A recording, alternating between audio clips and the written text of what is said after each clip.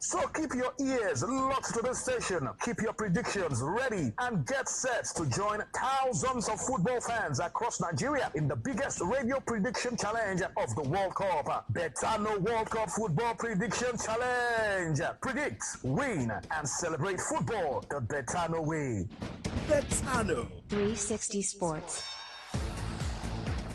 It's time for the Betano World Cup Prediction Challenge. This is a segment where you can win in more ways than one with Betano. This past Monday, June 22, we asked you how many goals did African countries score in the first round of group stage matches at the ongoing 2026 World Cup. The answer is 7 goals. 7 goals. Plenty entries came through. We had plenty of correct answers, but like we said, 3 winners will emerge, and 3 winners with the fastest time emerge from Monday's question. The winners are Uchenna Anoro from Owerri, Christian Chibueze Umenwa from Port Harcourt, and Bernard Nwoke from Awomama. Once again, the winners from Monday's question are Uchenna Anoro from Owerri, Christian Chibueze Umenwa from Port Harcourt, and Bernard Nwoke from Awomama there in Imo State. Congratulations to you guys and to others who have won on the show that we announced on the show. We will definitely get across to you. We're running this until the end of the FIFA World Cup, so you have more time to win more. And for those of you who have not won, don't worry. I'm sure that you will also win. And let's give you the World Cup question for today. Win exciting gift prizes today, courtesy of our sponsor, and also gain points to put you on the leaderboard for a grand star prize from Betano. For the Betano merchandise or gift question for today, June 25, name the players on 4 goals at the 2026 FIFA World Cup. Name the players on 4 goals at the 2026 FIFA World Cup. The first 2 correct answers with the fastest time win. Also, you have the chance to increase your points on the Betano leaderboard by predicting the feature match for today, June 25. The feature match for today is the game between Germany and Ecuador. The game is tonight, 9 p.m. Nigerian time. That is the feature match for you to predict and win points to put you on the leaderboard or increase your ranking. So you have to predict the correct scoreline of this game between Germany and Ecuador, and also predict the correct total number of corner kicks in this game between Germany and Ecuador. Each of these predictions will give you 10 points. So if you get correctly the 2 predictions of this featured game between Germany and Ecuador, that gives you 20 points to put you on the leaderboard for a chance to win the Star Grand Prize, courtesy of Betano. Send your answer for the Betano gift question and the predictions for the Betano leadership points, plus your full name, your first name,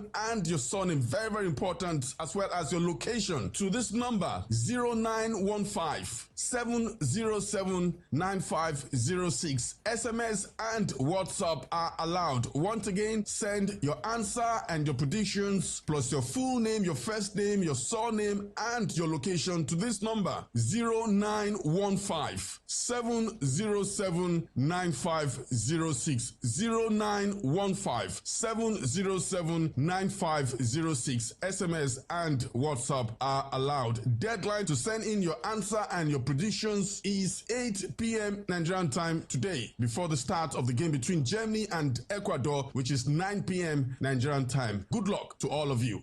Last boss, last boss. Better with your change, driver, wait, Tunde, do fast now. Boss, no fit leave us, Joe. Make we bet. Time no dey wait for person. Now why for Betano, everything are sharp. Play, cash out, and win big. Download the Betano app on Google Play or Apple Store, or visit betano.ng to start playing. Only for persons above 18. Bet responsibly. Terms and conditions apply. Betano. Football fans, football lovers, now time so the FIFA World Cup is here, and every match na drama, every goal na celebration, every prediction fit become your winning moment. This World Cup season, Betano they bring something special for every football fan across Nigeria. Introducing the Betano World Cup Football Prediction Challenge. challenge. Yes, you heard me right. Think you sabi football pass your friends? Think you fit to predict correct score? Think you know who go win today's big match? Then this challenge is not for you. Here is how it works. Listen closely to this show and our World Cup updates. When we announce the prediction challenge, simply predict the outcome of the featured match. Tell us who go win, what team go be the scoreline, or who go score first. Get it right and you could walk away with amazing prizes courtesy of Betano. No be only football gist again, no. Your football knowledge fits pay you back. Whether na Brazil, Argentina, England, France, or any team where they chase World Cup glory, every match fit become your winning moment. So keep your ears locked to the station, keep your predictions ready, and get set to join thousands of football fans across Nigeria in the biggest radio prediction challenge of the World Cup. Betano World Cup Football Prediction Challenge. Predict, win, and celebrate football the Betano way. Betano.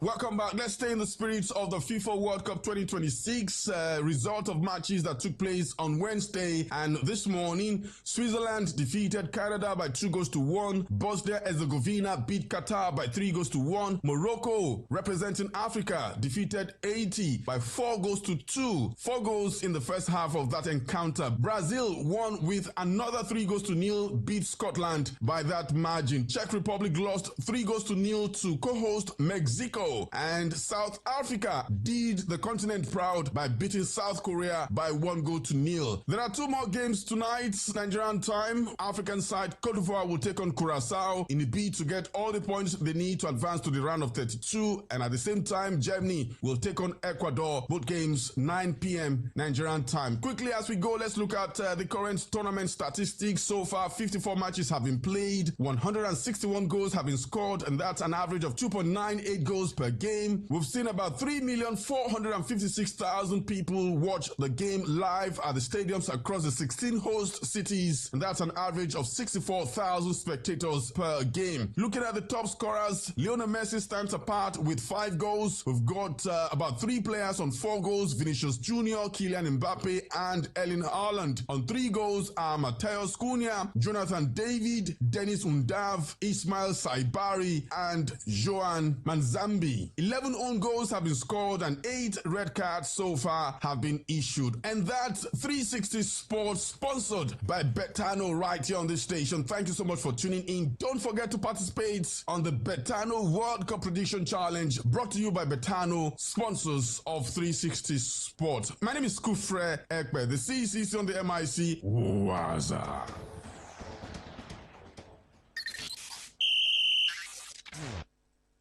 Today 95.1 FM, where news meets insight, sports meets passion, and entertainment meets excellence.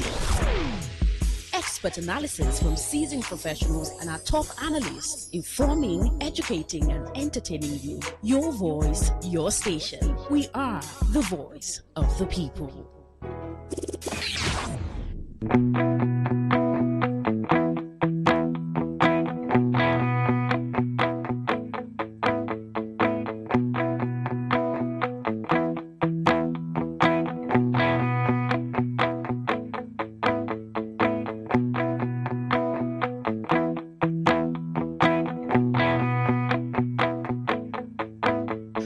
Thank you all for staying with us. Betano there with 360 Sports, sponsored by Betano with Kufre.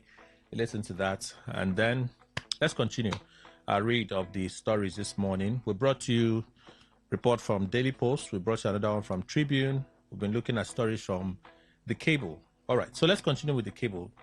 Daily Alake announces discovery of platinum, lithium deposits in Kaduna. I told you we'll start over again, right? So let's begin.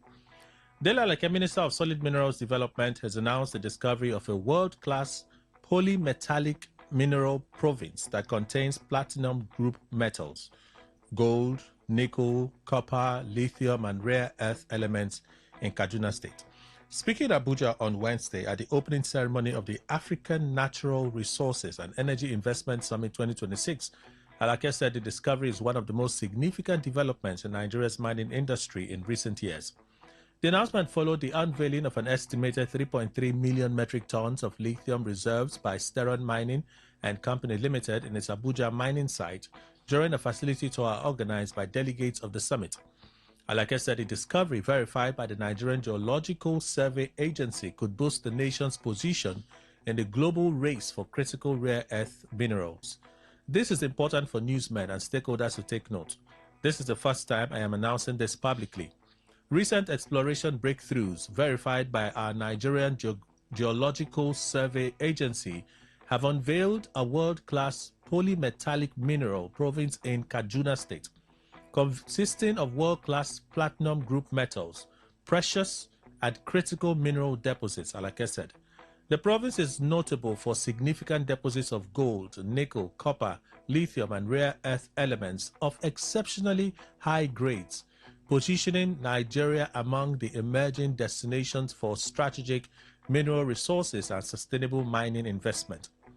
This is a new discovery by a private company assisted by our agency, the Nigerian Geological Survey Agency. He said Nigeria is gradually abandoning the traditional model of exporting raw minerals in favor of domestic beneficiation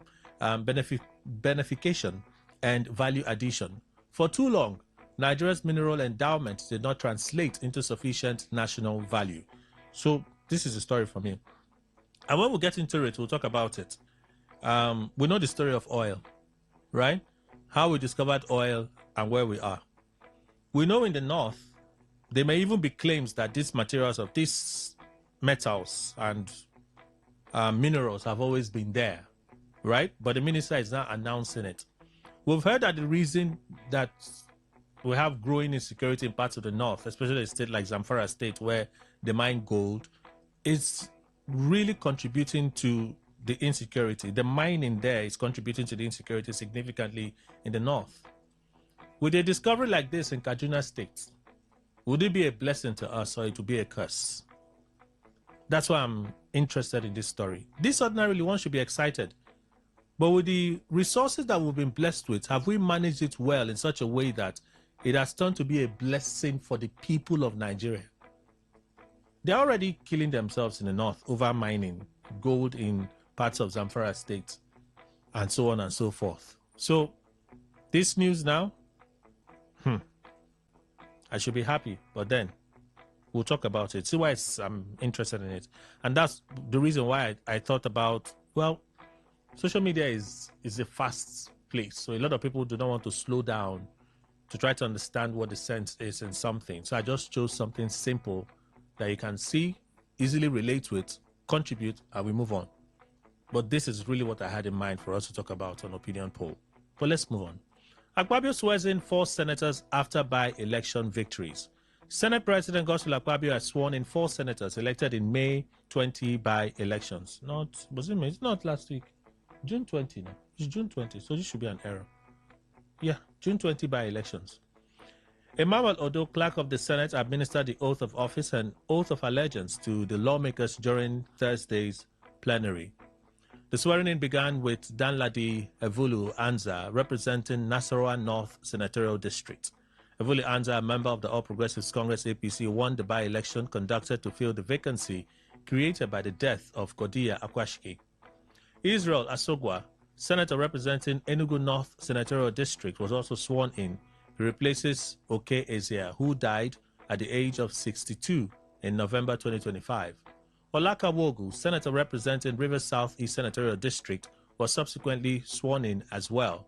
Wogu replaces Barinada Impigi, former chairman of the Senate Committee on Works, who died at the age of 64 in February. They're vigilantes, not bandits. Police dismiss viral Katsina video. The Nigeria Police Force NPF says claims accompanying a viral social media video alleging that a uniformed police officer was seen interacting with armed bandits in Katsina State are false and misleading. Anete Iniedu, Force Public Relations Officer, FPRO, said in a statement on Wednesday that the individuals captured in the video were not bandits but recognized members of the Vigilante Group of Nigeria, VGN, and registered hunters supporting security operations in the Musawa and Matazu local government areas of Katsina State. The video captured a routine interaction between a police officer and these security volunteers as they proceeded to a designated operational area in support of efforts to combat criminality and enhance public safety. Any claim suggesting otherwise is entirely false, malicious, and intended to mislead the public. The Nigeria Police Force strongly condemns the deliberate distortion of facts and the circulation of misinformation capable of causing public anxiety, undermining confidence in security institutions, and frustrating ongoing security operations. So this is the story now for Opinion Poll. Daily Trust.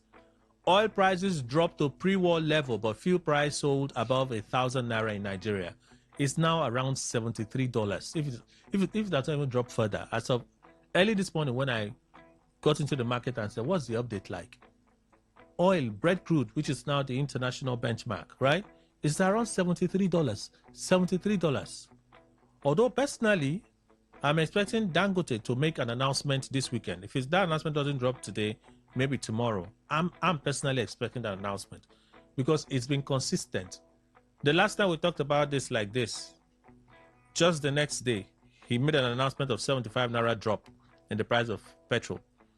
His announcement was even 2 weeks before NNPC. NNPC just announced a drop of 75 naira a few days ago.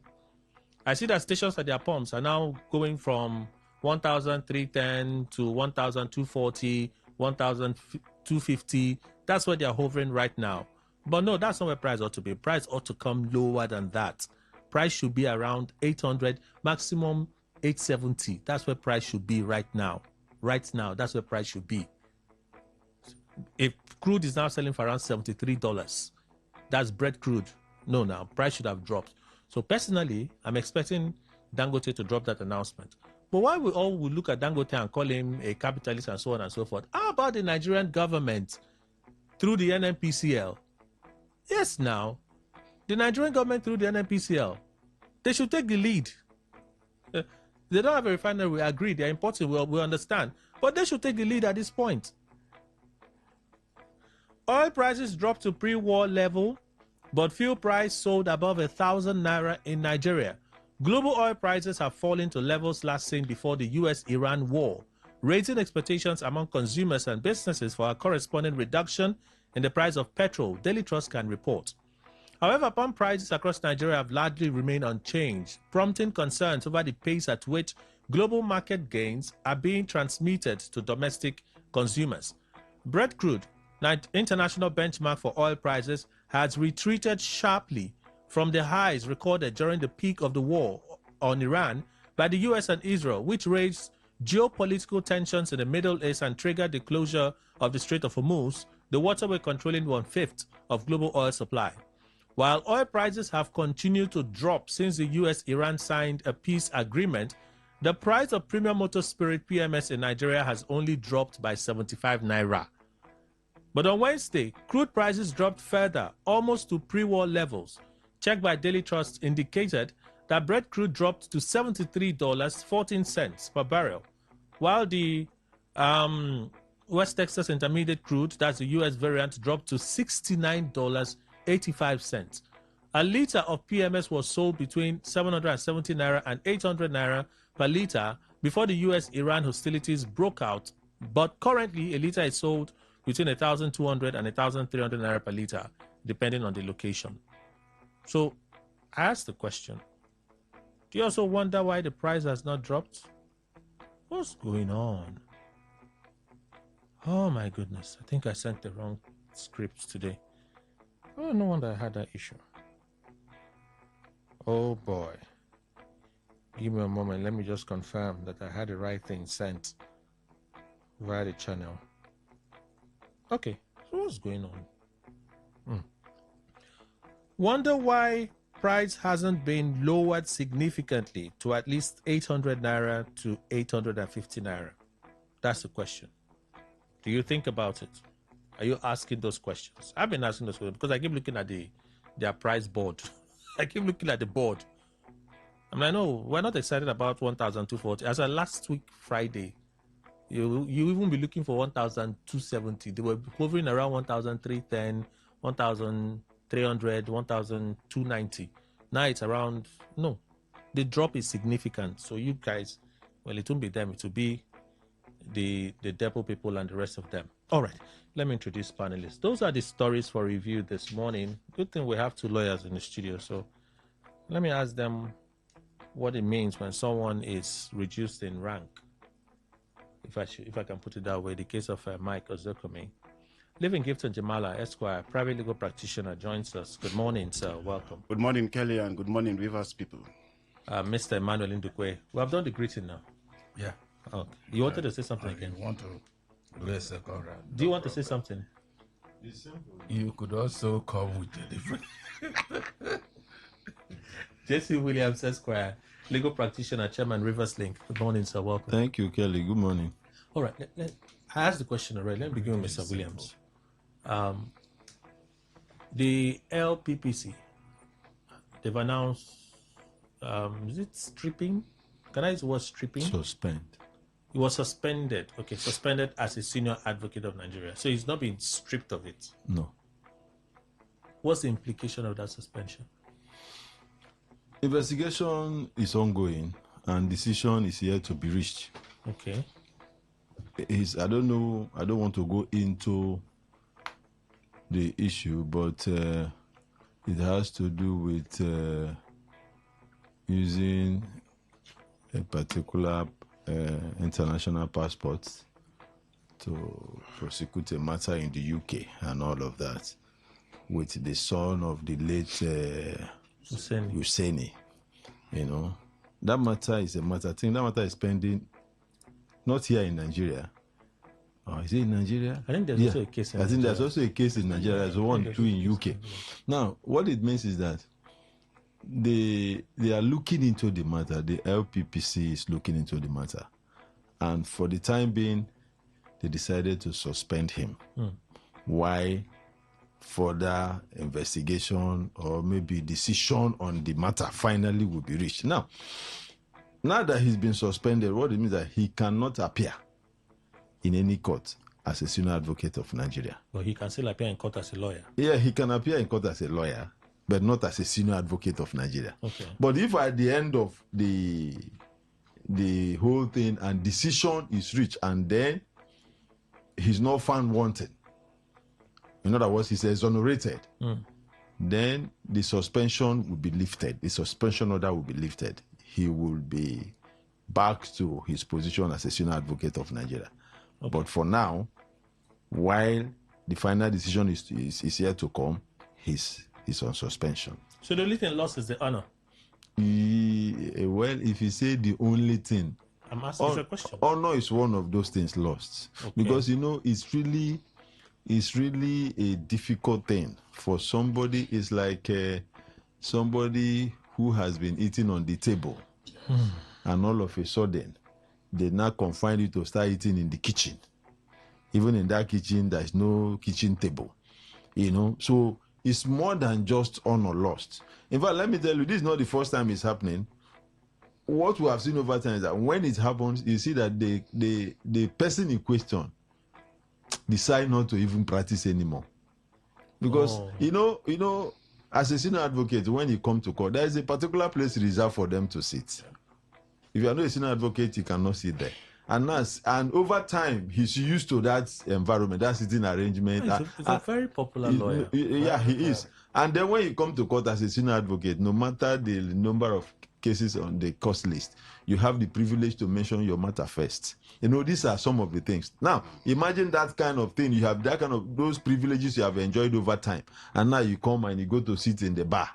What I mean, you sit with other lawyers. No, all of us sit in the... No, but the place... Yeah, you move from where senior advocate used to sit and sit amongst, you know. And you know the worst thing again, Kelly? The moment, even if, like me and my learned friend here now, even if I'm your senior, maybe I'm called to the bar before you, and then you got the position of a senior or the rank of a senior advocate before me. What it means is that in our arrangement, you become my senior. Now, imagine where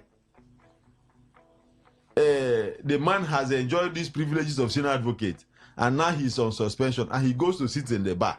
And in the bar, there is somebody who is senior to him, or who was called to bar before him.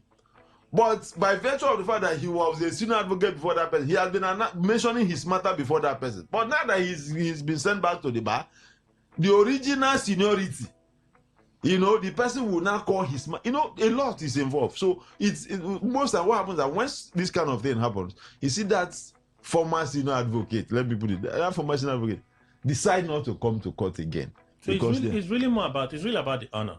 It is. Yes, in a way it is. And you see, apart from the honor, okay, let me also tell you another thing.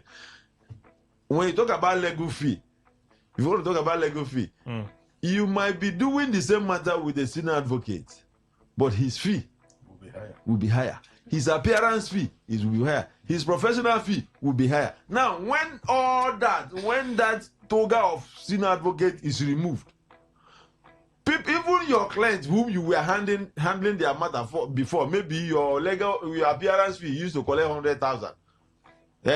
Now you are no longer a senior advocate. They will tell you, okay, we'll pay you 20 or 40, 50,000 as the case may be, because you are no longer a senior advocate. So, but I pray. I don't know whatever is going on, but it is something that I don't wish even my worst enemy. I don't. Jamala asks, thank you, Jamala. Kelly, this rank, senior advocate, is a privilege given to some lawyers annually. Okay. To bear it. I think there's another one around the corner. Yes. Yes, there's another one very close. They have done office inspections between now and before the vacation starts. Names will be published for those who merit for this year. So that upon return on the new legal year, they will be conferred. Okay, it is a privilege. Now, one of the criteria they use in giving them, amongst others, is that the person must be of an unblemished nature.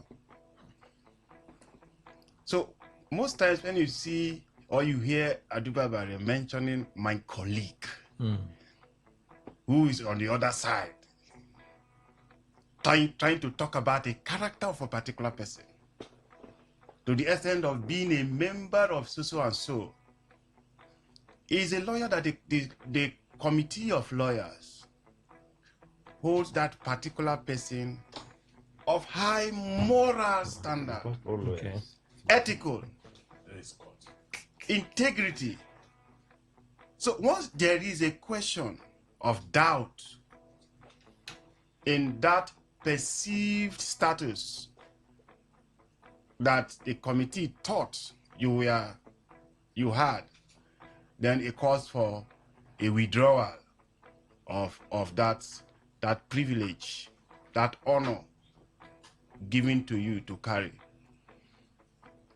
Yes, I'm aware it's being investigated of some criminal activities. Forgery is a criminal offense. And so if in the wisdom of the disciplinary committee of the Legal Practitioners Privileges Committee, to the extent that his integrity for now is being tainted until it is resolved one way or the other, do not carry the toga of an SCN again. For now, hold on. It's like they accuse you of doing something in the office. I say, oh, I step aside. I want you people to investigate.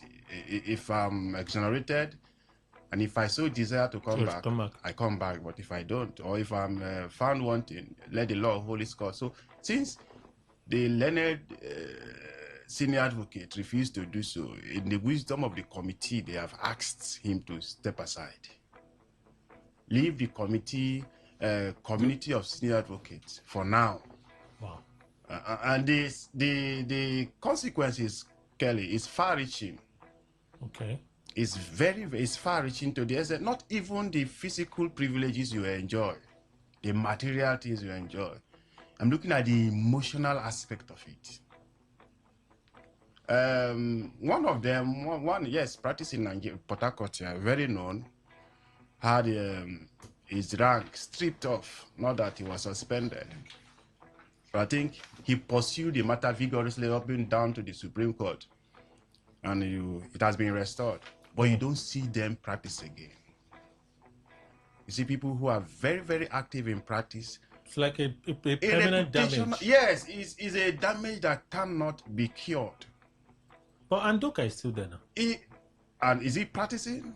I've heard cases where Andoka is practicing. Former Attorney General. Yes. Is he practicing or old cases? No, he's into politics. He's into politics, but not practice. I've seen reports now that he's the lead counsel. No, you see, he can. He can. The point I'm saying, if you choose to, but it is rarely. It is rarely you see them coming back. Because they are not bad to practice as lawyers. No, they are not bad. Okay. Magistrates do retire and come back to practice as lawyers. So. Oh, wow. Yes. Most of them that are retired now, they are practicing. They're running up and down. And the customary court chairman. Yeah, no, it's only judges that. It's only, yeah. So if you decide to come back, but I've seen that most of them, Kelly, it's like the people they call in the East, is it Usukast? Yes. Wadi Chimenem Esquire, legal advisor to the Federal Commissioner to Mr. President on Christian Pilgrimage, South Zone, a temple chief and a voice for Para Kingdom. Good morning, sir. Welcome. Good morning, Rivers people. Good morning, Kelly. Good morning, my co-panelists, my senior in the Temple of Justice. I want to especially greet Chief Play. Okay. All right. Your voice is going down. Speak out. It's not as of right. You should know I'm coming up. Please gradually. I'm like he has been here and drinking something. That's why he's my friend. I'm not drinking what he used to drink. He's my friend. Okay. Thank you. The news of LPPC suspending the SAN rank for LPD. Is it LPPD? LPPC. It's LPPC now. Yes. I'm correct now, right? Legal practitioners privileges committee. But this one that did it is LPPDC. There is D. Legal practitioners privileges disciplinary committee. That's the acronym. So it's still LPPDC. Yes. Okay. The suspension of the SAN rank for Ozokome. That's one lawyer in the Buhari's government, in my opinion, used to be afraid of him. You see them do a sound lawyer. You see them do woo. Next you hear Ozokome is on the case. I say, hey, you don't have them. And most of those cases just went the way that he wanted. The only case I can recall was when he joined Atiku's team for the 2023 presidential election. He joined that team. And now, let's continue. Well, the complexities in that case, I've not really ventured into that case, but I remember one of the cases they were investigating, ranging from the buying of a property that a source of complexities. Well, the Temple of Justice, I would liken it to, the corridors in heaven. It has to do with decency. And of course, you can't take away the fact that when you talk about law, of course, you can't take away that there are some heavenly composites. It is God that created law. And you can't take away the fact that those that are within the Temple of Justice, lawyers, we are decent people. It's a noble practice. It's a noble thing that people should, once you're found there, it's not as of right, it's a privilege. I have several preference who say they want to read law.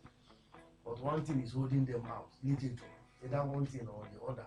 Some of them, in course of doing other courses, they want to come back. And you know how the schools we have in Nigeria. So it's, I think for me, Michael Zokome, of course, most of the cases, remember Nnamdi Kanu case, a lot of things, where he appeared and he has been antagonizing federal government in one way or the other. And in the views of some persons, he's not a man that you can take away his legal wings. He understands his level of legal proficiency, you can't take it away. But this complexity, in the eyes of those justices, I think the disciplinary committee has been set up for quite long. They've been there, and they have been watched over. Even in each state, we call it have MBA, where lawyers are being reported. These are bodies that are serving with the responsibility of meeting the excessiveness of lawyers who feels nobody can do anything. So for me, Mike Zokome is not above the law. No, but that's not what we've said. We're just looking at the implications of that action for him. Okay, well, it's going to affect him. It's going to affect him in terms of, I remember of one of my, there's a lawyer in Nigeria who sold property. I've forgotten his name. And the proceeds that came, went to his pocket and he was suspended. Somehow people were saying he's weaker and all the rest. But upon investigation, of course, it was discovered that he sold that property on trust and the money went to his private pocket without informing the client. He's a very known senior lawyer here in Rivers State. So the implication is that, of course, they will investigate, and he equally have the right of fair hearing. But for now, like my colleagues have all said, he won't be practicing. Won't be so many things. People can consult him. Remember, you can consult him, but he won't appear in court. Same thing. No, he can't appear in court. He can't appear in court? No, he can't appear. No, he can, but not as a senior advocate. Okay. Yeah, not as a senior. Okay. He can still. He's suspended. He has not been. He has not been derobed. Okay, he has not been derobed. Okay. That's why I said I'm not venturing into. So for that he can. But the implication is that some persons may not want to. Haven't heard this. People prefer sound. Most cases today, some persons will say we want a sound to appear in our case. It's not that some lawyers are not doing well. There are lawyers that are not sound, but of course, they are sound even if they are making. So the implication there is that a lot of things will be done in the eyes of his like some persons will see him as a leper within the legal corridor. You're not a sound. Why am I calling you again? I think but like they said and my colleague said, he will appear. He will appear, but the implication there is enormous. But he will have the right of fair hearing. Right, the right of fair hearing, because what they do in that this thing is not that they will suspend you forever. They will call you, you will be investigated. If at the end you don't merit to be heard, of course, a sledgehammer will come upon the person. I'd like to ask finally, Mr. Ndukwe, forgive us, so we'll come back, so we'll take a general lawyer. No, if he's a religious person. Have you heard that one? Do you think the LPPDC, they've done right in this action they've taken? Mr. Williams? Is it Kelly? First, for the first time, I noticed Chidi Odekalo had nothing to say. Odekalo shared a post and he said, on this one, let me sit it out. You know, I have never been a senior advocate, even though God willing I will be someday. So it is not in my position to justify or not to justify the decision of the LPPDC.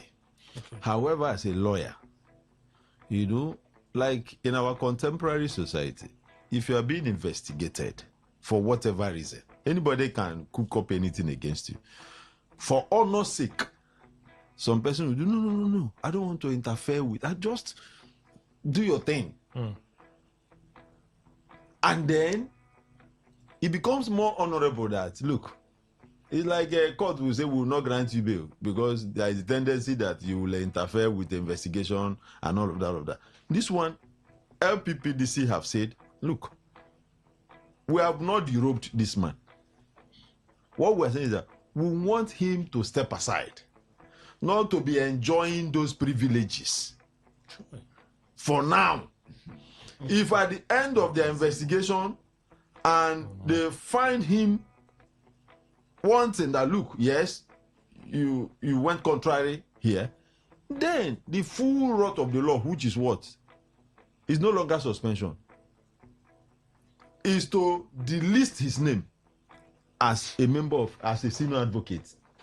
So for now, I think what they have done is correct, because he cannot be investigating a senior advocate and then the same senior advocate is appearing in court and conducting himself as a senior advocate. It doesn't go well. So the best thing, what they have done in the circumstance, to me, is the best they ought to have done, and they have done it. Kelly, yes, the rank of a senior advocate is one which every practicing lawyer, apart from those who have the desires of becoming, moving to the bench, every practicing lawyer wants to attain. Now, Kelly, I said earlier, those who are sitting at the inner bar are persons, those who are sitting outside the inner bar look up onto. They are like demigods.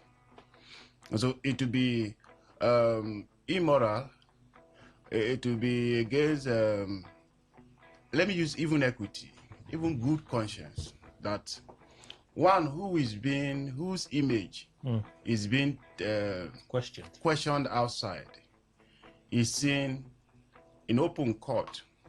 Other junior lawyers are there seeing him and say, not be this one way, then they investigate for social offense.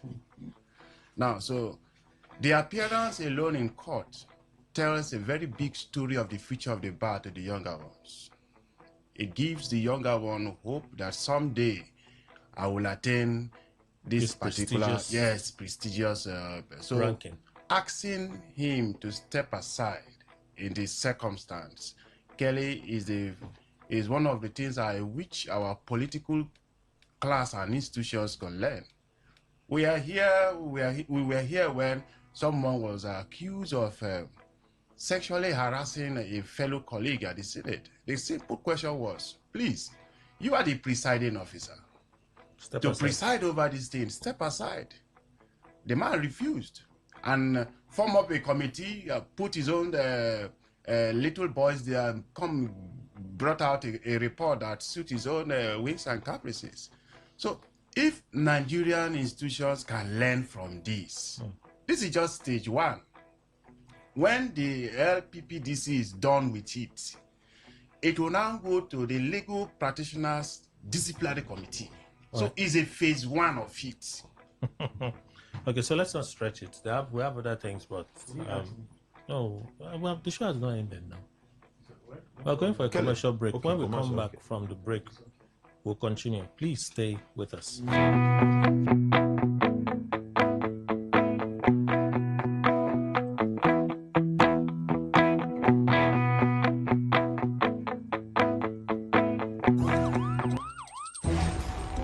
It all begins with breaking news.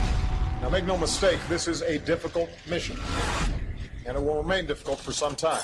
Then it keeps trending. Events, issues, personalities, all struggling to gain attention. But in the race for deadlines, the intrigues, power play, undercurrents are often missed or underreported. Insecurity here is basically a product of poverty. But not anymore. As the platform on radio steps in to fill the missing links on events, issues, and personalities in the news. I'm not afraid of anybody. Yeah! The platform on radio serves on the hottest topics and trending issues. Only on Today 95.1 FM. 95.1 FM. Port Harcourt. Weekdays, 4 p.m. Get on the platform on radio and be served.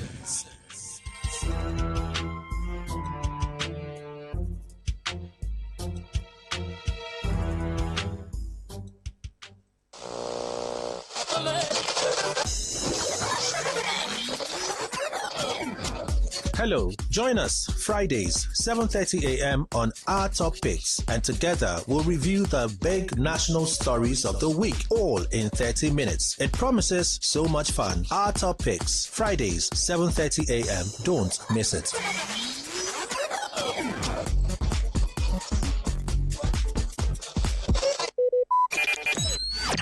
Talk radio. I listen to a lot of talk radio. 95.1 FM.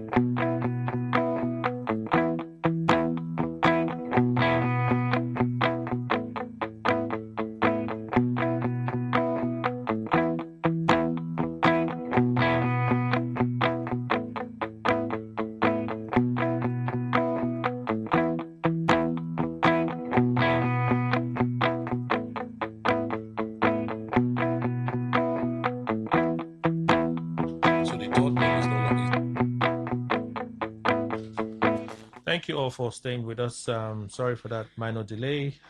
We have guests this morning from Port Harcourt ChatGPT of Making Money Conference. Is that correct? ChatGPT of Money. Of Money Conference. Okay. Chat GPT of Money conference. We have Mr. Felix and Raphael, correct? Yeah. Okay. What is the conference all about? Good morning. Welcome. Yeah, good morning. Yes, good morning. The conference is all about exposing people to what AI, ChatGPT can do. Every one of us will use ChatGPT for maybe sending message, getting things drafted and designed. But now we are talking about how we can use ChatGPT to make money. Okay. The same AI you use to do chatting, you can also use it to make money. And it will involve exposing people to what the latest technology is all about in respect to AI. Okay. So people will come, they will learn, they will be exposed. We'll have a practical session and also an informational session. Who are those behind it? Yeah, the company behind it is mainly Plan B Express. And then we have partners, Tag Market, we have Sonic AI, then we have AI Tech. These are different organizations that Plan B is partnering with to host this event. Who are Plan B Express? All right, Plan B Express is indigenous company in Nigeria that have been training people about the financial independence, exploring the global financial market, the stock market, the forex market, the money market, and all the like. I think Plan B should be over 15 years in operation. Okay. Having a full training outlet at Rumamasi, Port Harcourt, that's number 49 Odaba Road, training people, have free education, and then we have mentorship, and of course consultancy for building personal portfolio in finances, and then helping young people to acquire the relevant skills we call up skills. And that's what brought about the aspect of AI and why people use ChatGPT to catch phone and pay for data. We'll say change the app into what we should pay you, not that you paying people out. And that's what Plan B Express represent. Okay, so Plan B has partnered with a group of other entities. Global entities. Global entities. Yeah, so Tag Market is a brokerage firm. Okay. Yeah, so that when many people hear about brokerage firm, Tag Market is one of the disruptive brokerage firm. I'll say disruptive in the sense that we are aware that most people can have skill, but they don't have fund to make money in the financial market. All right. So Tag Market is one of its kind for the first time of how many years in the industry that came up with the idea of like helping people to access fund beyond what you call loan, but no interest, no collateral. As long as you are doing business, you make money and help yourself. Beyond that, it was through Tag Market who have access to what they call Sonic AI. So we'll talk about AI. And then the first idea about it is that for the first time in history, you do not need to be professional or have any technical skill. You are busy, you are working, and that's why you see talk about side hustle and all of that. And so people get connected and they're making some passive income, either you're young or old or inexperienced, you're working and all of that. That's the partnership with Tag Market. So why AI Tech, a group of experts? That's what AI Tech is, AI technology. Okay. So this community of professionals that give us those software gateways to have access to the Sonic and then exploring the global financial market profitably. All right. So when and where is the conference taking place? Yeah, the conference is taking place this Saturday, 27th of June. Okay. This very Saturday. And it's taking place at the Sweet Spirit Hotel, Stadium Road. Sweet Spirit Hotel, Stadium Road. And the time is 10 a.m. 10 a.m., no African time. All right. Yes.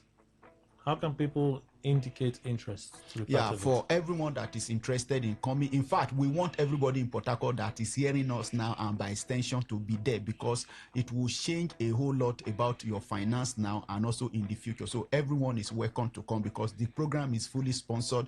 So what you need to do to come is to call this following number or preferably send a WhatsApp message. Okay. I am interested with your name. I am interested with your name to 080-369-245-88. 080-369-245-88. Okay. Can you repeat the number again? 080-3692-4588. All right. Are there group or groups of persons that this conference is aimed at? Well, it's for everybody. Why everybody? But the group of people that can take action have age limit. Okay. Now, this is the scenario. The scenario is that if you look at the internet, for instance, we call some people indigene of internet, and we call some people migrant of internet. The Gen Z are indigene. They were born in the internet time. Their understanding about internet is faster than those that are older than it before internet came. So I think they popularly call them Gen Z. So they have fast understanding of how to navigate all of those environments. So for instance, a father is coming and a child is just a teenager. Is permitted to come with such child because one, there's going to be an alignment of understanding very fast by that child. And then the man who do not have much understanding, of course, when he gets involved, because in financial market, we call something dependent. So that person that's of age can create an account and still help the family to have an alignment of like, okay, I just like in stock market, what we do, if I buy now, buy for my children in their name under my umbrella. So that's why it's for everybody. So all right. whether you are of age, you are above age, you are working, you are professional, so we have, because it's a 3 segment of opportunity. Number one, passive income, active, residual. So if you are not going for active because you are busy at your work, you can do passive.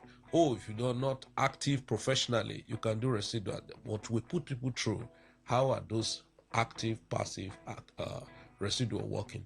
But they fit into everybody. Okay. Are there requirements for those that you're inviting? Yeah, Do you need them to come with anything?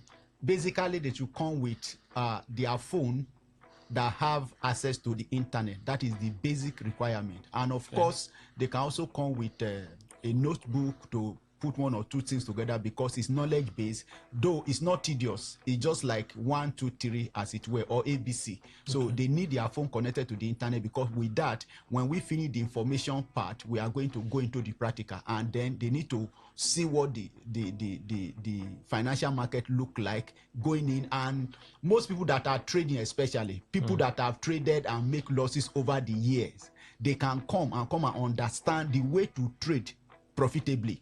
It's not about just locking up yourself. System can help you to do better. You understand with us, like you are in the communication industry.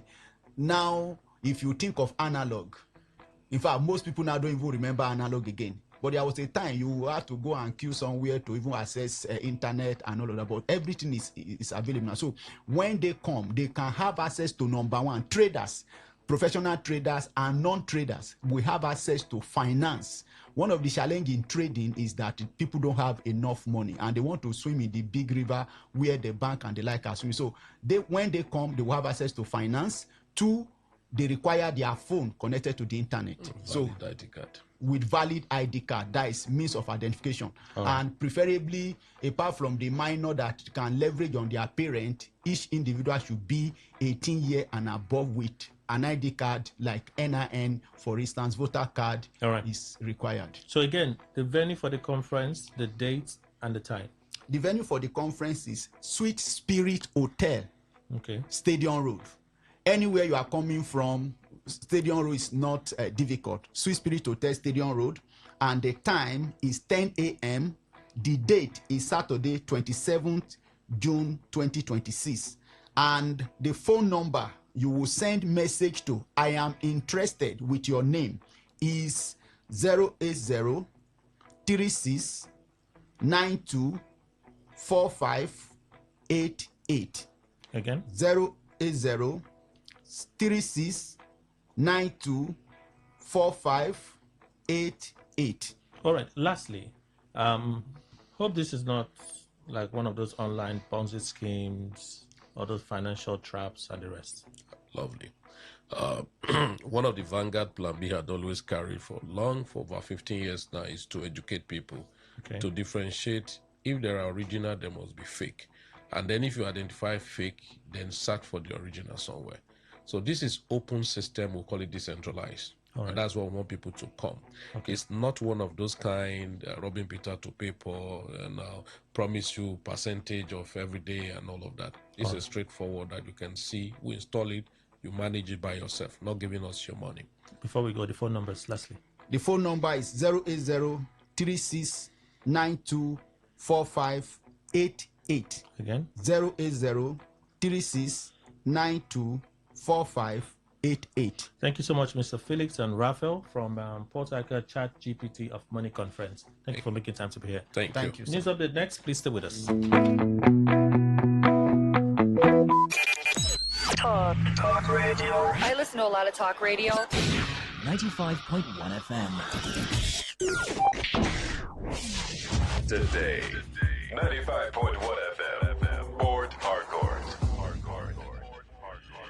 News update.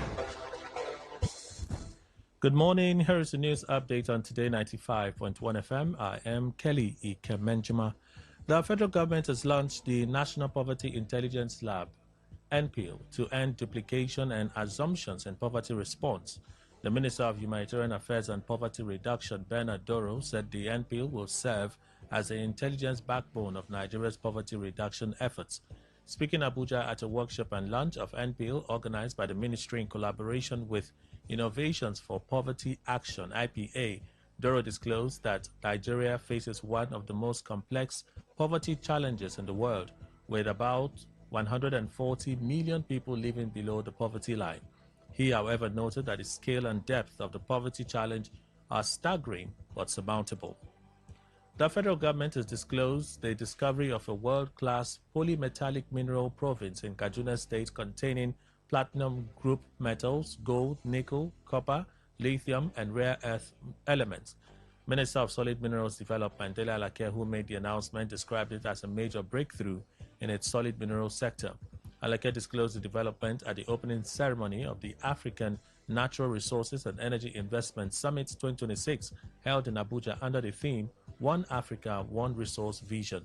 The announcement came as Steron Mining and Company Limited unveiled an estimated 3.3 million metric tons of lithium reserves at its Abuja mining site during a facility tour organized for delegates attending the summit, highlighting the increasing pace of exploration activities and Nigeria's push to move from raw mineral exports to value-added processing and manufacturing.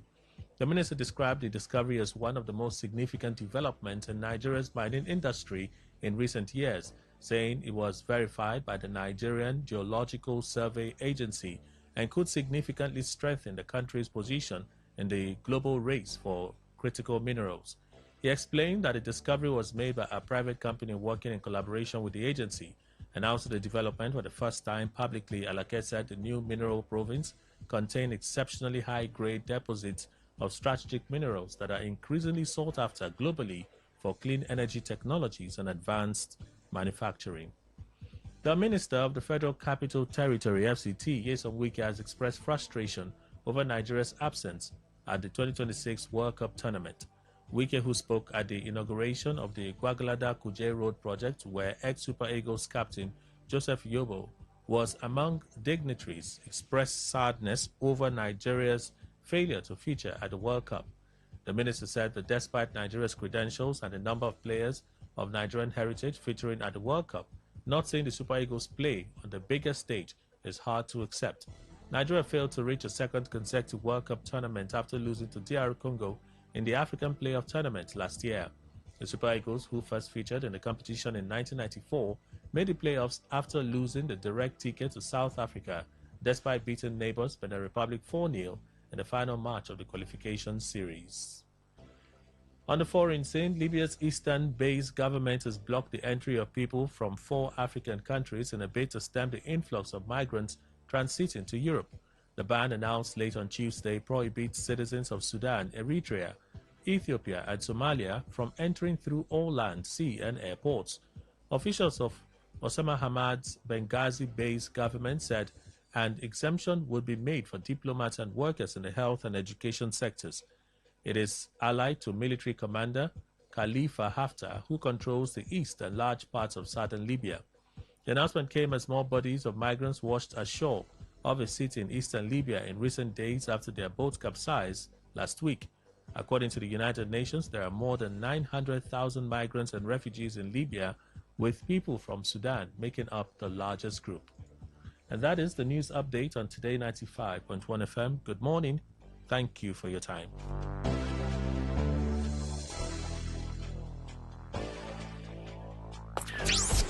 What if the internet had a voice? What if we knew exactly what you love to listen to?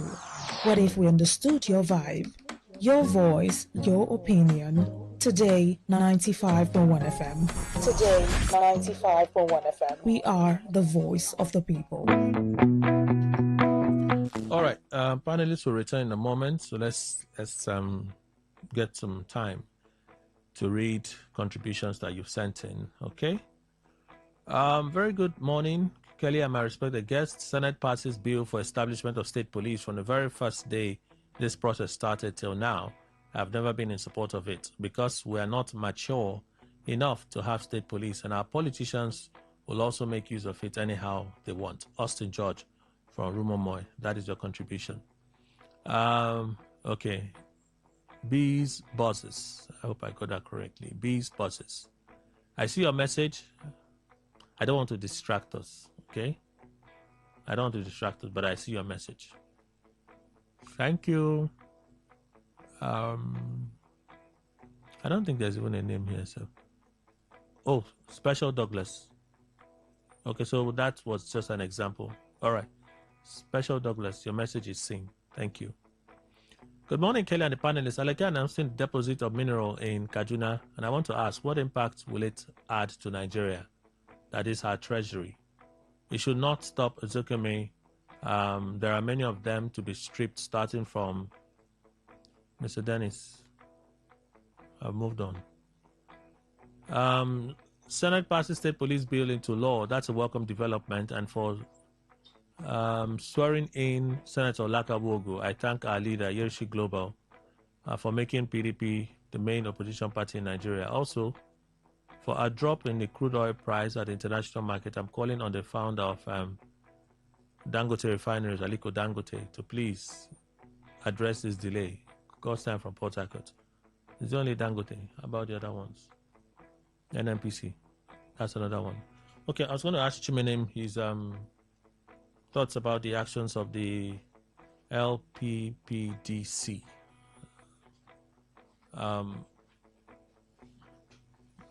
Do you endorse the action that they have taken?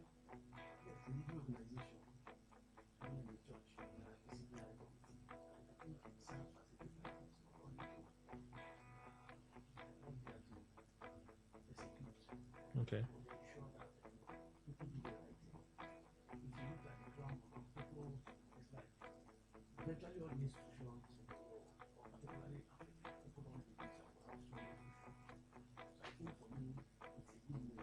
All right.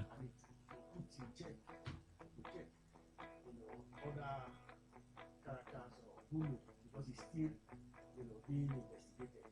So nothing has been concluded. But I think it's important so that it serves as a premonition to other lawyers and to other SAM. So for me, it's a check and balances. But let it not be one of those persecuting and innocent. Let them come out and ensure that equity prevails in all their doing. But like I said, it's an age-long organization. Immediately the law was set up, of course, it became an appendage of the law. They are the fulcrum.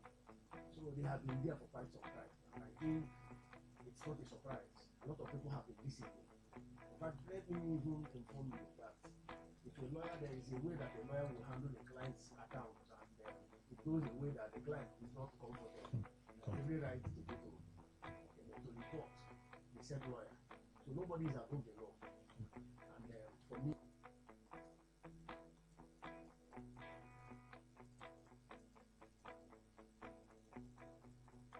who may want to do things that are unethical, they become more conscious that there is a sledgehammer. So for me, I think it's important, but they should come out with what is more equitous, so that the world doesn't look at us as not noble. Okay, Senduke is not around. Yes. Sorry, Kelly, that's something I was just going to add. I remember a couple of years back, about 2 judges or so were faced with the same kind of thing. Remember Justice Ajumogobia? At some point, she was suspended. Yes. And then her matter was looked into after a while. I think she was even sued. I think they tried to prosecute her in court. A whole lot happened. Yes. But at the end of the day, She won now. She won, and she was reinstated. Yeah. At some point, she was suspended. What am I saying in a nutshell is that, you see, the judiciary is not just for practicing lawyers, even judges. We should take it up a little. Okay. You know, imagine where a judge that is accused of certain things, and then the what they call it now? No, not disciplinary committee. The ones that handles that of NJC. Judges. NJC will just keep mute, like nothing has happened, and you expect litigants to be comfortable in court, watch the same person handle their matter. So today is Osokome. It should also be taken to the bench, so that when you appear as a litigant, when you appear in court, you should have that confidence that, look, I'm going to get justice from here. Not just, oh, let's be doing it to the members of the bar and the inner bar. No, it should be taken even to the bench, so that people will have that confidence, because it's fast eroding.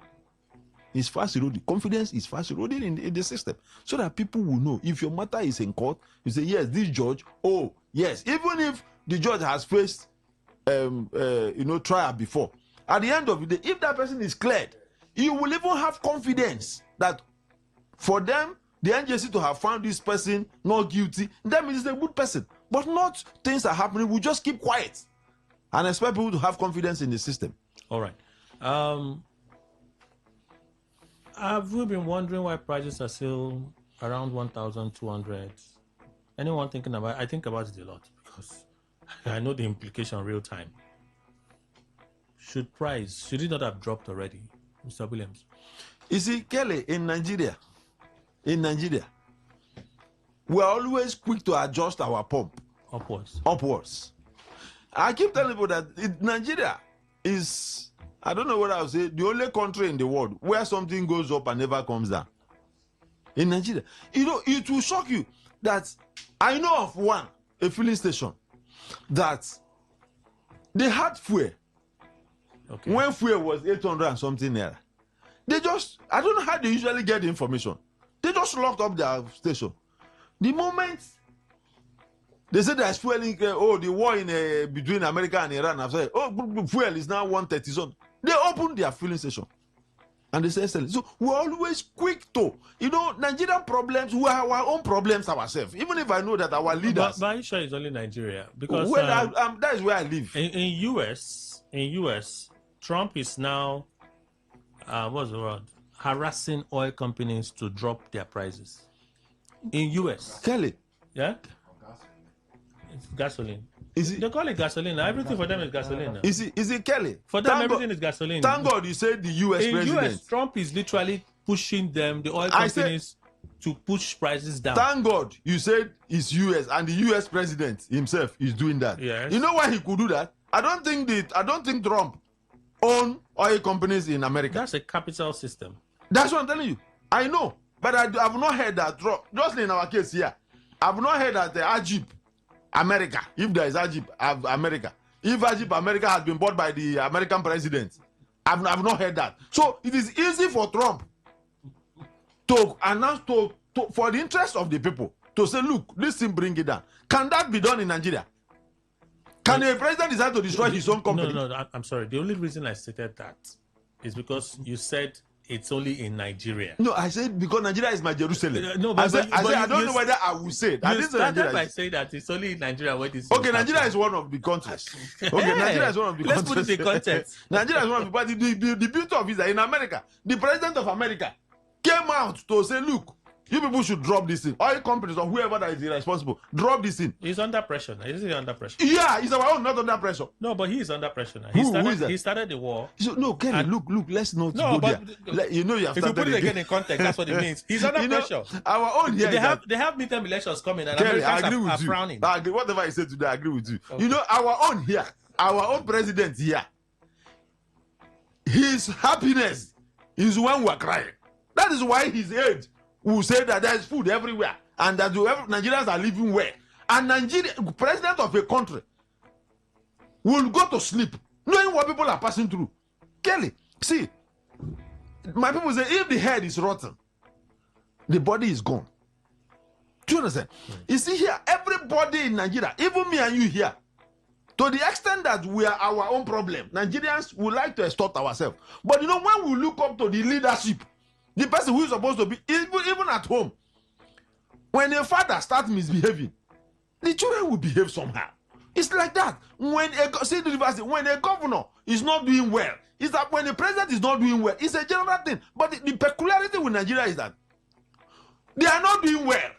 And Nigerians are still clapping hands for them, say they are doing well. It's not self-deceit. So, you don't expect me. I don't expect oil price to. It's just whenever Dangote decides. You know the system will run as that. Whenever Dangote decides to do something, NNPC will wake up. NNPCL will wake up. So, if Dangote decides tomorrow to bring it down, he is the god of Nigeria. As it stands today, as it stands to do with petroleum. Okay. If Dangote decides to do anything today, Kelly, it will shock you that before in 2-3 days time, NNPC will wake up and I will attempt, not even do what Dangote did. They will attempt to do what Dangote did. I was just saying it, but this is not enough now. Are you corroborating what I just said? No, Dangote has reduced by 50 naira. That's not enough now. No. What, you are corroborating what I just said. Dangote refiner. I said in 2 days the NNPC will reduce to 10 naira. No, but I said earlier that I expect Dangote between today and tomorrow to make an announcement. An announcement has been made, but 15 naira is not enough. Kelly, it mustn't be enough. Let me just read the announcement. Okay. That has reduced the ex-depot price of petrol by 50 naira per litre, adjusting it from 1,175 to 1,125 naira per litre. Okay. But this is not enough. So maybe they are doing it gradually. Yes. Kelly, that's exactly corroborated what I just said now. So they partially answered the question now. Yes, so with this now, petrol price should be selling maybe 1,002. 1,002, 1,000. No, Kelly, it brings us back to what I just told you. You see, Dangote have reduced to how much now? 15 naira. Yes. You know what will happen? Don't tell you how Nigerians are wicked to ourselves. The people, the filling station owners, will not tell you that the product they have, they bought it at 1,300 naira. That we should wait. Let them dispense. Let them empty their tank for that amount. I want to ask you a question, sir. Yes, go ahead. Wouldn't feel this level of energy when you are talking about Ozokeme's case? Yes, that is my learned senior. That's your learned senior. You don't expect me to talk the way I'm talking now. I don't understand. Like the way the switch just happened. I'm like, is it the same man? Is it Nigeria fuel? Affects me directly. Okay. Whatever that is happening between LPPDC and Ozokome doesn't really affect me directly. That is another angle to it. You know, so the point is that, Kelly, filling station owners will decide the remnant of punishment we are getting from president. They will now do the last one. They will not tell us we should wait though. That they will finish the one that is in their tank before. So you know the funny thing with Nigeria, that one in their tank may last for another 6 months. So they will finish it and go and buy and still tell you that is that one that is in their tank. It's funny what we do to ourselves in Nigeria. Kelly, I don't need to be an operator to know what they do. Yeah, not even you know. I don't know. You know. I don't know. How would I know I'm not an operator? Jamala. You are talking about the expected drop in fuel price. That last story I read, oil prices dropped to pre-war level, but fuel still sold above 1,000 naira per litre. Dangote now just announced 50 naira drop again. I feel it's not enough, but maybe they are doing it gradually. You know, when you were reading this story in the morning, you were telling us that ordinarily fuel should have dropped to a certain amount. Yes. And I said, now the regulator is talking. I'm a public educator. No, you are working with NUPRC.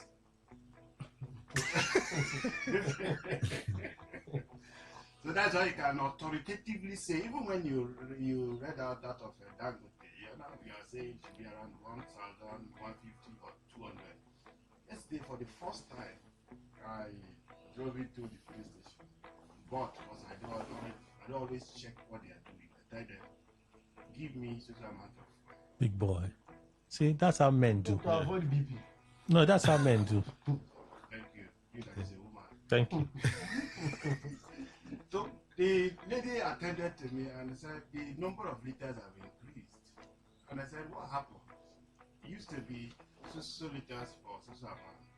What happened? The lady said, oh, it has been reduced to 250 naira. No, reduced by 250 naira. It has been reduced to 1,250 50 naira, Remember, okay. it used to be 1,300 something. 340. So I said, that was the first time I saw a change. But like my learned senior said, in Nigeria we undo ourselves. What you are saying is the same thing as forex trading. When you talk about persons having products, but we forecast tomorrow to see that like next tomorrow the price of fuel and international price of crude and international market will increase, and therefore it's going to also affect that's not forex trading. It's forex trading. Selling when the demand is high and buying when the demand is low. There are factors responsible for that. That is your problem. That is with me. I am telling you, for me, that is forex trading. Why do you impugn on the character of a group of persons? There are professional traders that live on this. Kelly, when those characters come, they will defend themselves. No. If someone comes here and they impugn on lawyers, right? It is my duty first to interrogate it. No, it is my duty first to interrogate it. If someone comes as any other thing and you just want to lash out at a certain group, no, it's my duty first to say, no, why are you doing what you are doing? What is the issue? It's my duty. Do you have the authority? My duty is to maintain order. That's my duty. I am not impugning on anything. But you are. No, I am not. That's not what forex trading is about. Maybe you are getting it wrong. What is business? Business is trading. You said forex trading. If you had not said forex trading, I would have said. If you had just said trading, we'll just leave it. There is FS. Forex is there. They trade in forex. They don't trade forex the way you said it. So if you look at the oil market, I see beside the question. No problem. If you look at the oil market as Kevin, is a typical representation of a Nigeria. Go to the market. Someone who is selling avocado pear, that you have it at the back of your compound, will blame. He asks, how much is this avocado? You tell you 1,000. Why? You tell it's Tinubu. Transport costs. Transport from the back of your house to the market. Yes, it's a long distance. So for me, I don't blame marketers for too long. I blame regulators. Okay. Who ordinarily have the powers to monitor the activities of this person. Look at what River CP did few days ago. Okay. That is trending. What he did was not something unusual. So why the upload? Because it was done in a period when we think doing something like that is strange. Like you rightly said, was it yesterday? That is it today is being aware of how they dressed along the road. And the one for East West Road, thank God he caught that man. Because that man has never dressed properly. You know the man? He's always wearing crops. Yes. Wearing crops? Yes. When he mean he caught that man, we saw the man on camera. What has he done to him? What has he done to him? Yes. You know the man has a very reasonable defense. That he has idea. It's a reasonable defense. And I think in one of the videos I watched, the CP has said he has called for the police clinic hospital doctor to verify that claims. And yes, I saw it this morning. And if truly confirmed, let them handle the situation and that he will foot the bill. Oh, that's great. That's what I saw it this morning. That's fantastic. Out of 1,000, we still have one. One good. So let the regulators. What is the duty of NUPRC? What are they doing? They sit down in the office. If they want to travel, they look for one of these owners of filling station and say, "Guy, I want to go Lagos. You are alleging. I need flight." Kelly, you say what? You are alleging. Thank you. I am the one alleging. Let me allege. So let the regulators do their job. If they do well, our petroleum marketers will be forced to reflect whether they bought it last year. If the price skyrockets tomorrow, they will not tell you we'll finish selling this one that we bought previously. Then we'll now reflect the new price immediately. Immediately the information is out, they affect the change. So why not bring it down immediately? The change is affected downward. But what if they are doing it gradually? If Kelly, They regulator raise it gradually. the regulator is still the one to be blamed. Whether they want, even if they don't want to do it now, I will not blame them. Okay. Chimene. Kelly, these things are easy. Government, each time we go blame federal government, I feel bad because each of the states, we have each of the states, regional government have a responsibility. And just as the constitution have made it so easy, all of these powers have been distributed. Now, if under the exclusive list, the responsibility of federal government is, we talk about the oil sector and all the rest. But I think in this state, like my colleagues have all said here, I think there are task force on petroleum. I used to see them with Siana. At first, when they were created, I used to have a friend who was involved. It was part of those that were involved at the state level. Then with them used to have a task force who, what they do is that they go to filling station with, a tape, a gauge, on which if they get to the filling station, they will just go and check if there is fuel. Because all these filling stations, these people are experts in criminality. Why I said so? You're also alleging. No problem. Why I said so? But you're a victim. Like Well, here. The problem you is are Nigeria, alleging. one is dying, but you're just smiling. You are also alleging. It's okay, I can see the smile, but it's not even good. You are alleging. I've accepted it. So even the smile is not good. All fake. You are alleging. I've accepted it. I'm not What going to I'm frown saying and is tell you that that you are when they get to alleging. those filling stations, one of these days, I was privileged to be there. They will just go meet the manager of the filling station. Their packages are kept. The same thing that is happening with most of these primary schools, where you say you have monitoring team. You see why they should not take you on those trips next Now, time?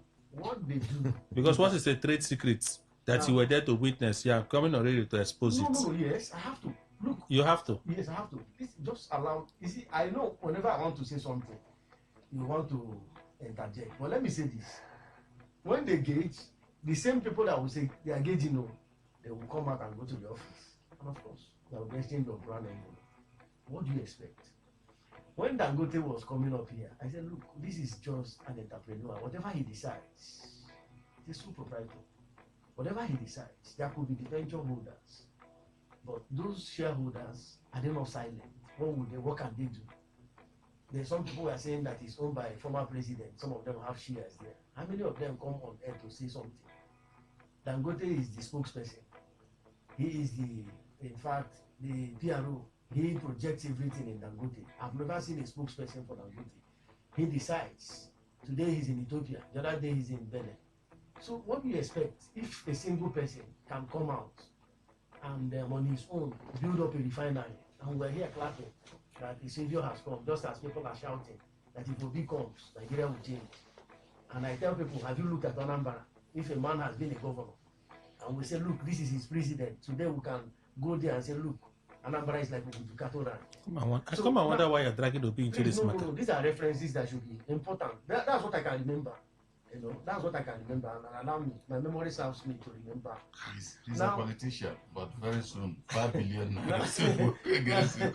Now, who are the people punishing this? There are some filling stations. They have loaded. What they do in the daytime, they will just lock up. Why are they locking? There is fear. Nobody's secreting them. But once price surges, they open.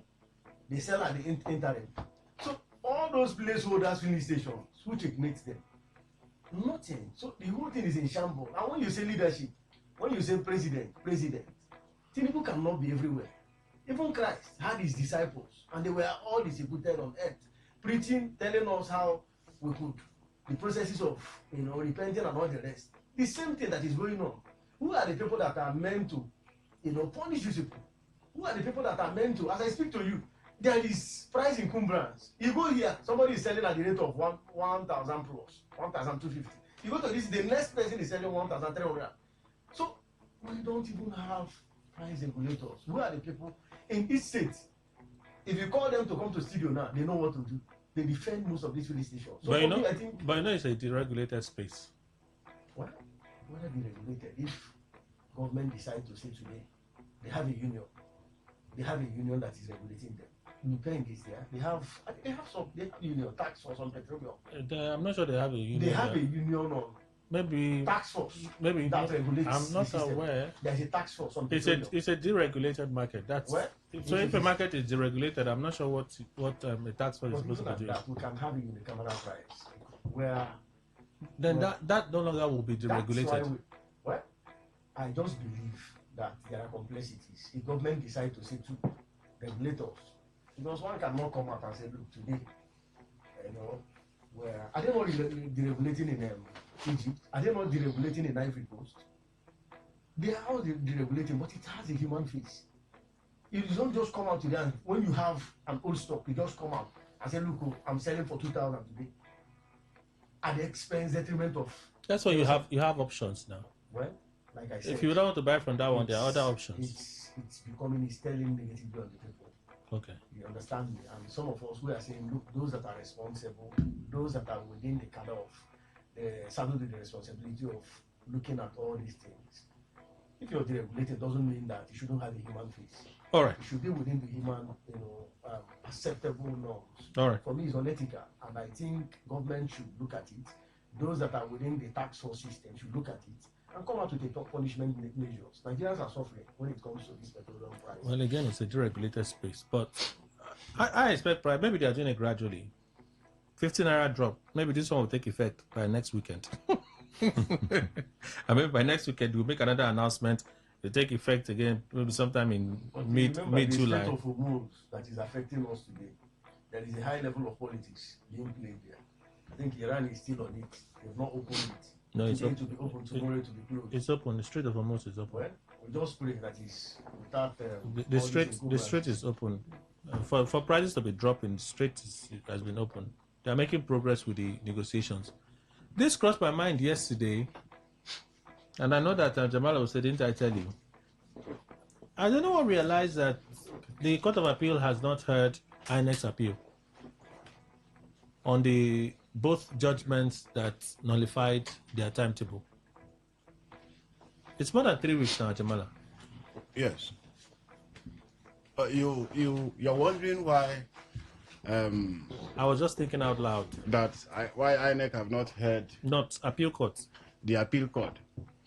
Now, what we are told is that INEC have filed a notice of appeal. Yes. Notice of appeal, in its sense, is not an appeal itself. Yeah. Yes. A notice of appeal is a process to, in fact, it is an originating process to initiate the appeal. Okay. Once that is done, has record been compiled and transmitted to the Court of Appeal? That you don't know. So it will not be proper for us to ask why is that the appeal is not set down for hearing. But that's not what I've said. And you said you are wondering why the court have not heard. I don't know what goes on behind the scenes. How the papers move from point A to point B, I don't know. But for a matter as sensitive, perhaps time sensitive as that appeal is, I would have thought that by now the Court of Appeal would have made a statement on it. Either the parties would have been invited.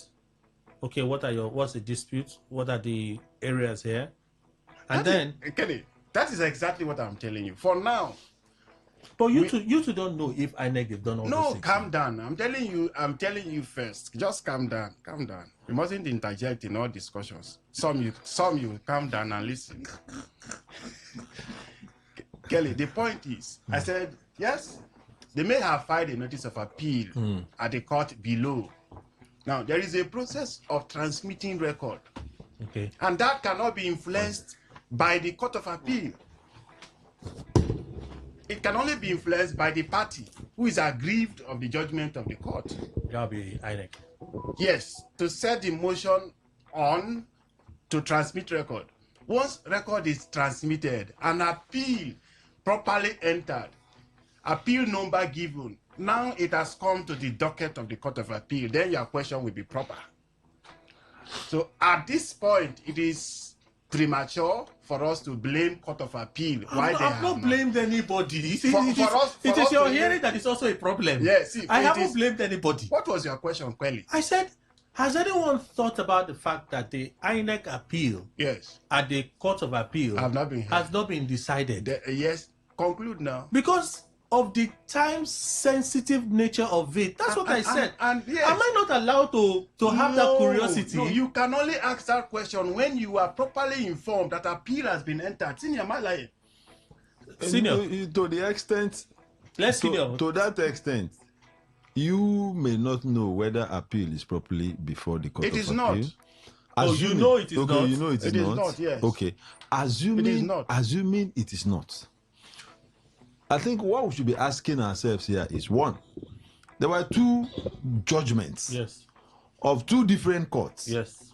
One favored INEC. No, both. One partially favored INEC. One favored, the other didn't favor INEC. Yes. The first one that came didn't favor INEC. Okay. The second one favored INEC. And you and I know that when there are two conflicting judgments, the last in time, Jamela, you know that when there are two conflicting judgments, what happens? The first in time takes precedence. Now, that's why I ask you. Don't forget that the first one was against INEC. And that is the one Nigerians celebrated. The second one that favored INEC. But he didn't favor INEC completely. No, he did. He did. No. Check your records. What is his name again? Omotosho. Omotosho said, yes, I agree. You have the powers, right, to set timelines, timetable and all of those things. But the timetable you announced for 2027 is not in congruence, that's the right word, right, with the Electoral Act. You see, Kelly. Omotosho said Kelly. What after speaking grammar in the body of judgment, there is something we say, the court hereby orders. That is where you should look at, not all the grammar. That order was given. Kelly, what I'm telling you is that the first judgment was completely against INEC. Completely. The second one favored INEC. Partially. You are adding partially. Yes, now. Now we know, whenever I talk about INEC and Nigeria, I say the Nigerian government has presently constituted. You know what that means? That INEC haven't gone to court to file an appeal. It is when all the procedures of record, all that is fully transmitted to the court of appeal, that the Court of Appeal now gives appeal number and is seized of the matter. Okay, so that's the process Jamala was speaking. That is the process Jamala that he said is not been done. That what I don't know is whether or not that has been complied with. Okay, don't know, but he says he knows. Yeah, he says no. But the point is that this INEC, considered by President Tinubu, yes, don't argue. Are you the one that appointed the INEC chairman? I'm listening to you. No, you are winking. Can't I do my eye walk? No.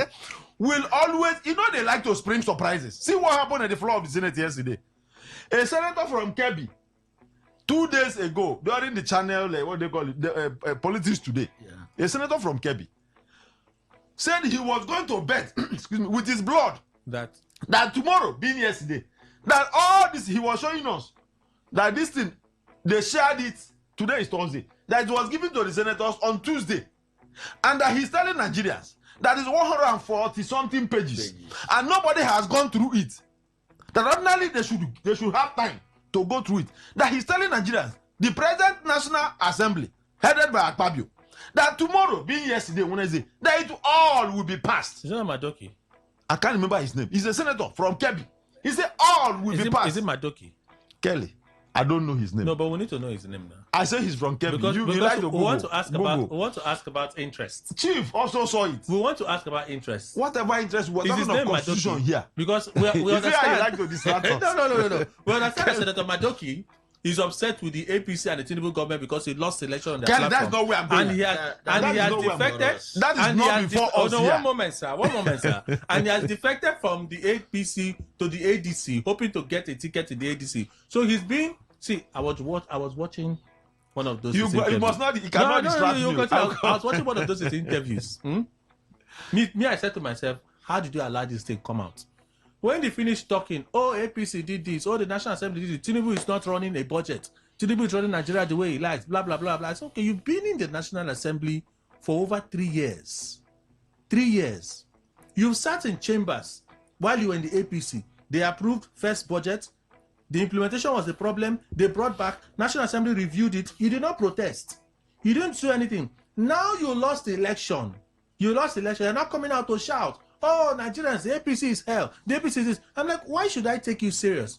When it closed, when it finished, you know what I heard? So who do I give the 500,000 to? That interview. Who was asking that question? No, make us understand. No, if you don't understand that one, leave it. No, I don't understand. If you don't understand it, leave it. See the way I'm up to the boy is looking at me. He understands what I'm saying. He does not understand. Why are you afraid? I don't want to this repeat is myself. part of Nigerian I don't want to problem. repeat myself. So you want to... You cannot be a whistleblower. You want to use... No, I'm not playing whistle. Because not for anything. That interview will be aired. It will be paid for. Yes. It will be aired. It will be paid for. Of course. So did he have to say it there? Did he have to say it there? If he was doing something for national interest, the journalist would naturally interview him. Okay, what is your problem? Why are you disgruntled? What is going on? See, when can I leave this thing? Leave this thing. If you want to hold on to that one, no problem. I'm not against it. I'm just asking. My question is simple. All this is there is what is his interest? Why all of a sudden he's now shouting? His interest is Nigeria. All of a sudden, it doesn't matter whether he has been. He just woke up and he lost Nigeria. Okay, now let me also tell you. You had just said the one you heard because he lost the election. Wow. Don't forget that the same man said he has been crying from day one that he was not a politician. That his people asked him to come, and that he represents Kebbi South, and that his people are slaughtered on daily basis. And then when he raised the alarm, the governor will say, no, he should have kept quiet. We are all in APC. So why did he leave then? No, Kelly, see, now he has left. He lost because he left because he lost election. Well, see, Kelly, you cannot distract me. Back to he left because he lost election. Issue of if he was so convinced that the APC was hell in Kebbi State, he should have resigned. I can see why you and Kelly are always. I don't understand. Now, why didn't he resign his position from the APC? The APC was hell. The governor, Your Excellency, I cannot continue in my good conscience to remain in this party and my people are dying. No, I cannot. So what we have done then? What stopped him from resigning from the party? No, resigning from the party. So wait, let me tell you something. Resign from party. That said that Akpabio will say there was no problem in the party. I don't understand. Would have thrown him out of there the is Senate. a price. Is that what you wanted him to do? Price to pay for everything. So the price for him to pay was to resign so that Akpabio they will conclude what they have started. That is by the way. Okay, now it's by the way. Yes. Okay, now you want to go back to if he had resigned, the time he wanted him to resign, where do you want to go back would have come up to say, that he has Mr. Williams, where do you want to go back to? Where do you want to go back to? INEC and Court of Appeal. That's why we let's conclude. Leave my donkey. Leave my donkey. INEC. Now, see, Kelly, this INEC as presently constituted by President Tinubu like to spring surprises. That was where I got to before you interjected. I now reference what happened yesterday at the floor of the Senate, where a senator had preempted us a day before that they will not go through these 440 pages or more. That the Senate will just say from page 1 to 10, bypass, 11 to 60, and that was what happened. So Kelly, whatever this INEC today does in Nigeria, to me it's not a surprise. But you see, that appeal, they have just announced, they've gone on appeal. You know what? You know the reason behind going to that appeal in the first instance is to ensure that those people disgruntled in APC do not go to another party to get tickets. That's what they wanted to achieve. Okay. And at the right time, you will see that when they see this same INEC, when they see and confirm that the same permutation didn't work, the people actually left APC and went to other parties and got tickets. The same INEC we prosecute this appeal. All right, let me introduce you now want to prosecute I don't understand anymore.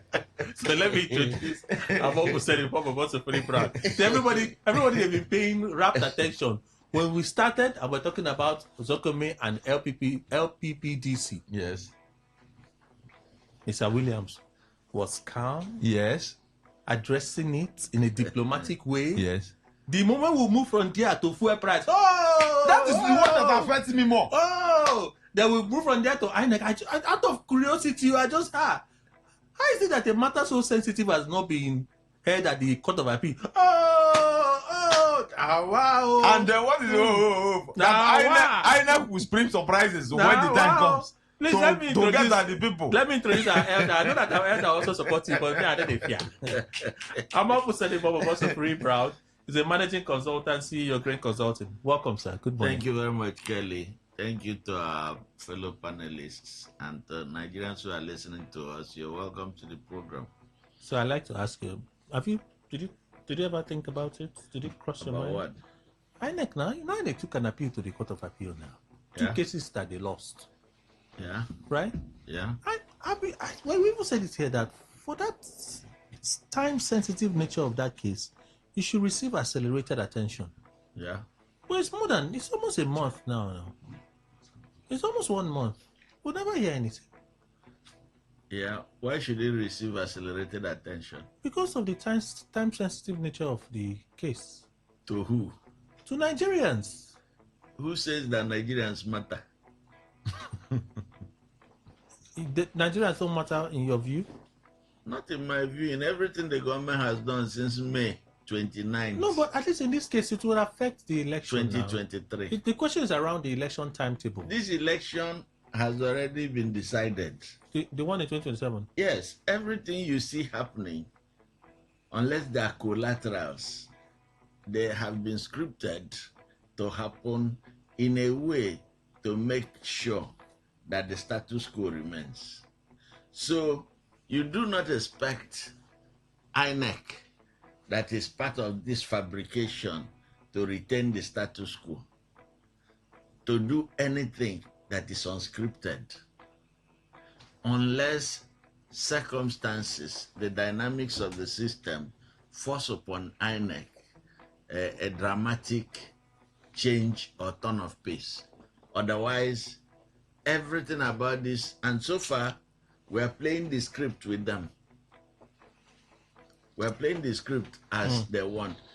They know that so many things to distract us would easily play in their favor. So INEC becomes part of the distractions, not the institution of the institution that serves as a guardrail for the integrity of the elections. If the elections have integrity, then it jeopardizes the chances of the ruling party. In fact, the President Tinubu's group of APC.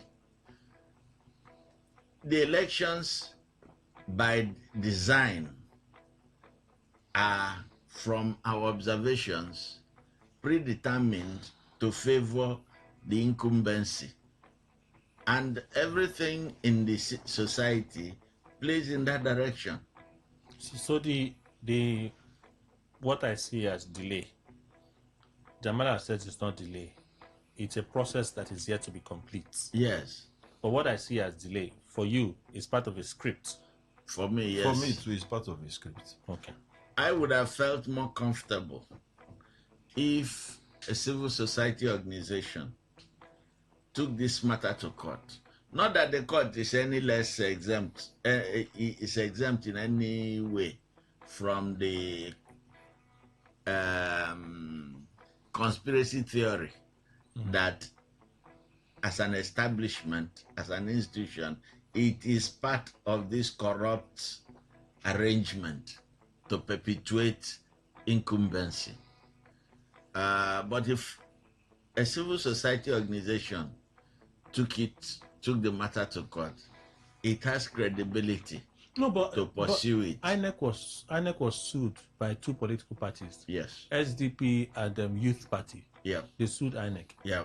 They got favorable judgments. Yeah. Against INEC. Yes. The other one didn't favor INEC. I disagree, sir. unless you want us to go over the papers again. You can go. James Omotosho in his ruling, agreed with INEC that the law gives you the powers to set timelines, create timetables so that there will be order. However, the timelines you have announced is not in congruence with the Electoral Act. So the order was to INEC, go and correct it. It's there in James Omotosho's judgment. If a judgment says you have the powers to fix time for election within the provisions as provided in the Electoral Act. That's why he disagreed with the wait a minute. You have the rights, the powers within this law to do this, and the same person being aware of the powers he has within that same law decided to arrive at a date. What do you say of that? He being aware of that existing law. I'm sorry, sir. Your reading of it is your reading of it. I'm just saying what the judge said. That's what I told you. You see, judgment, or some judges these days, give judgment that even parties in the suit will begin to wonder what exactly is the judgment. Okay, but you're aware that INEC appealed both of them, right? That's what I'm telling you. So if INEC appeal both of them, it means that both of them bite INEC to an extent. Yeah. That's why they are. It's not all matters that are in your favor that you don't appeal. He knows. Sir? Not all. Sir? I beg, help me now. I said not all the matters that are in your favor. Help me. That you don't appeal. I've tried to Sometimes explain you deliberately even appeal judgment in your favor because you have a reason to appeal. Please, can you help me balance this conversation? Yes, I've tried. That Omotosho's court judgment. I'm aware that Omotosho's judgment with respect to is it U2 Party? SDP. That challenged the timetable SDP. as published by INEC. Yes, Omotosho agreed that under the Electoral Act, INEC has the powers to do the exercise they are doing. But where the law has provided a time frame, INEC cannot go outside that time frame and manufacture its own timing. Now, so he set aside the timing, especially with respect to presentation of candidates, primaries and congresses, submission of names. He set aside that. Kelly, you're usually jubilant. And said, I am tired. The point. Please let him finish. No. You made your point. Please let him finish. What my listener is doing is reading his own his understanding. own meaning to read. No. But what the judgment said is clear. Go and reflect your timetable in accordance with the provisions of the Electoral Act. You have exceeded your powers by doing so. So go and correct it. That's what Kelly, can I ask you a question? Now, if the umpire, INEC, being aware of this law, this Electoral Act we are talking about, decided. That is a jurisprudential question. I'm asking. It becomes a merely academic exercise because the court has spoken until set aside by the other court. The same umpire. Yeah. Said this is what we deem fit because the law said you have the powers to do so. Yes. The law did not say you cannot breach the time.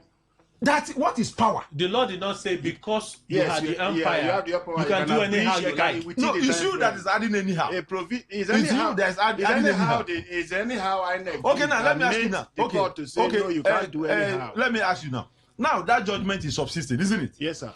INEC has gone ahead. Planning election. What does that mean? In your own interpretation, what it means is that all the thing INEC is planning is a nullity.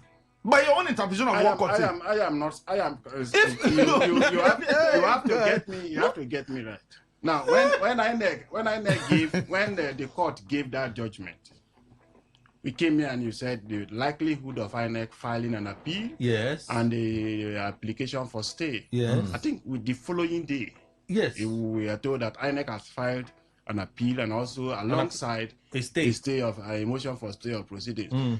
I am not aware that appeal has been entered. No, I am not aware that that stay has been done. Exactly. Now, if that stay has not been Granted. granted, and INEC is going ahead, and INEC also came out to give a notice that they are continuing with their timetable as early as published, and therefore parties are advised to strictly adhere to it, notwithstanding the decision of the court. Now, But they also added that any party that played out of that window, that played out of the window, would have themselves to blame if the matters before the court turns against them. Turns against INEC. In favor of INEC. If it turns against INEC now. Yes, then the other person. So INEC has given you a caveat. Now you should be careful. The case is at the court of first instance. So it is either way. INEC is also playing a very. That's why I said there's spring surprises. They are working on eggshell. Eggshell. No, they are working on a slippery ground. I say eggshell. Okay, I didn't get it. Maybe I don't know. INEC has presently considered on that Tinubu. That's what I meant. So if that is the case, someone can take INEC to court to say activities of this. No, that is the question he asked. No. It's not his place. Okay, let's do a few consider. It is not in his place to be asking questions. I only tried to clarify on this issue. God. That's all I've been trying to do, just to clarify on this issue. That's all. The decision of court cannot be removed. We cannot add. We cannot subtract. So that is what the court says. Every other interpretation is academic exercise. God, I beg go. Now, where have you? No, you're finished. You're finished. Mr. Williams, you're finished. Mr. Williams planning Mr. Williams, election based on their timetable. I use God name. And you say court have said. I use God name. I beg you. You're finished. I'm almost know you're saying something on this one, so I can conclude and go for the news. Yeah. So what we see is a lot of these confusions will be coming up. That's it. They will keep dragging us one way or the other. Do you see what has happened? INEC, the parties, and the court, they have paralyzed the sense of direction of participating political parties. That's correct. They don't know whether they will go forward or come back. Two, the aggrieved politicians who have been stranded in APC and forced out, or in any of these other parties. Amadoki. Cannot go to another one. That's it. The door has been shut in their face by the craftiness of INEC. And then three, in the midst of this chaos and lack of clarity, right, left, and center, there is only one ship that is sailing. It is the ship that has put us in this economic and political darkness. All right, we have to go. That of President Tinubu. We have to go for the news. When we come back, we'll continue. Please stay with us.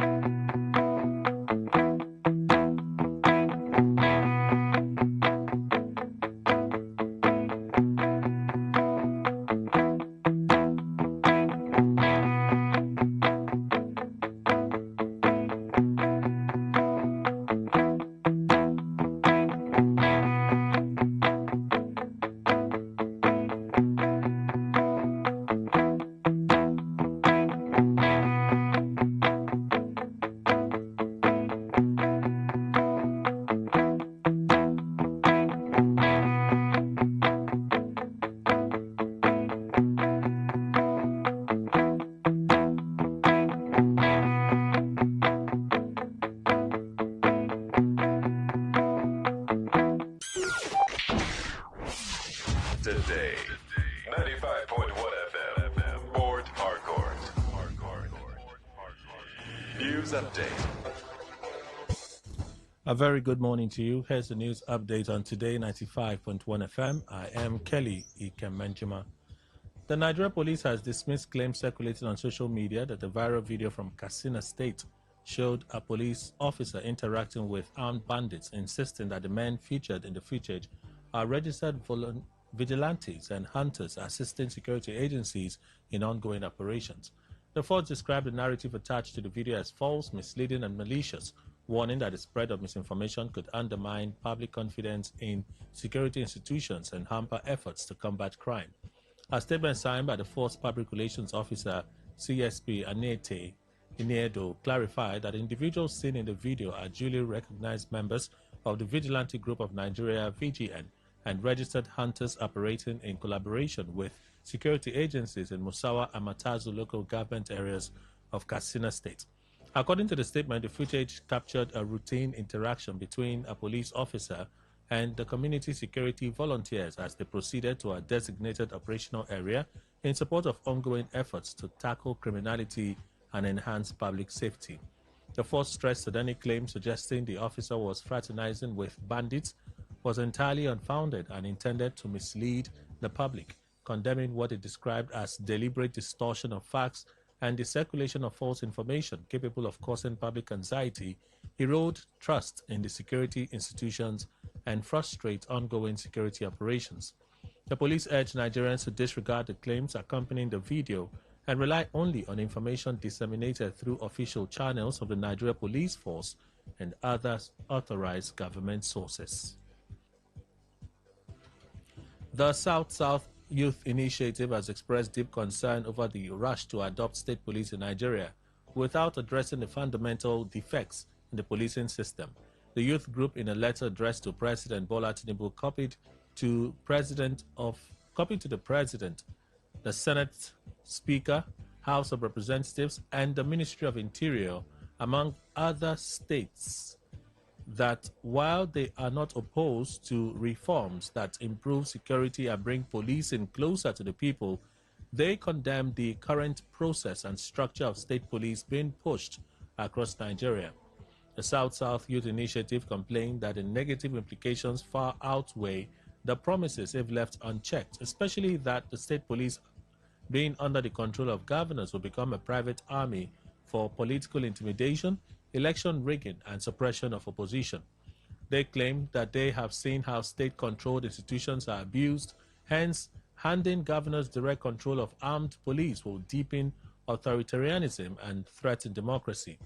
The letter also expressed worries that policing tied to state executives will recruit, promote, and deploy based on ethnicity, religion, and political loyalty rather than merit and law, which they claim will worsen divisions in the multi-ethnic states like Rivers, Bayelsa, Delta, and across Nigeria.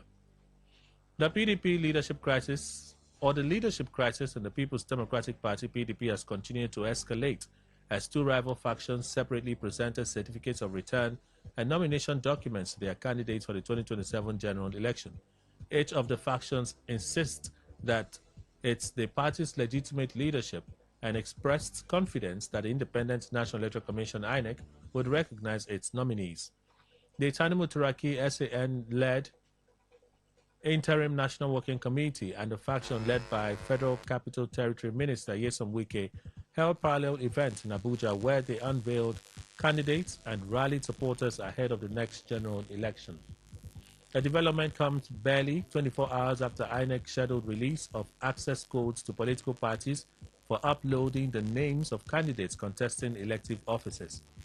At the PDP's 109 National Executive Committee meeting at Wadata Plaza, Wike urged party members to stop lamenting the loss of power and instead mobilize to reclaim it through hard work and organization. The chairman of the Board of Trustees, Mao Ohabonwa, called for reconciliation and stronger grassroots mobilization.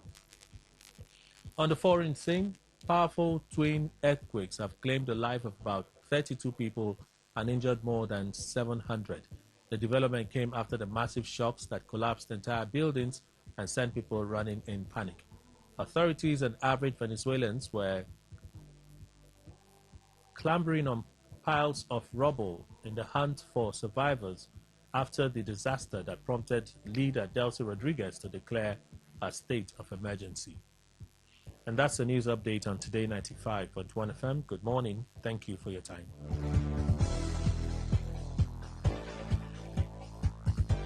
Today 95.1 FM, where news meets insight, sports meets passion, and entertainment meets excellence.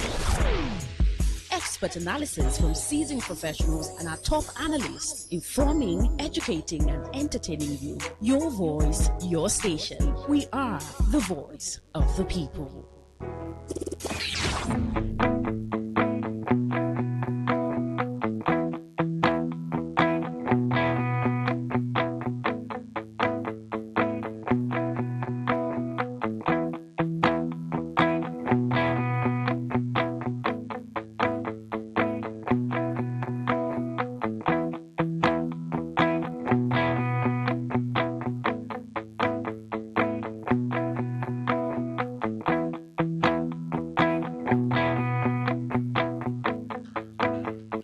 Thank you all for staying with us. Let's stay in the market for a bit. We have a guest join us from Investment Club. Yeah.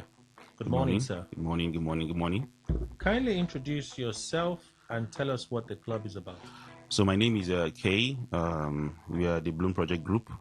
And what we do basically is to connect to persons who are not looking for another savings account, or persons who are not satisfied with how inflation is quietly, reducing the value of their money. So this club was created to connect community of growth-minded individuals, entrepreneurs, professionals, business owners who understand that capital should be actively managed, and strategically deployed and positioned for opportunity. So that is what gave birth to the Bloom Project Group. So it's a private club, you said? Yes, it's a private club, yes. It's not a public program. It's on the Get Rich Quick scheme, and it's certainly not for everyone. So you're here for a purpose then? Yes. We're here to connect to individuals who already have the liquidity and are looking to connect to like-minded investors to learn, collaborate, and participate in carefully evaluated opportunities in the market. Yes. So break it down. So what are the specific things that you want them to... Basically, if you know this is you and you believe that you need access to information, to network, to opportunities that can connect you to better things, reach out to us. Because inside our community, we have members who have them for different phases of life, and we engage in discussions around wealth creation, capital growth, and strategies designed to reward individuals, basically. So if this is the kind of person you are, then you can reach out to me, and then we would evaluate you. If you're fit, then you join the club. So what's I see concept of savings. Yes, we have partners amongst the communities who we've been doing business with, and that have helped generate income. Okay. Over 100% in less than 20 days. And we keep doing that, So we need a certain kind of people who understand risk, who understand strategical deployment of investments, who understand how to intelligently approach things like this. We need those kind of people, and most especially people who have liquidity. When I mean liquidity, I mean persons who have money already. We're not looking for persons who want to come and grow 10 naira to million naira. We're looking for persons who are already positioned in life. They understand the value of connecting to communities like this. Those are the kind of persons we want. So if you're a professional, an entrepreneur, an executive, or an investor seeking a community-focused growth circle, then this is the place for you. So how can people contact you? So if you're such a person, reach out to me on 091 3582 5313. Our office is at 21 Bikwere Wosu Street, D-Line, Port Harcourt. Okay. Yes, you can come to office at 21 Bikwere Wosu Street, D-Line, Port Harcourt. So call and book an appointment on 091 3582 5313. I'll take that again. 091 3582 5313.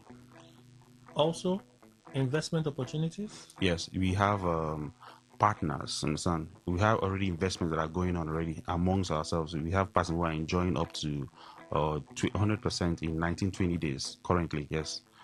Do we have so many strategies? We help people understand that to make money is a mindset.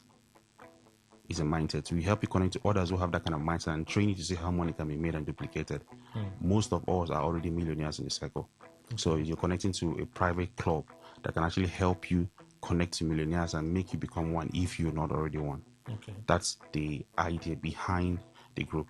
So we are going to be in Port Harcourt for a while. We are new in Port Harcourt actually, as the Bloom Project Group, but we've been around the system, the financial markets, we've been around opportunities. We know where you can actually generate income by reducing drastic risk and approach it intelligently. So it's not like it's not even a question of whether there is risk. It's a question whether you are prepared to approach it intelligently. So if you're someone who has capital, sitting idle, if you're a professional, an entrepreneur, executive, please reach out to me on 091 3582 5313. So 091 3582 5313. So this is an invitation for people to join a closed group.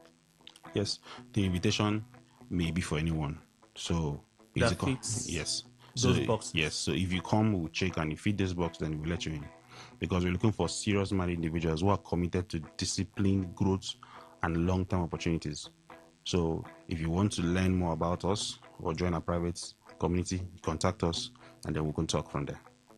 Can it also be described as an investment scheme for that closed group? It is more than a scheme. It's not a scheme basically. It's a club. Inside the club are already persons who have succeeded in a path. So you're coming to follow the path that they've already chosen to succeed. Okay. You're coming to see what others have been doing and succeeding. So you're not just coming to just learn. You're coming to understand how wealth is multiplied, how wealth is created. So that's what we're doing in the private club. So if this is you, call me on 091 3582 5313. Send me a WhatsApp or call. Our office is at 21 Bikwere Wosu Street, D Line, Port Harcourt. All right. So people will be asking, you've said some things about what you do, the opportunities that are there. Are there literal offerings that you want people to take note of? Yes, they are, but it is when you come and join us, then during the process of discussion, we'll show you these offers, show you what we already have ongoing, what we plan to start, and the other plans for the future. But right now, we have before I came in, we've already had something. The blueprint has succeeded for a lot of us inside, and you come and connect with this person, see how it's doing, see the results, because results actually is everything. Okay. See the results, test it for yourself. 24 hours after you even start, 24 hours after you start, you can be a part of the system and join and connect to like-minded individuals and get to make money. Okay, let's go over it again. I'm speaking with a guest from the investment club. Yeah, the Bloom Project Investment Club. Yes. Blue Project Investment Club. Yeah. It's a club that is open but closed. Open for serious-minded individuals, yes. But closed to every other person. It's not for everyone, yes. So there are certain criteria. Exactly. That give you admission to the club. True. What are those criteria? Well, you need to be disciplined. For me, that's one, and then you need to be a professional. Two, you need to be an entrepreneur. Okay. You need to be an executive. You need to be an investor. You need to be someone that is seeking a community that is focused on growth. So it's not for everyone. That's the truth. So if you have money, you don't fit the bill. It's not just about having money. There are some persons who have money but are not focused on growth. Yeah, that's why I asked it. Yes. So if you have money, you don't fit the bill. Not everyone that has money fits the bill, yes. So you need to have these other things that you mentioned. Yes, you need to be focused. You need to have the right kind of mindset. You need to think like us before you can even fit into the community. Yes. Okay. How can they register? How can they get in touch with you? So the first thing you need to do is to call me or text me or WhatsApp me on 091 3582 5313. 091 3582 5313. You can call and book an appointment. Come to our office at number 21 Bikwere Wosu Street, D Line, Port Harcourt. All right. So you talked about some of the opportunities when they join. Mm-hmm. What are the opportunities that exist for them? Okay. What makes the club unique? Good.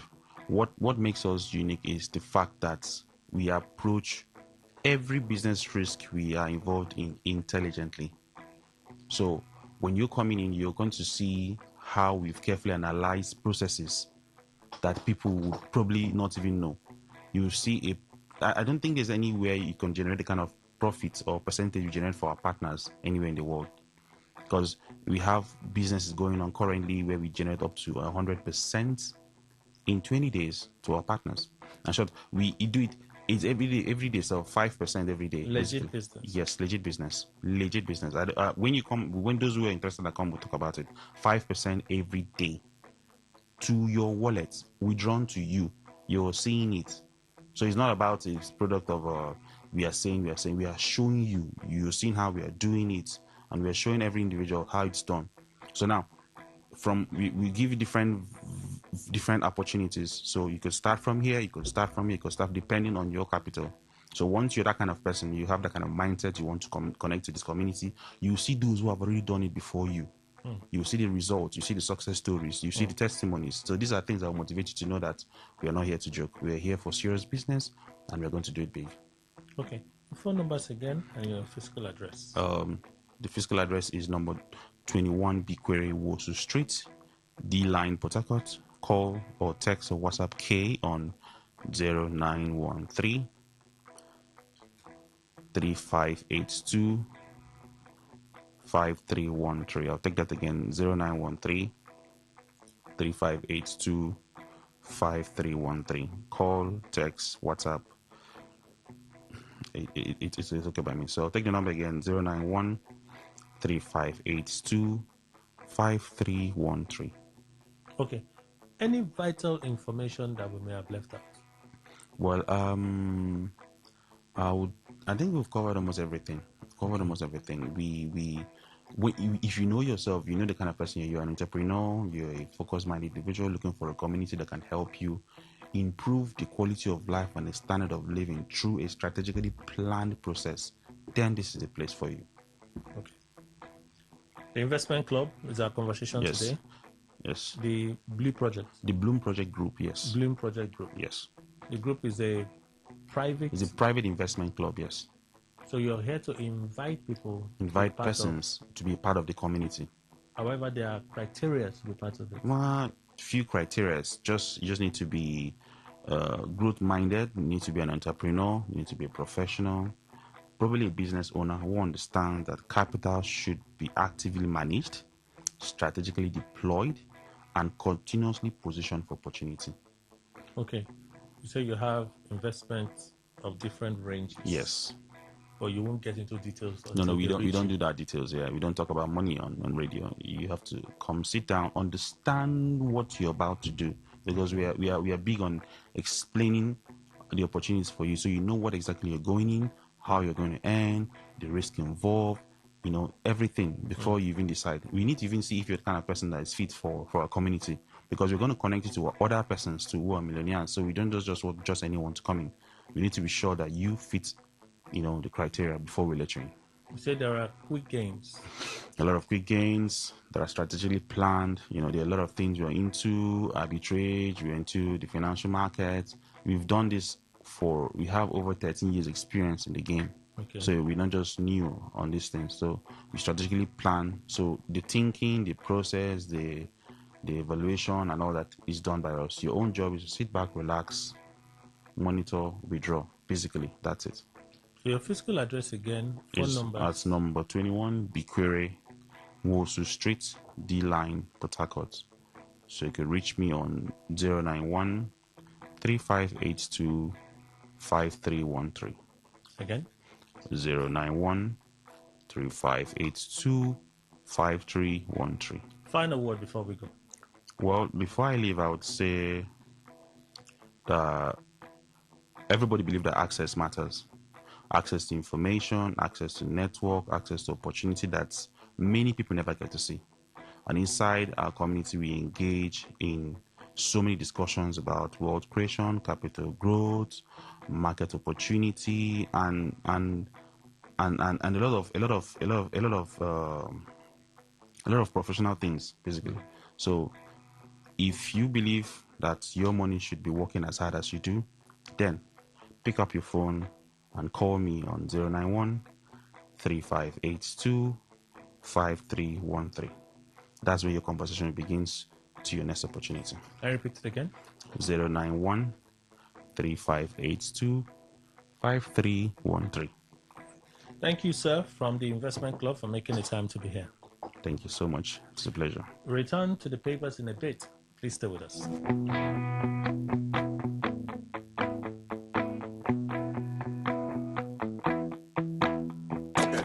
All you need to know about this one is that 95.1 FM. Such a unique dial.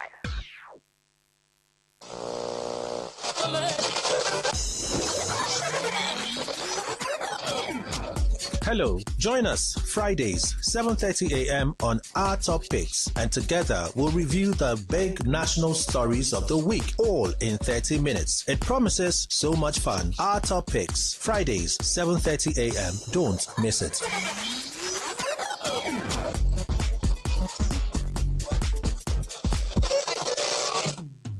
Hey, you want to speed drive? Come on, go to the racetrack. You want to smoke? Not on the steering wheel. You want to drink alcohol? Don't do it on wheels. Go to a bar and don't drive afterwards. Seatbelts are not for fancy. They're there to save your life. Know your traffic rules and obey them because they are for your own good. Drive with care because life is dear.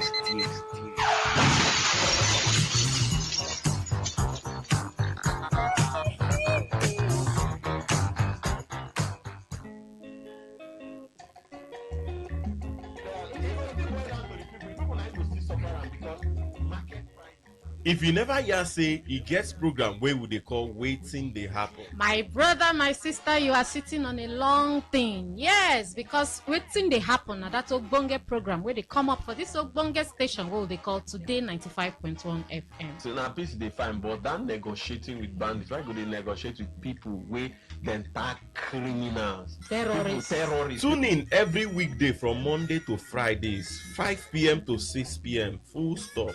Make you hear all the ogbonge things wey don happen for we River State, we Nigeria, and we Obodo Yibo. We go mix all together, come serve you jollof rice as it dey hot. The voices where you go dey hear on top waiting they happen na MC Kuro and Mary Queen. I wan go hook person husband. I wan go fit hook person husband. I need to hook single guys so that you people no go chicken another person. On top waiting they happen, we dey discuss serious matters on seriously.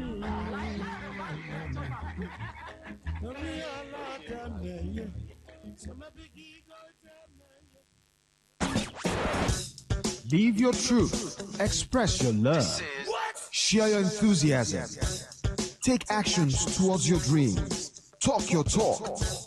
And walk your walk. It was years ago. There's a statute of limitation on this stuff. Make today worth remembering as we discuss issues as it affects Nigeria moving forward. Talk that talk. Weekdays, 2 p.m. Exclusively on Today 95.1 FM Port Harcourt. Voice of the people. Looking to grow your business? Ready to elevate your brand and reach the right audience? This is your moment to take your brand to the next level with Today 95.1 FM. Your trusted voice, reaching thousands of listeners every single day. From startups to established brands, we create powerful advertising solutions that boost your visibility and drive real growth. Our affordable advertising packages are designed to give your business maximum visibility and real results. Don't just advertise where people are listening. Call us today on 0818-389-2850 or visit our station to book your slot now at Today FM Drive off East West Road, Obiapo. Today FM 95.1. Your voice, your market, your success.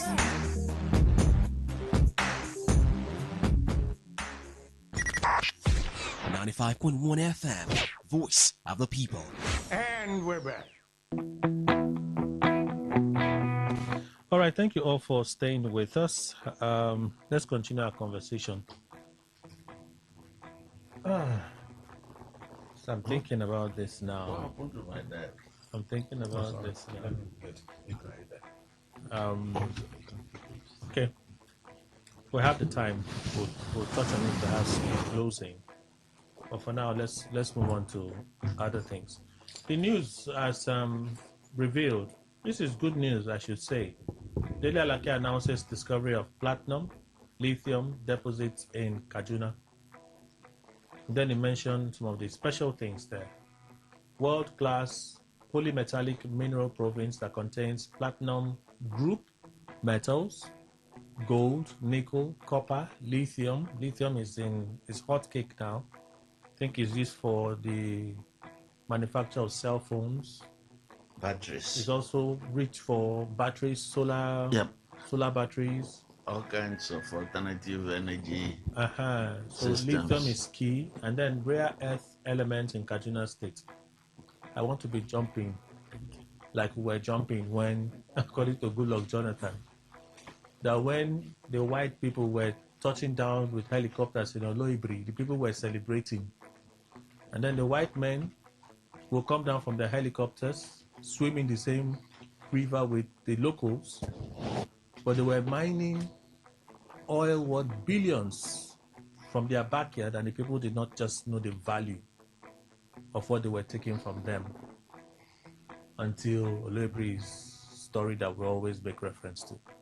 But today there are many communities across the Delta where they have oil, but their lives are nothing compared to the wealth that is being sucked out from the ground right in their backyards.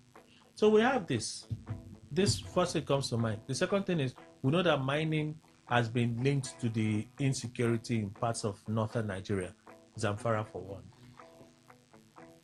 So is this something we should be celebrating? Or you think that, let me be good, I'm up on the ball. Maybe you'll call it another way to distract us. No. And they also talked about value addition, that they will ensure that value is added before. I'm wondering, do we even have what it takes to add value to these things before we export? Kelly, I'm sure my colleagues in the panel will agree that this is electioneering season. Much of what we hear now as news from government is marketing of a platform to support the president. Everything that we can find, including sharing of gas bottles. Have you got yours? I hear 1 million will be shared. And just to make life easy, and a new TV station 24 hours where people don't need to pay to get all kinds of cable service. We don't know. All this is to sweeten a very, very toxic pill.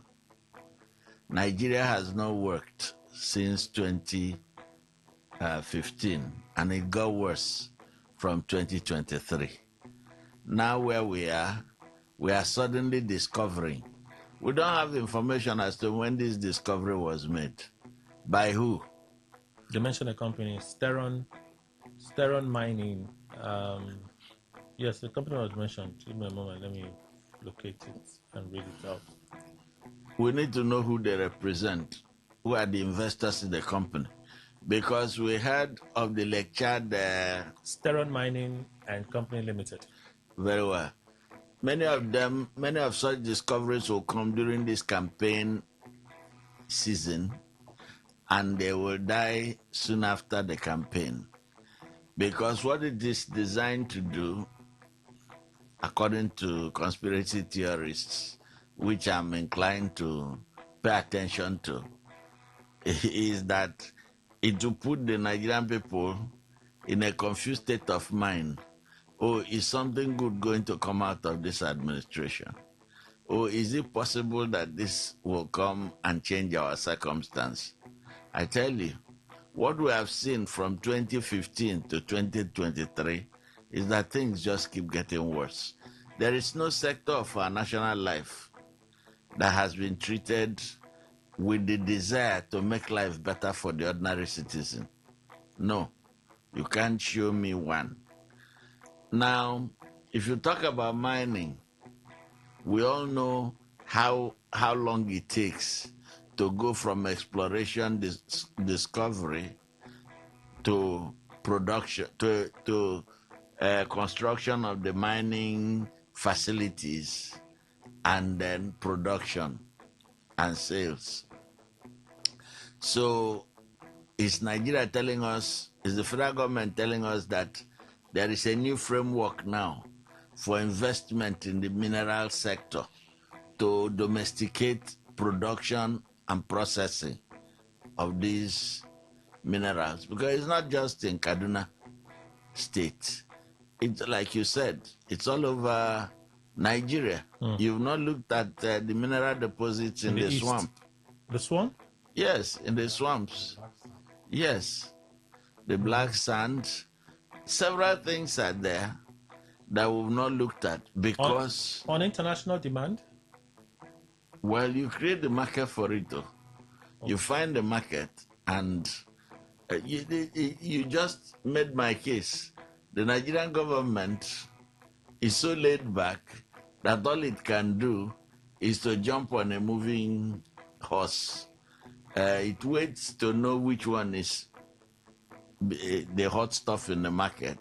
Then it wants to ride that horse. It does not invest in developing a market and taking advantage of it for the people of Nigeria. No. Look at what Ethiopia is doing. They've become the fabric center for a number of clothing for the clothing industry in Europe and America. South Sudan too is mentioned. Egypt is in the mix, right? So in Nigeria, what we are waiting for is to discover minerals. At least they said they discovered one. If the story you just regaled us with that allegedly came from former President Jonathan, yes, about what happened when Oloibiri was was identified by Shell Diasi as having the required commercial quantity of crude to begin operation sometime in 1957. If that story holds, that the people of the communities were just glad to receive white people who came to the environment, enjoy their ruralness and their innocence, without knowing that the white people, what exactly the white people were taking away in terms of wealth from the environment. A similar thing will happen now if we are not told the framework for investment, exploration, and production of rare earth minerals or associated minerals of any worth at all in any of our places. We really need to have a new framework. Okay. Mr. Williams. You see, Kelly, first I want to really commend the think tank of President Tinubu. You know why? Because they know the right time to dish out what they dish out to gullible Nigerians. Precisely. To tickle them. Unfortunately, I'm not gullible. You know, this is election year. I'm not surprised also You know, in this Tinubu's cabinet, what is Alake has been speaking for Tinubu even before he emerged as the president. So I'm not surprised that this discovery was made by his ministry at this time. I'm not surprised. You know, the Bible made me to understand that the gift of God makes rich and adds no sorrow. But Nigerian leaders, assuming that there is actually a discovery, Nigerian leaders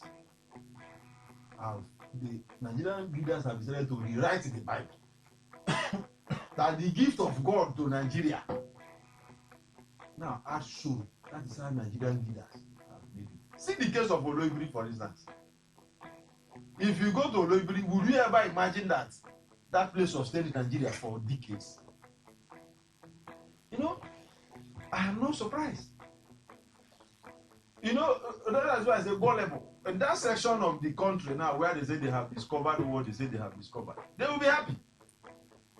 But I will advise them to learn from the Niger Delta experience, because it will happen. This may not be new for them. Well, to an extent, maybe yes. they're just telling us now. Yes. It may not be new for them. Maybe what they have decided to do now, because it's election year, is to amplify it so that it will be like another distraction. Let me say that. I don't want to bomb myself. They are desperate looking for positive stories. Yes, it seems. something that No, but a lot of excite their gullible Nigerians. In my simplistic assessment of this, a lot of Nigerians may not pay attention to this news. But we're discussing it. People are hearing it now. This may not be the reason. This may not be the reason why they will choose to vote for or not vote for Tinubu. You see, Kelly, you are well informed. You see, you and me and those of us in this studio, this kind of thing would not tickle us at all. But there are people. I'm tickled by this. Okay. Okay, you are not personal. Okay. I'm tickled by this. I'm tickled by the discovery. There is. I am concerned that you may not translate to wealth. Okay. For Nigeria. Okay. Kelly, there was one they said they discovered in at the Lake Chad area. Yes. How many years ago? I cited it. You know, perhaps the terrorists have decided to own that one. Yes. They cannot reach there.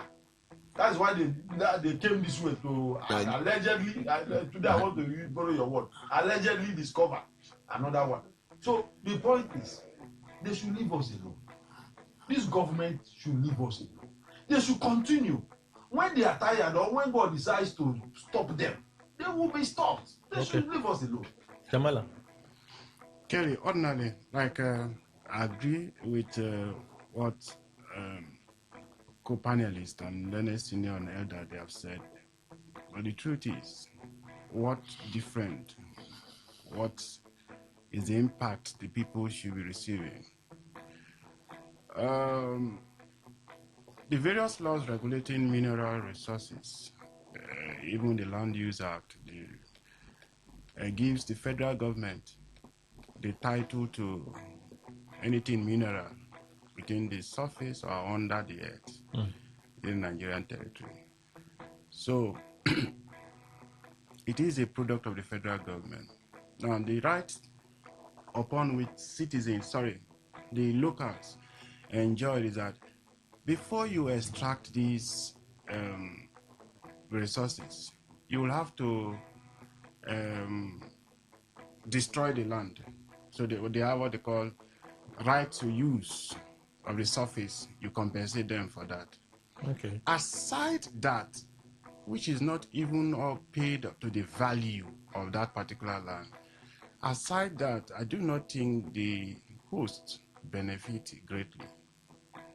Now, what I would have been glad to hear if the author of that piece mentioned, now that we have found these minerals in Kaduna, it will help us to set factories for so and Precisely. so. We will not need to import these things again.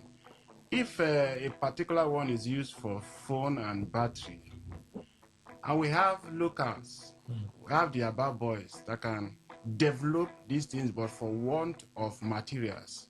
How about knowledge? I'm coming. Just generally. Okay. And we decide to set factories for the production, manufacturing and production of these things, then it would have been an applause to them. But for the But you mentioned that value addition is something that will be added to this. What value? You should have mentioned the specific value. No, the value addition is when you now have to set up factories. The value addition to them is that they will have more money.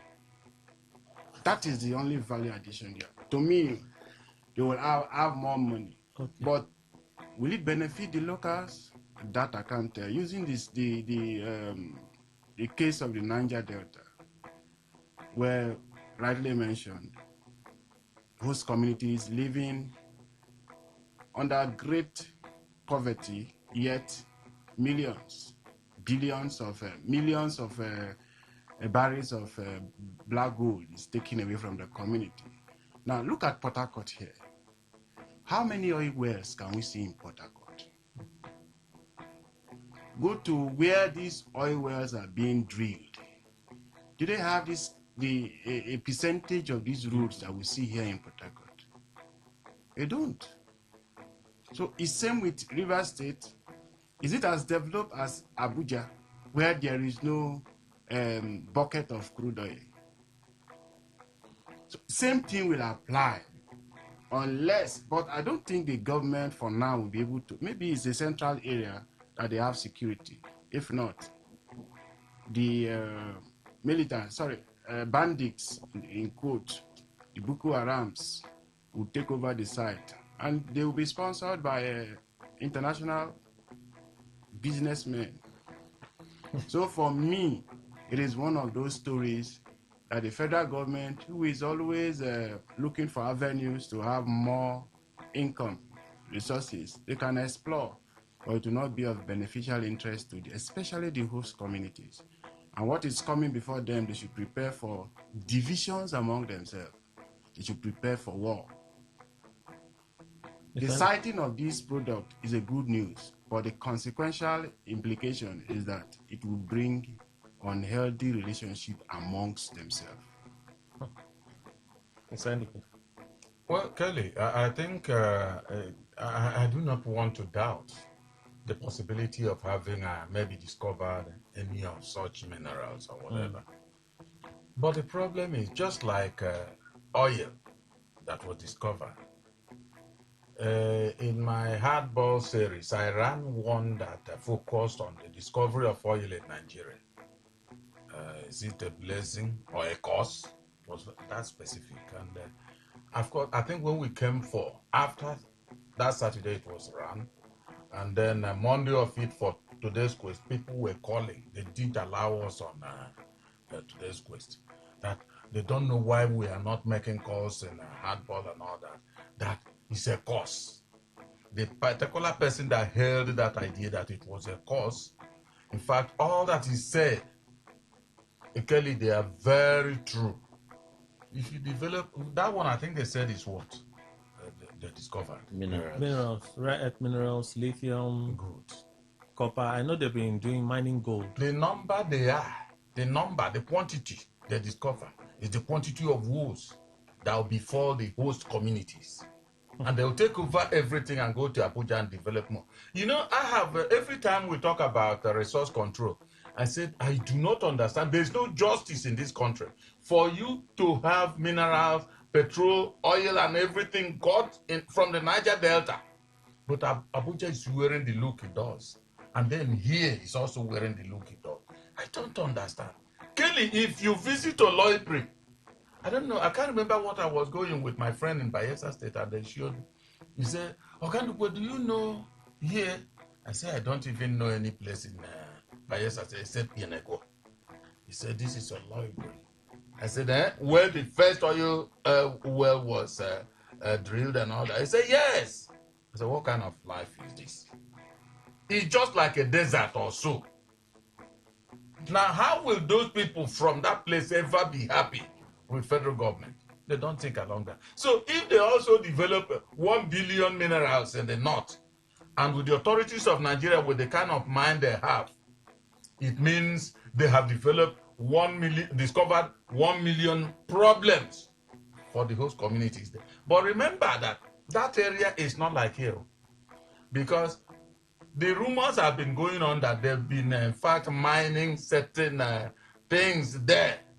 And nobody seems to be checking them the way they are doing now. Bunkering. They keep on going. Any police officer that is from anywhere will want to be in the Niger Delta. If he comes there, he lay down his guard and then join that particular business and become rich, very rich. There, the people, the locals are doing it. What is going on? If Alake is talking about that now, it might be right. It also might work with what Jesse have said. They are looking for patronage as it stands now because it's election towards election year. So whichever way, I'm not sure it's going to bring benefit to Nigerians. There's nothing to be excited about, yeah? I'm not excited at all. At all. Okay. State police sim is all set to happen. I think the next stage will be for the state houses of assembly to pass their vote. Now that the House of Reps and the Senate, they seem to have passed it as quickly as they have done. You know, before this morning, when I was listening to a sister station on the news, I was saying to myself, the state police now, them you go catch now. You know, the person now said, journalist. I'm like, wait, oh. I'm like, wait, oh. This one is right, oh. If your mouth too run, they can come for you. But we can't have a perfect system, can we? Are you excited about the progress with the state police bill? No. Why? Because I was here before independence. Okay. Before 1960, when Nigeria acquired our paper independence. And I saw what happened during 1957 and the elections that followed. When the regions were, shall I say, were really in operation. The regional structure of Nigeria was in operation. And each region had its own police. I saw how easily the ruling party could weaponize an establishment of state to hunt down perceived political opponents. I saw, as a young schoolboy, Malam Aminu Kano, or even the programs of the NDC then, the Niger Delta Congress, led by late Harold Dapabriye and Chief Melford Okido. You were actually asking for your exile because the state police was used to keep everybody quiet if you dared join anything suspected to be the opposition. And at that time, morality amongst politicians was a commodity tolerated by them on their breakfast table.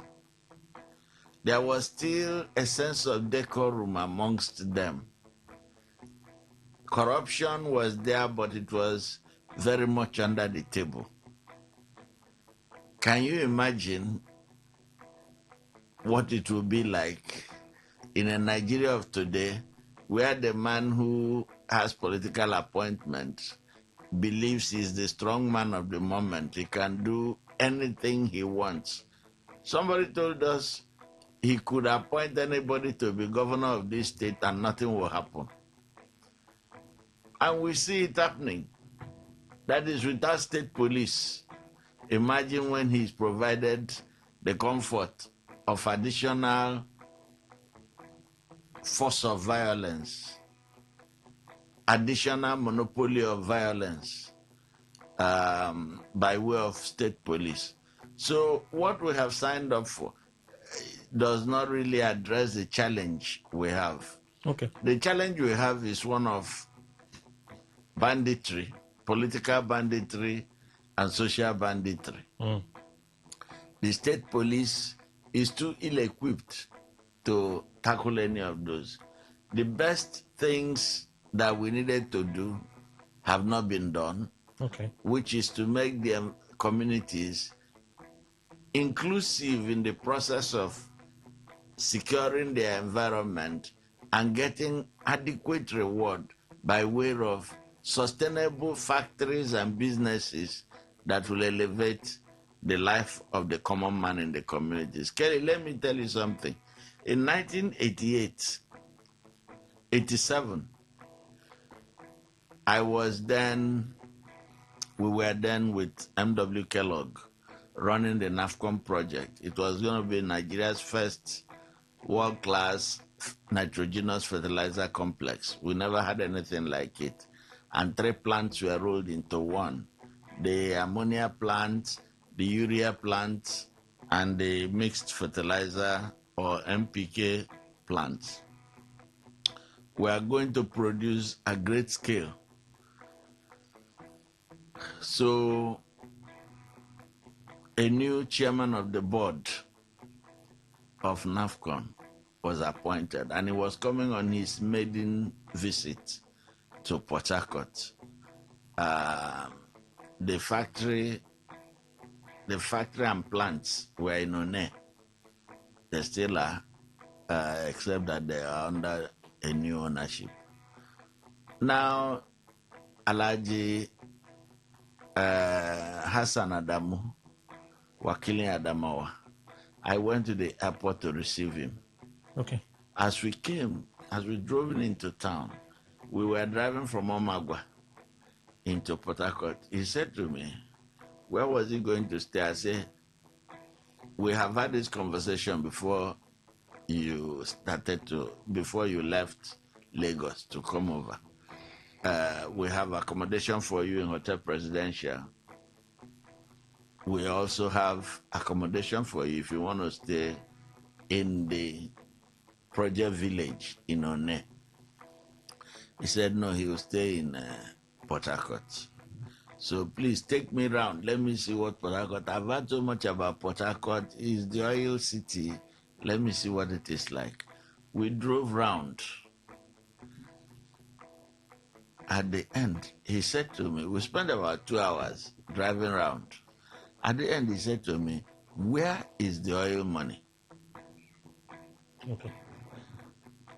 That question has not been answered even now. All right. So, but if you drove around Abuja, you can see the oil money. If you drove around Lagos, you can see the oil money. All right. But the people who produce the oil, who own the oil wells that are being allocated for production, you can't see the oil money around them. So the problem of insecurity, twofold: political banditry, profiting from the unemployment and impoverishment that has created bandits, social bandits around us. State police cannot handle it. And I'm wondering whether we really did a public forum as required by the Constitution on this state police matter. I don't know if they'll have public hearings. So right now, I can't say. But Mr. Williams, are you satisfied with what the National Assembly has done so far? Clearly, I am not satisfied, even if not as much as Amokus who was around since 1960. I've been around since the 50s. You know, something really struck me yesterday. You looked humble for the first time. Yes. Something really struck me yesterday when I was watching the proceedings. Yes. At the National Assembly. To further depress me was the conduct of the Senate, the President of the Senate. You know, the Chief of Staff to the President went there to observe proceedings. Some governors, and the governors came to sit down in the chambers where the senators are sitting. And the senators said no, they will not sit down. They should go to the gallery. Yeah. You know what, Kelly? To tell you what the state police will further do to us, You know what the Senate president said? He told the members of the Senate or the senators, no, that they should not do this. That they know that this bill will still go to the states, and the governors of the states can decide to kill it there. So they should allow them, they should come down from the gallery and sit down amongst them, so that when the bills get to the state level, that they can play their role. Kelly, what does that tell you? It tells me that you understand that politics is important. Yes, okay. He understands that the governors have role to play. But they do. No.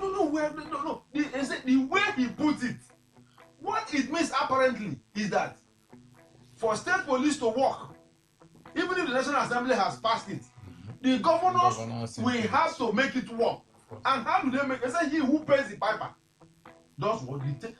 You cannot tell me that if Akpabio, number 3 man in the state, will tell you that the reason they have to allow disobey their own rules. Yep. The reason the Senate will disobey their own rule and bring in somebody who does not or who is not qualified to sit amongst them is so that when the bill gets to their state, they will do the bidding of, So, okay, you can see that idea is dead on arrival. Okay. Because one of the conditions, the state governors who were there yesterday, of course, they represented the governor's fund. One of the conditions, the state, or the likely condition, the governors will give to them is that after all, this is called state police. So we should handle it. Kelly, let me refer you. Years back, there was something called Neighborhood Watch in Rivers State. Yep. You know what happened? I know the man, it was Uche Chukuma. Kelly, this will shock you. There is a church he attended, or he was attending, owned by one Opopo guy in Adon George. What do you know that church? Beside the Years of Wike's house. The owner of that church. Let's leave the name now. Yes, I'm trying to. That's where he was attending as a member of the church. I have people who were worshiping there. They came to me and told me that they were compiling lists of people that will qualify to be in Neighborhood Watch. That Neighborhood Watch. And do you know, Kelly, it shocked me that church or members of the church compiled list and submitted to the Director General of that Neighborhood Watch. And all of them were employed. You remember, he took the military body camp one day. They say, of course, they alleged that it was Amechi that did it. He was a minister. Army from army barracks, body camp, went to Noma and scattered, asked everybody to go, scattered. What does that tell you? Kelly, I'm liking Neighborhood Watch now to state police. Yeah, of course. You can imagine how the recruitment exercise will be. So I am not impressed with this. And again, why the hurry? Why the hurry now? Election is just a few months. Why? You knew that state police can help us for 3 years. You didn't talk about it. You see, they should stop thinking they are impressing me. I'm not gullible as they think. We're pressed for time. I would have interrogated a few things. Getting people from church to join neighborhood safety corps. I'm not sure that's apostasy per se. Is it? I did not also reverse people. What is? No. Kelly, let me even tell you. No. The person who told me this thing. No, you asked a question. One moment. It's not a question. I'm making a comment. I say if I had more time, I would have probed it. But we don't have the time because I have to open the phone line shortly. But there are people in church. He's from there. He did not say that those are the only set of people that will be recruited into the corps. Recruitment may have been done. The first one was that they were going to be trained. It was a training that officers went to Bori Camp and flogged Rivers citizens in Bori Camp. When that incident happened, I was furious because if not for anything, the Neighborhood Safety Corps went through the House of Assembly. It was legislated. And they also members of the House of Assembly looked at that as a legislation, and it was passed. So it went through the process of law. It was political. The APC at that time championed it. Yeah, alleged. No. Oh, for you, The you are APC now. championed it. There were press conferences then to that effect. There were press conferences then. Chris Feinbone, as APC spokesperson, spoke against the establishment of Neighborhood Safety Corps. When the military did what they did, they spoke also. These are facts. Yeah. So I'm not going to allege. These are facts. But one thing I always say, even then till now, is you may have your suspicions against it, but Neighborhood Safety Corps came as a creation of law. It went through the House of Assembly. If we don't want these things to exist, let us shut them down. Unfortunately, you and I don't have the powers to shut them down. But the fact of the matter still remains that it was a creation of law. We are victims. So of when this they did law. what they did and it was time for the training, they went to NOAA. Who gave them access to NOAA? The state can't just. NOAA is a federal government facility. That's a youth service corps training facility. That's a federal government space provided by the state. If the state wants to use it, would they reach the federal government? If the state wants to use that facility, would they reach the federal government? They will apply for it. They would apply for it, so there is a process. And you're sure they did apply. There is a process. It's a federal government facility. Like I said, I don't want to. Facts, I don't want to jump into. Like I said, I don't want to jump into this issue. Let's come back to state police. Are you satisfied? As you are in, jump out. Kelly, you see, yes, you becoming a Akpabio. It's to the extent that you moderate. I'm coming. Yes. I'm coming. You moderate. And you cannot just on one breath say, I'm making a comment. You make statement and need some poking and say, when we have the time for that, we will do it. But why do you make that statement? For because now, you are saying your own statement of facts and you are not alleging. And I want to ask you, Jamala, did you confirm that you applied for the federal government and that place was approved? Jamala, yes. Jamala, I said I'm not going to push probe on this issue. But you have said some certain things. I said I will not push probe on this issue. So you can choose to forfeit your time. Am I satisfied? No, you can choose to forfeit your time. I will not forfeit. So are you satisfied with the process for the creation of state police so far? The process, no, I am not satisfied. Is state police needed at the circumstance? I've been an advocate of those that say we are not ripe, we are not mature enough. We do not have that moral consciousness to have established a state police. But the security situation in Nigeria requires that community policing be adopted.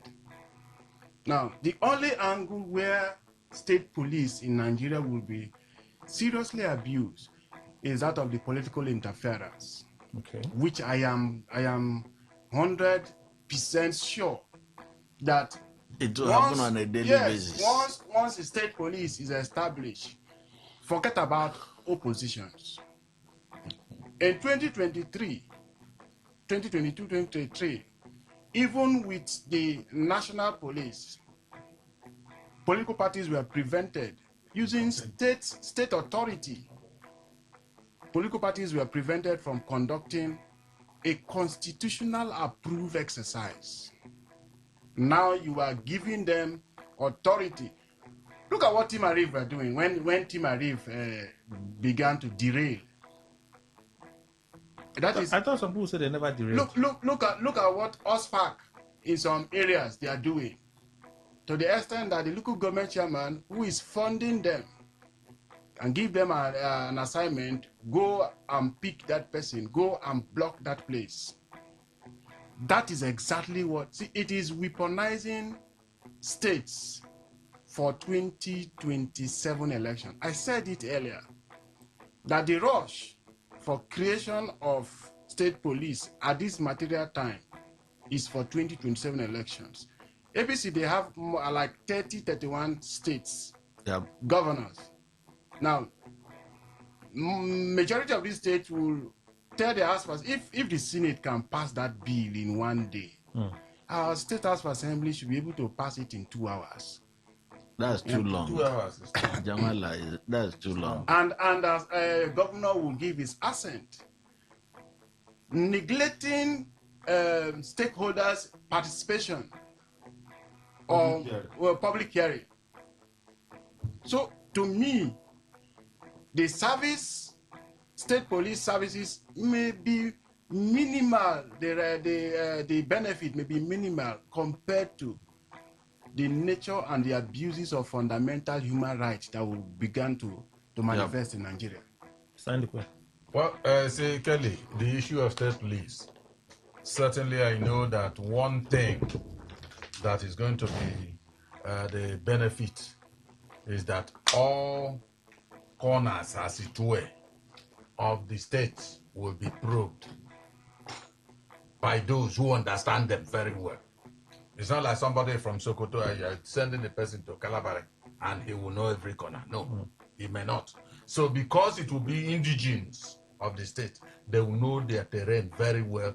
And whether they will do a good job because of that or not, I don't know. But I tell you, the political authorities in the state will squeeze their opposition.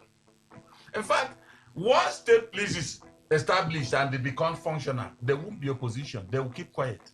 Even as we are in this program, Kelly, they can badge in. I tell you, censorship completely will start off. And so I don't know the benefit. I don't know who is going to benefit. What you may have been saying sincerely and, of course, constructively, they will pick holes in all these things. I'm talking about governors of the state. So I don't know how it's going to benefit us. All right, so let's take contributions from you real quick. We'll take very few calls. We'll read some of the messages. Let's go. 0810951091. Give us a moment.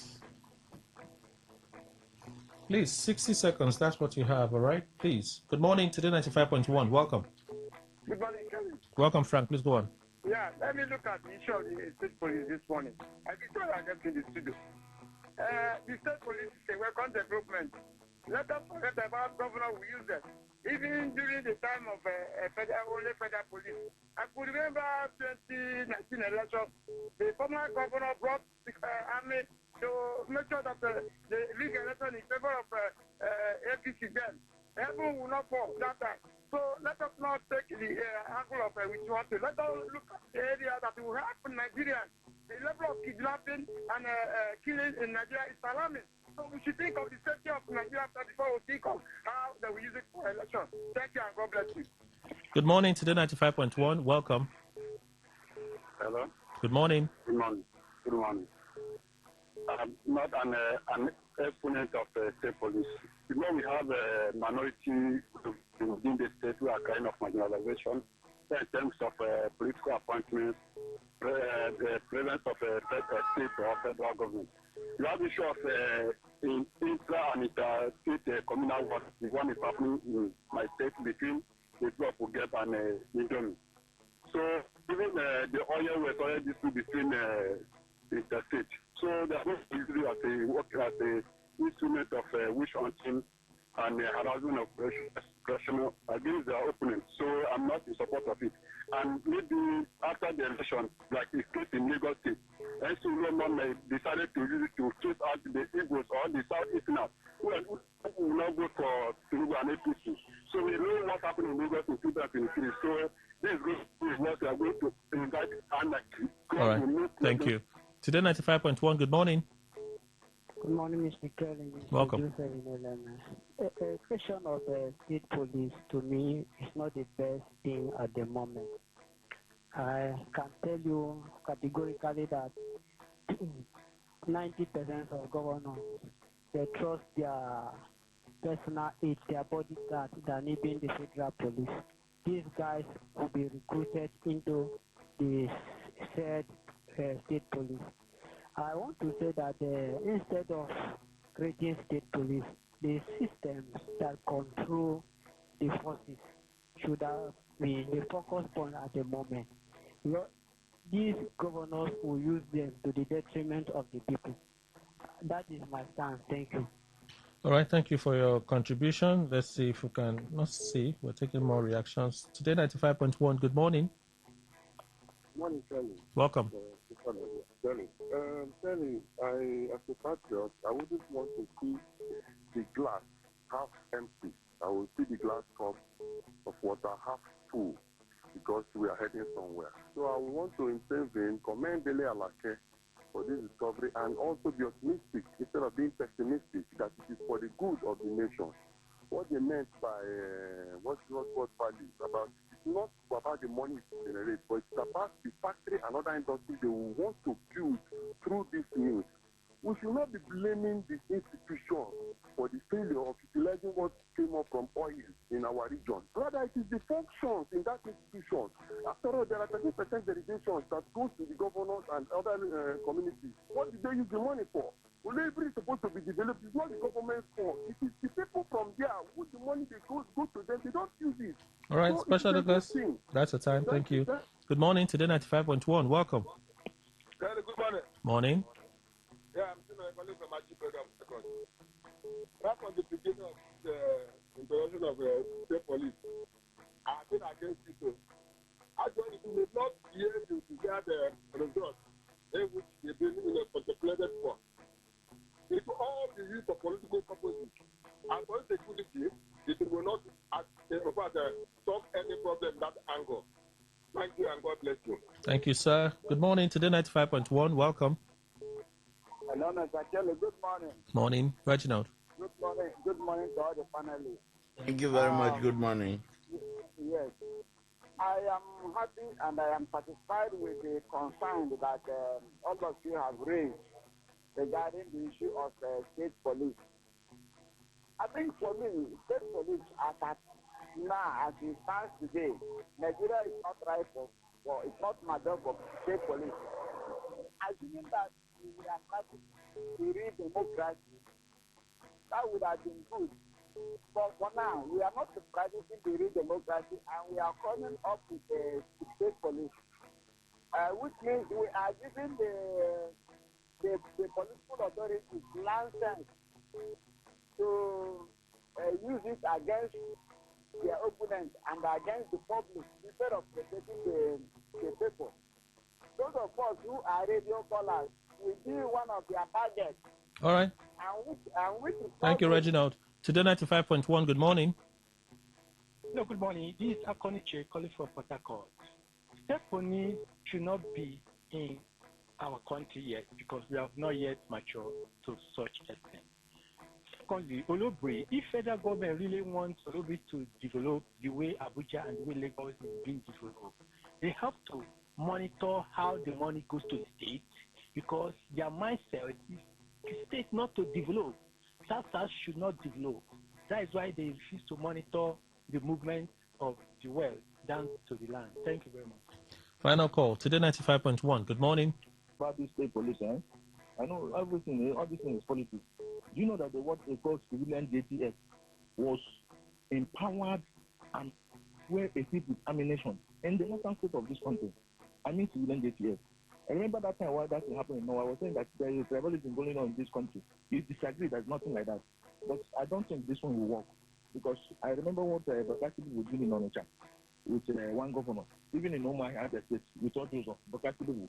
So I don't think the state police is the problem. The problem, people should secure that we should form our old modern vigilant group led by the traditional rulers. Yes, we should form our own. In my place, we use our age grade to do our vigilant group. Every evening, the different groups will come and do their own age grade men. So please, this one will not work. I remember what Bakati did somewhere. All right. This one that happened in Robina, thank you. That's the time. Let me read. Let's go to Facebook straight. I'm an one on price of fuel dropping. The law of gravity, not the work for Nigeria. Okay, Amity Prince, drop from how much to how much? Anything higher than 500 naira is not acceptable by me. Okay, Didiana. Chinwe Madabuchi, prices of commodities in Nigeria don't go down immediately. It takes a while before price goes down. Okay. Thank God, Ability Atuebo, you don't expect price of fuel to drop immediately after the US-Iran peace deal. Gradually, the price will drop. Kufre Okore, it's not a surprise to me. The reason being that this APC-led government doesn't care for its citizens. I'm happy you live here. Which area has the government ever come to our rescue? Me, I don't have hope in this government. Oyemazua Ekeocha. Good morning, Kelly. Thank you for this topic. Fuel stations along GURK Road, Eliozu, They are really adding salt to our injuries. We're still buying at it 1,340 despite the low price adjustment by Dangote Refinery. That's still high. It's a deregulated market, by the way. Justice from Eliozo. Wow, that's sad. Obari Wafo, they see the war as an avenue to hike the price and remain and leave it like that. Okay. Hello, John. Good morning, Kelly and the Pandit. This development describes the insensitivity and corrupt nature of our system. The marketers will be quick to defend the situation by telling you that their supply was bought at the old rate. But would that have happened if the price went upward? Olatubosun Wahid, this is Nigeria where whatever goes up hang in the air because it doesn't obey the law of gravity. Chisom Ronald. You done the custom already. Abdul Ghani Ojimo. Okay, Lorenzo Delight. We have greedy oil marketers in Nigeria aided by the NNPCL. Crude price keeps crashing, but pump price isn't changing. Even the federal government isn't saying anything about it. All right. Those contributions on Facebook. General Post. Dr. Mrs. Sema Libera from Owerri. Good governance has become a luxury in this country. Okay, more than one of those sessions. It's okay to have them. Bex Woko. Sokoto court sentences 3 terrorists to death for arms trafficking.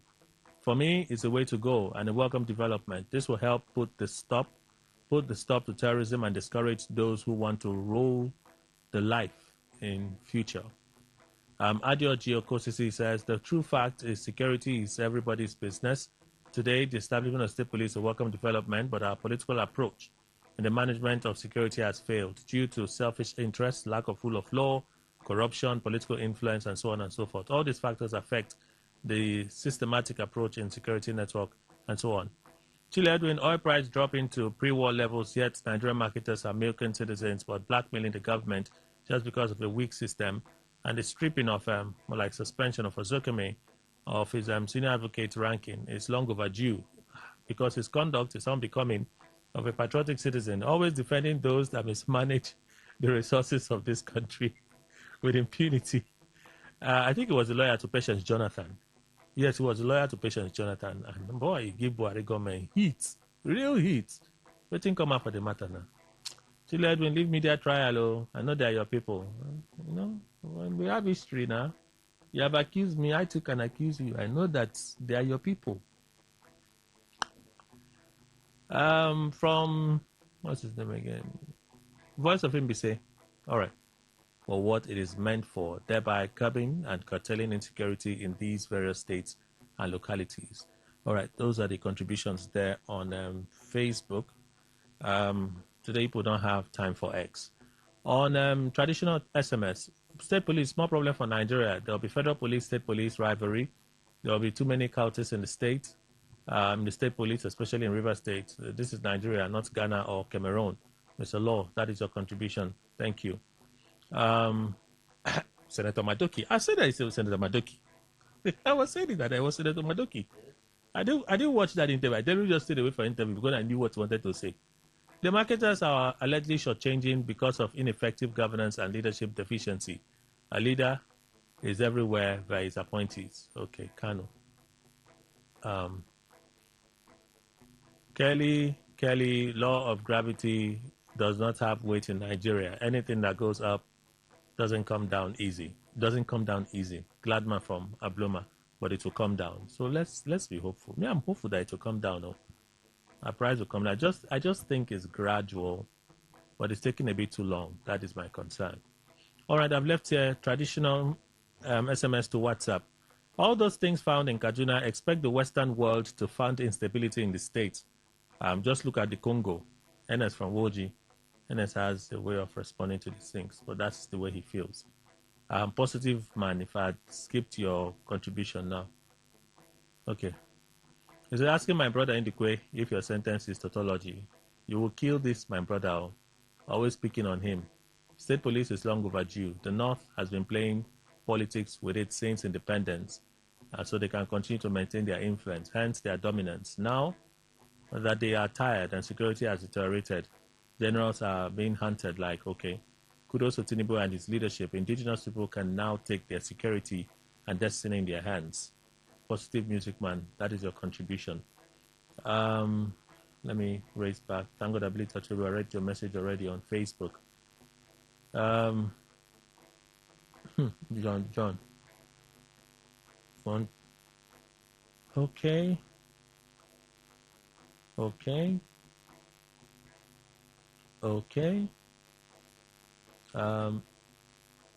Engineer Joe. So we reference Andoka now. No make a topic. All right. Okay. So I think I can do. Seems all of these same Nigerians that are crying that insecurity is in the rise are still the ones picking holes in the creation of state police. Tinubu didn't even have the backing of the APC-led government when he contested for the 2023 election, but he still won. How can they say he's creating state police for him to win? Very decade, that is your contribution. My worry is what happens to this state police when policemen, when they are sacked due to misconduct. Are we not going to have more armed men in the society who can easily go to robbery due to hardship? Just wondering. Abba George, that is your name. I see some voice notes here. Let's quickly take them. Where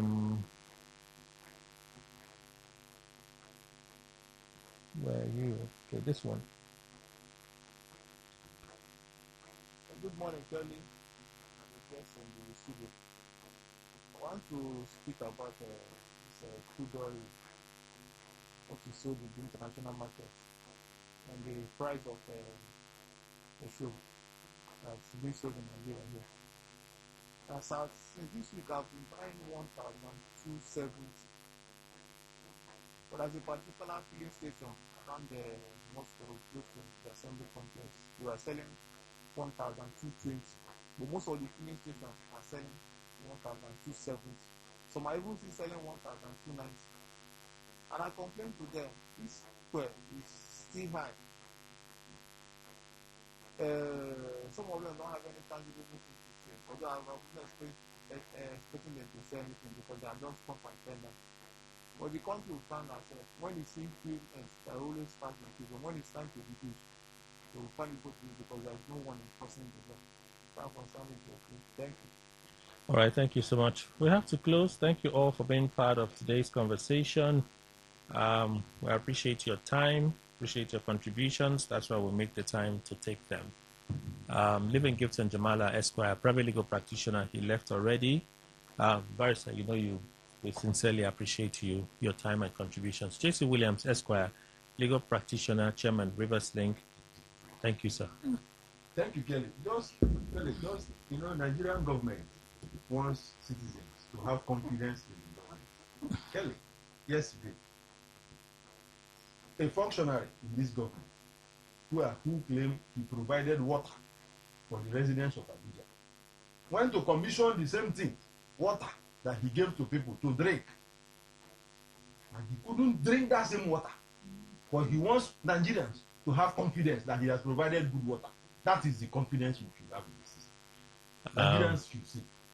Ward Chimeno Esquire, legal advisor to the Federal Commissioner to Mr. President on Christian Pilgrimage, South Zone, Temple Chief, and the Voice of Para Kingdom. He left already.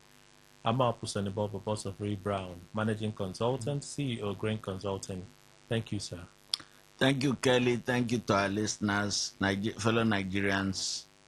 The confusion is increasing, but let's be clear that we want democracy to be about the benefit that comes to the individual to participate in running the development of his immediate community as a platform for running development of the state and Nigeria.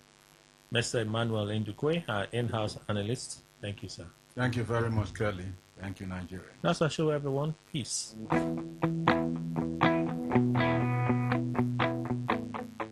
Port Harcourt, are you ready? Today, 95.1 FM, the voice of the people. Yeah, I met your demons, but they do not scare me. I know they'll be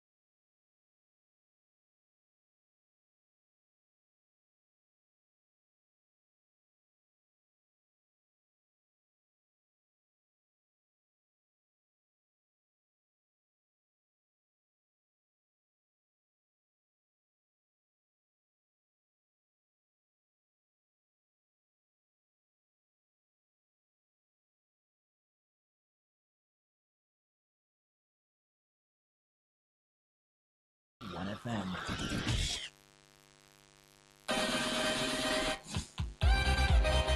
Get ready to turn up the volume and dive into the heartbeat of entertainment. From the hottest celebrity gist to trending music, movie buzz, viral moments, and behind-the-scenes drama. This is where the fun never stops.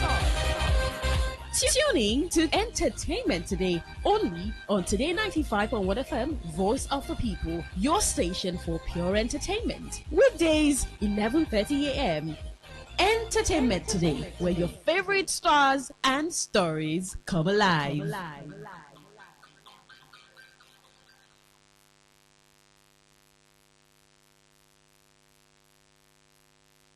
Today 95.1 FM, where news meets insight, sports meets passion, and entertainment meets excellence. Expert analysis from seasoned professionals and our top analysts, informing, educating, and entertaining you. Your voice, your station. We are the voice of the people.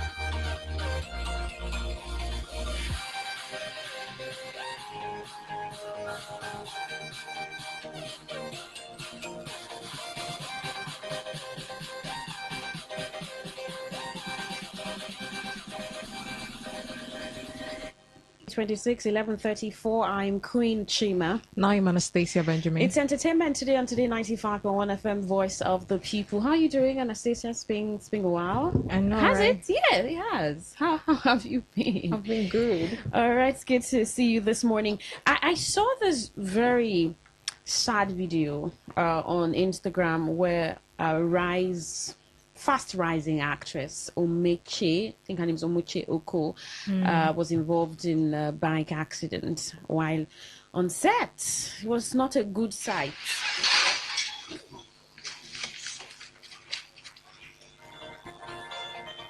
Now, I don't know if the person on the bike driving, I think he's an actor too. Another thing is he that good, right, to ride a bike? And then she fell into this ditch, and then I think something happened to her leg. She was rushed to the hospital. But it just began to bring a lot of memories and also issues pertaining safety on set for actors. She didn't have any helmet, neither did he have any on. I don't like talking about safety when accidents happen because people now think like this is the time to start dishing out those advice. But I think the bottom line should be that people should be careful, right? And also when you're entering bike, you should understand like, can this bike carry your weight? Because I feel like people don't do that mathematics when they want to climb back. They just feel like, oh, any bike could go at that point. But it's a very sad one, but like I said, I don't like giving that advice at that time of the... Maybe it's not even our duty to give safety tips or safety tips rather. But you know what comes to mind for me too is that for acting, because you're acting, because you're staging something, it's make-believe. I think it requires every level of caution. At every level of caution. Then someone says you're just leaving your Christian who worked on the Netflix series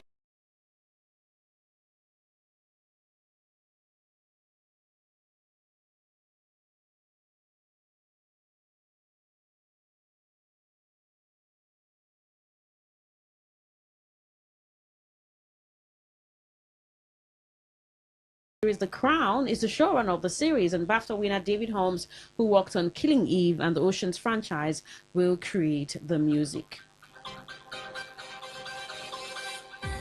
Well, in Nigeria, where Nigerian singer and entrepreneur Mr. Easy and his wife actress Temi Otedola have revealed that they consulted 9 doctors in different countries while preparing for the arrival of their first child. The couple made this known during a recent episode of their podcast, which started trending on Tuesday, where they spoke about their pregnancy journey and the preparations leading up to the birth of their unborn baby.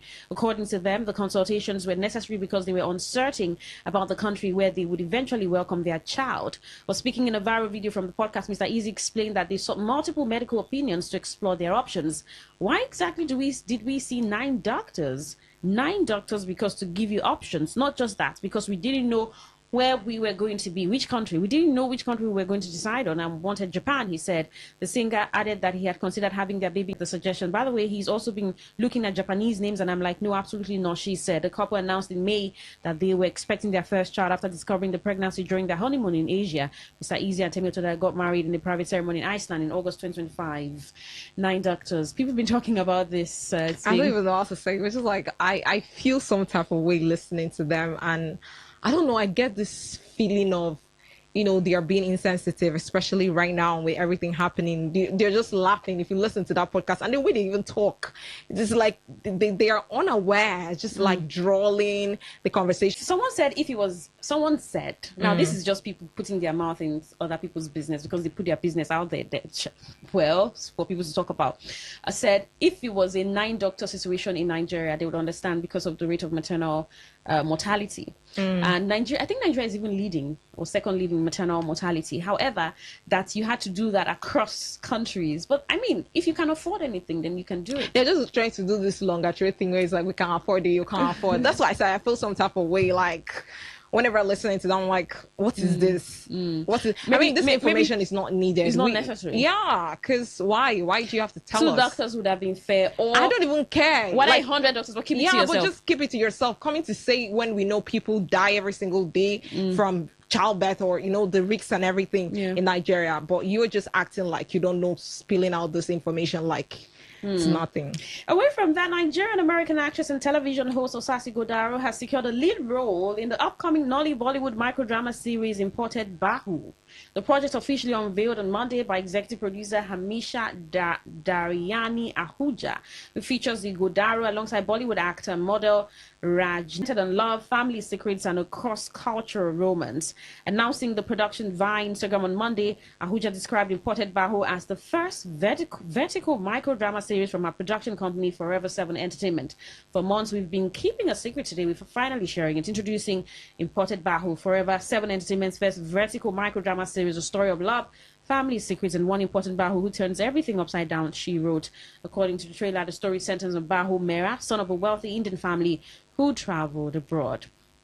His family had expected him to return from imported gifts, but to their surprise, he returns with Nigerian Zara Ogun, played by Igodaro. Zara Ogun, a multi-millionaire CEO of Ogun's Fashion, is portrayed as bold and confident, and she struggles with lack of acceptance by the Buhu's family.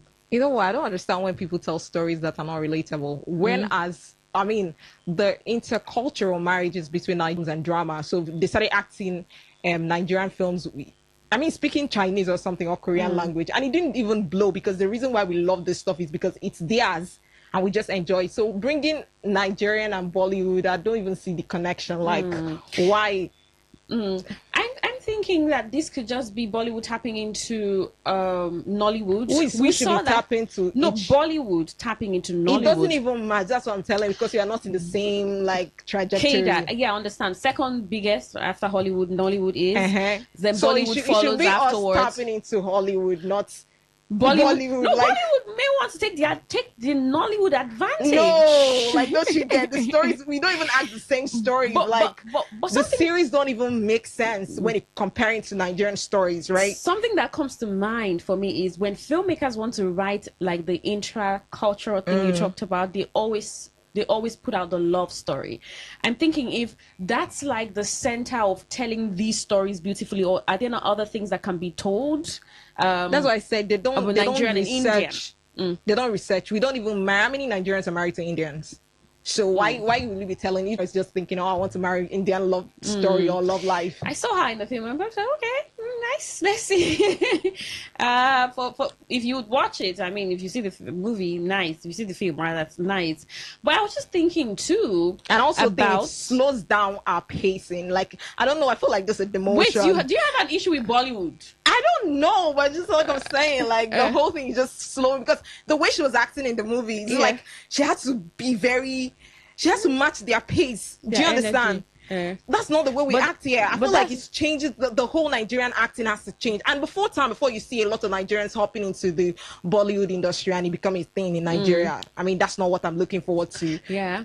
I like that. I mean, she's an actor. She's whatever pace is required of her works. I mean, if she gets into Hollywood, right, and decides to play any role there, it would also. But wait, what happened to Ghanaians and Nigerians? I thought we were doing a lot like 10 years ago. Yeah, until they started. I think there is somewhere they started saying that they should pay them IO or something like that because something. There was a problem that made Nigerian writers or whatever stop casting them. Yeah, because we had the like of Majid Michelle, Nadia, Nadia.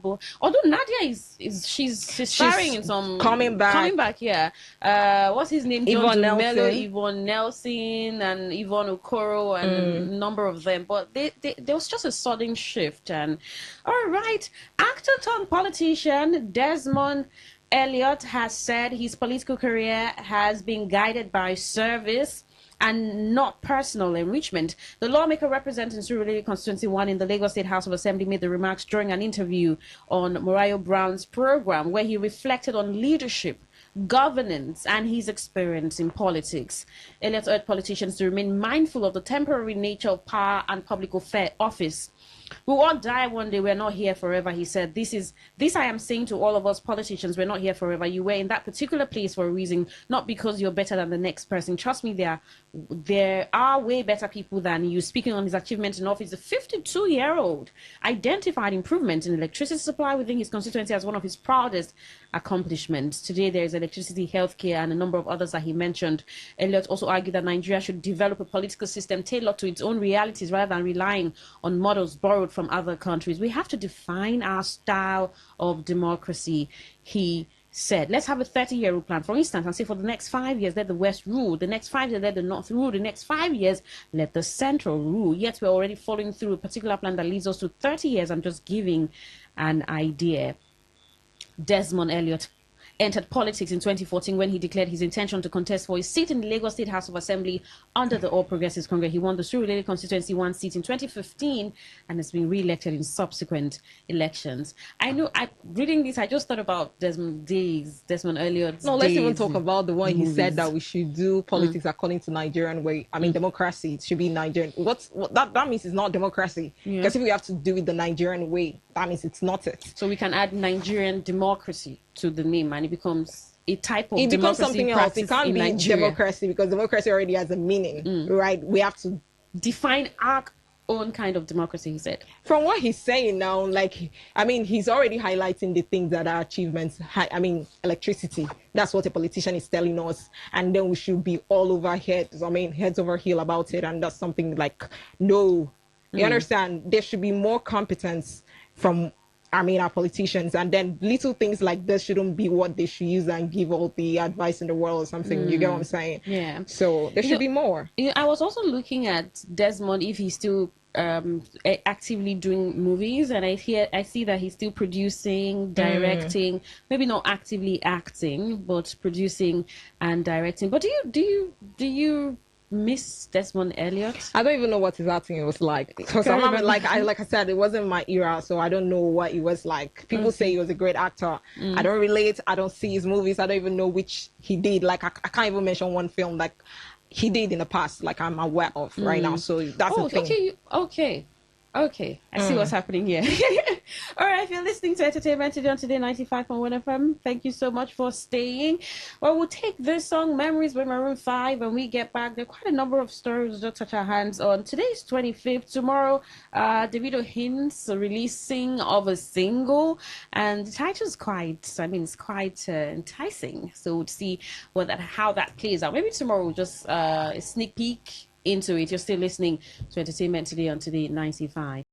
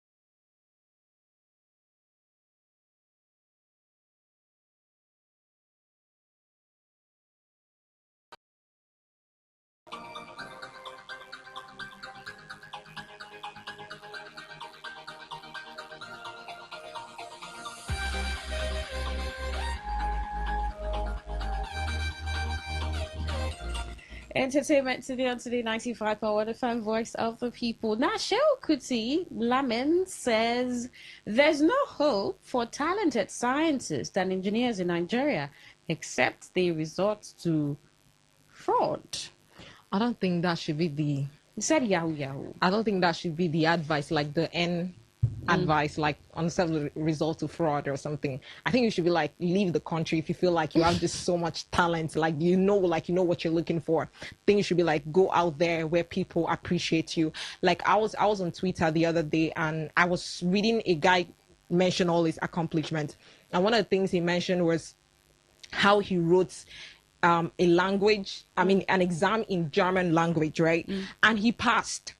You understand? So I'm like, this is so much talent for you to go out there, learn something and become so good. And I think it was doing something about robotics and stuff like that. So I feel like if you know you have the brains, like find your way out of this country so that people will appreciate what you have. So you don't encourage people to stay and build? Because it's nothing for you, yeah. Like there's no hope for you. At the end of the day, it will all go down the drain, like the whole talent, the whole knowledge and understanding. It's just like, what are you doing with it? You understand?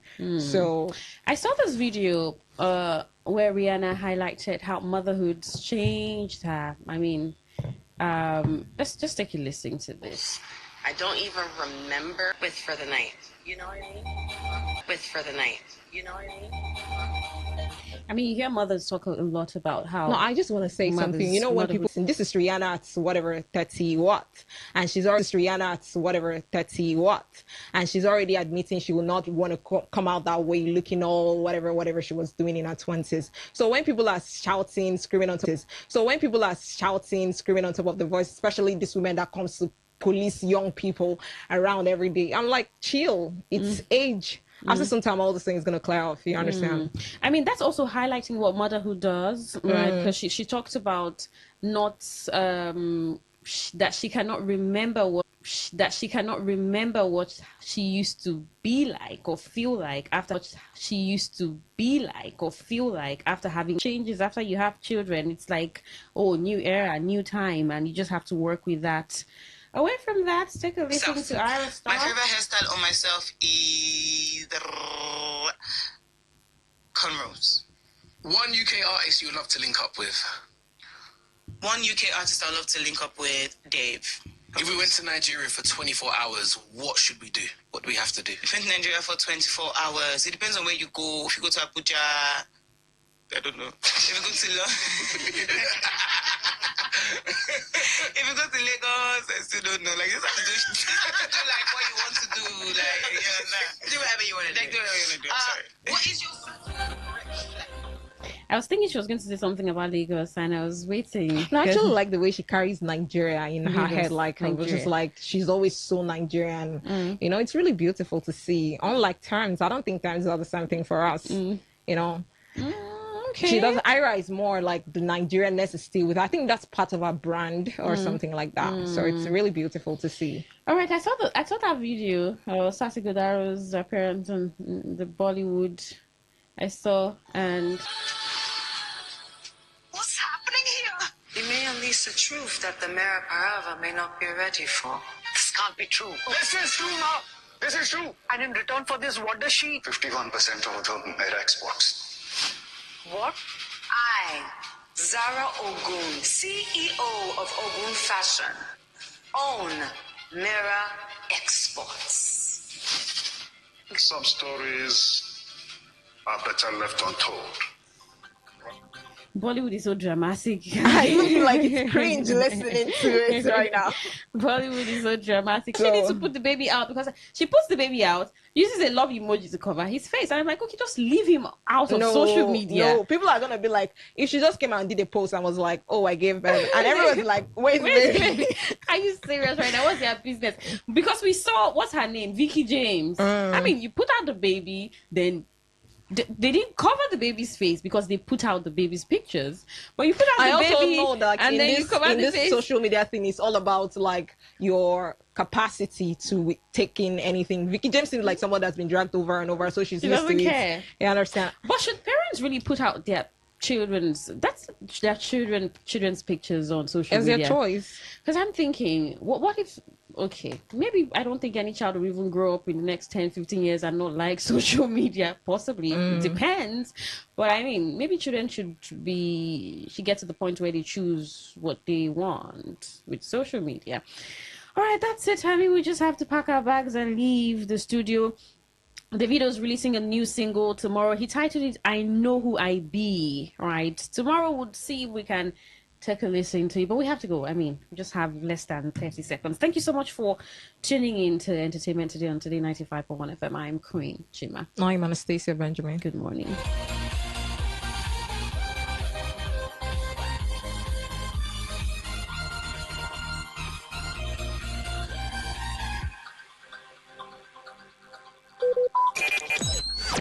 Talk radio. I listen to a lot of talk radio. 95.1 FM. Whether it's happening in Port Harcourt, South, Nigeria, or around the world, we've got you covered. On air, online, delivering balanced news and unbiased analysis. Today, 95.1 FM. This is Today, 95.1 FM, Port Harcourt. News.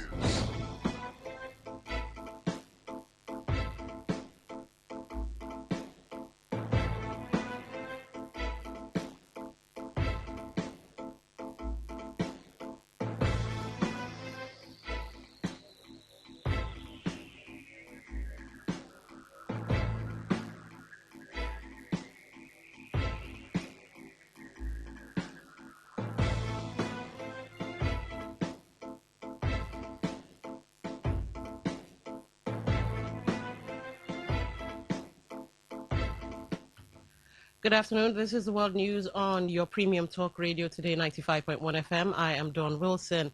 Today in the headlines, federal government evacuates second batch of Nigerians from South Africa.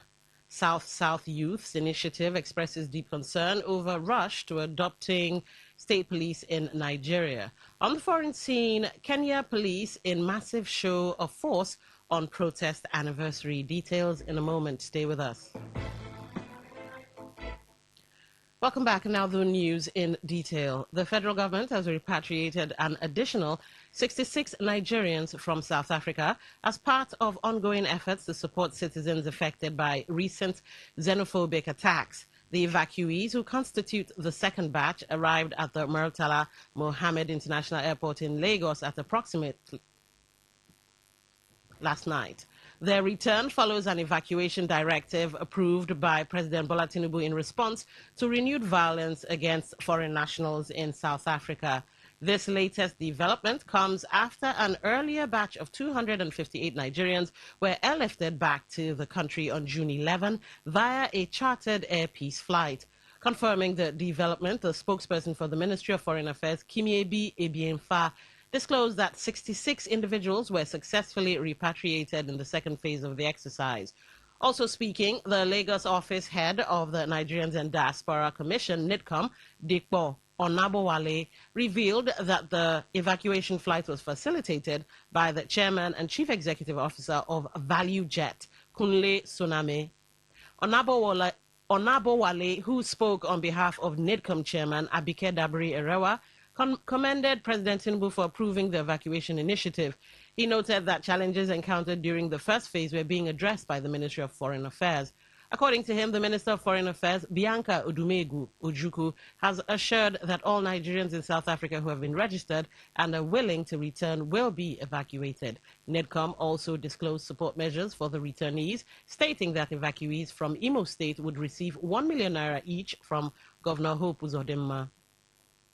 The returnees expressed gratitude to President Tinubu for facilitating their safe return, as well as to Kunle Sename, acting Nigerian High Commissioner to South Africa, Ambassador Temi Tokpe Ajayi, NIDCOM Chairman Abike Dabiri Erewa, and others who contributed to the exercise. The Nigeria Police Force has dismissed claims circulating on social media that a viral video from Katsina State showed a police officer interacting with armed bandits, insisting that the men featured in the footage are registered vigilantes and hunters assisting security agencies in ongoing operations. The force described the narrative attached to the video as false, misleading, and malicious, warning that the spread of misinformation could undermine public confidence in security institutions and hamper efforts to combat crime. A statement signed by the force public relations officer, CSP Anyeti Iniedu, clarified that the individuals seen in the video are duly recognized members of the vigilante group of Nigeria, VGN, and registered hunters operating in collaboration with security agencies in Musawa and Matazu local government areas of Katsina State. According to the statement, the footage captured a routine interaction between a police officer and the community security volunteers as they proceeded to a designated operational area in support of ongoing efforts to tackle criminality and enhance public safety. The force stressed that any claim suggesting the officer was fraternizing with bandits was entirely unfounded and intended to mislead the public. It condemned what it described as the deliberate distortion of facts and the circulation of false information capable of causing public anxiety, eroding trust in security institutions, and frustrating ongoing security operations. The police urged Nigerians to disregard the claims accompanying the video and rely only on information disseminated through official channels of the Nigeria Police Force and other authorized government sources. The statement also warned individuals and groups involved in creating, publishing, or disseminating false information capable of threatening public peace and security to desist immediately, noting that appropriate legal action could be taken against offenders. Reaffirming its commitment to collaborative security efforts, the force said partnerships with legitimate community-based security stakeholders remain essential in the fight against crime and insecurity across the country. Meanwhile, the Inspector General of Police, Olatunji Disu, has revealed that the growing sophistication of crimes across the country has necessitated the use of forensic science and DNA technology than ever in criminal investigations. Disu spoke during the inauguration of the Center for DNA Forensics, Criminal Investigation and Biotechnology Studies in Enugu State, where he described as a critical tool for solving crimes DNA analysis, especially in identifying missing persons, supporting disaster victim identification, and ensuring justice is based on credible scientific evidence. He noted that crimes such as terrorism, kidnapping, cybercrime, armed robbery, and homicide now require law enforcement agencies to strengthen their investigative capacity through advanced technology and intelligence-led policing. He described the new forensic center as a major investment in security, justice, and scientific development.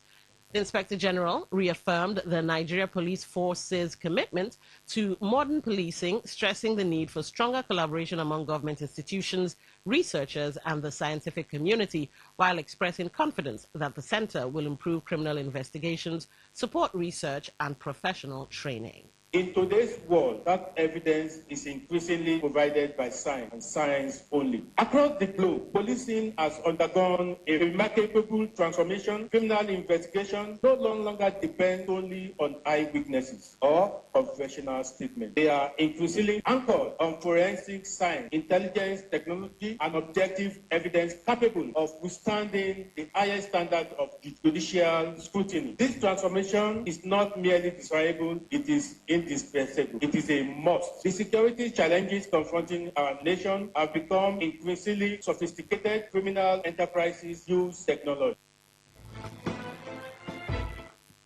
The leadership crisis in the People's Democratic Party has continued to escalate as rival factions separately presented certificates of return and nomination documents to the candidates for the 2027 general elections. Each of the factions insisted that it was the party's legitimate leadership and expressed confidence that the Independent National Electoral Commission would recognize its nominees. The Tanimu Turaki SAN-led Interim National Working Committee and the faction led by Federal Capital Territory Minister Nyesom Wike held parallel events in Abuja where they unveiled candidates and rallied supporters ahead of the next general elections. The development came barely 24 hours before INEC's scheduled release of access codes to political parties for uploading the names of candidates contesting elective offices.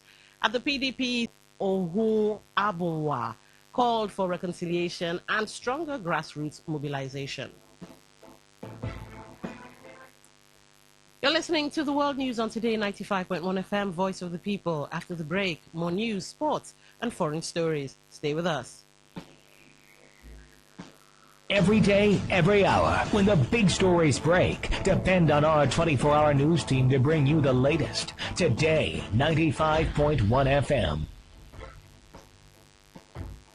Welcome back.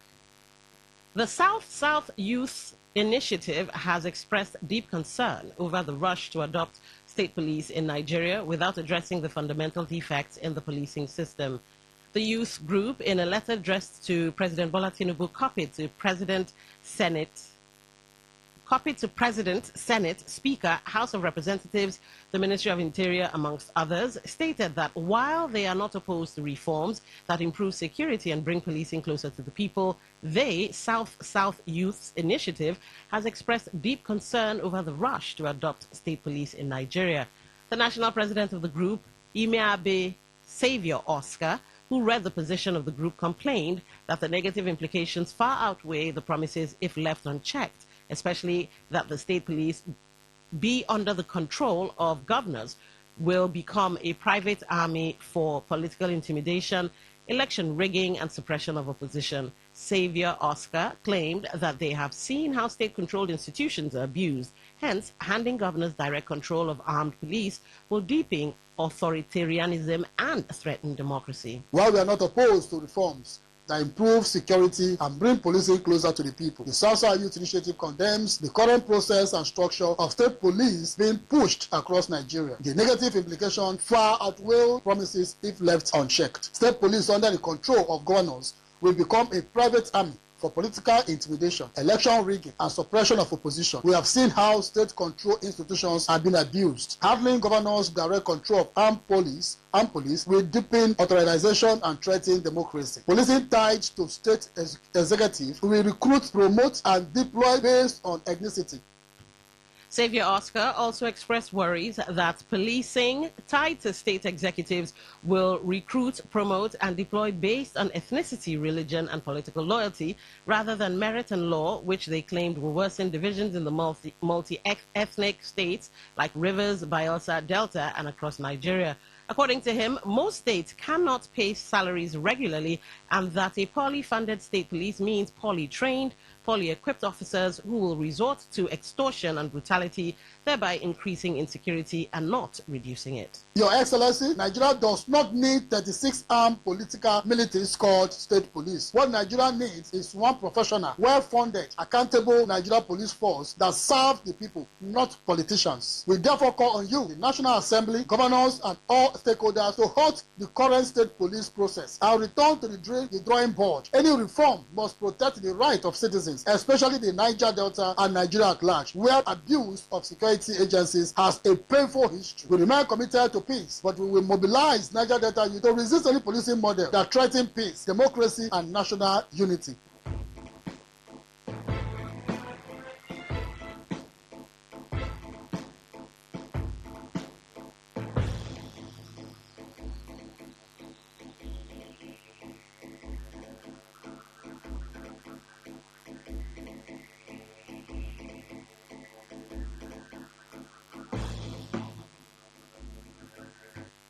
News reaching our news desk revealed that River State Governor Siminalayi Fubara has submitted 2026 to 2028 medium-term expenditure framework to the State Assembly. The letter was read by the Speaker, Rivers House of Assembly, Martin Amewuhle, during plenary today.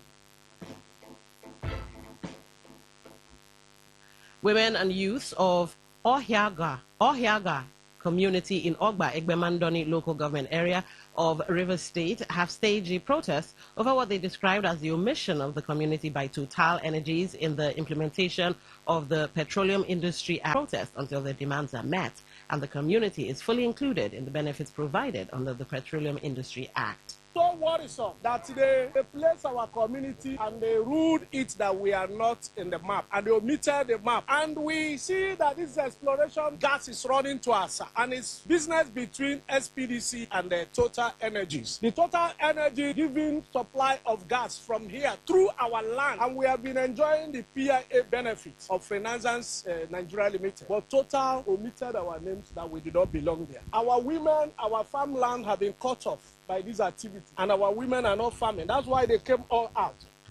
Earlier, the women leader of the community, Theresa Ike, and the chairman of the Community Development Committee, Odiagba Young Ikechukwu, also expressed dissatisfaction over the exclusion, as they said the neglect has severely affected the livelihoods of residents, especially women and farmers, and appealed to Total Energies to urgently include Ohiaga community in the implementation of the PIA. We are here for peace, not for war. You people should bear with us, help us, and put us in total company. Because as we are going out, other women are not giving us our rights because we are not under our Total.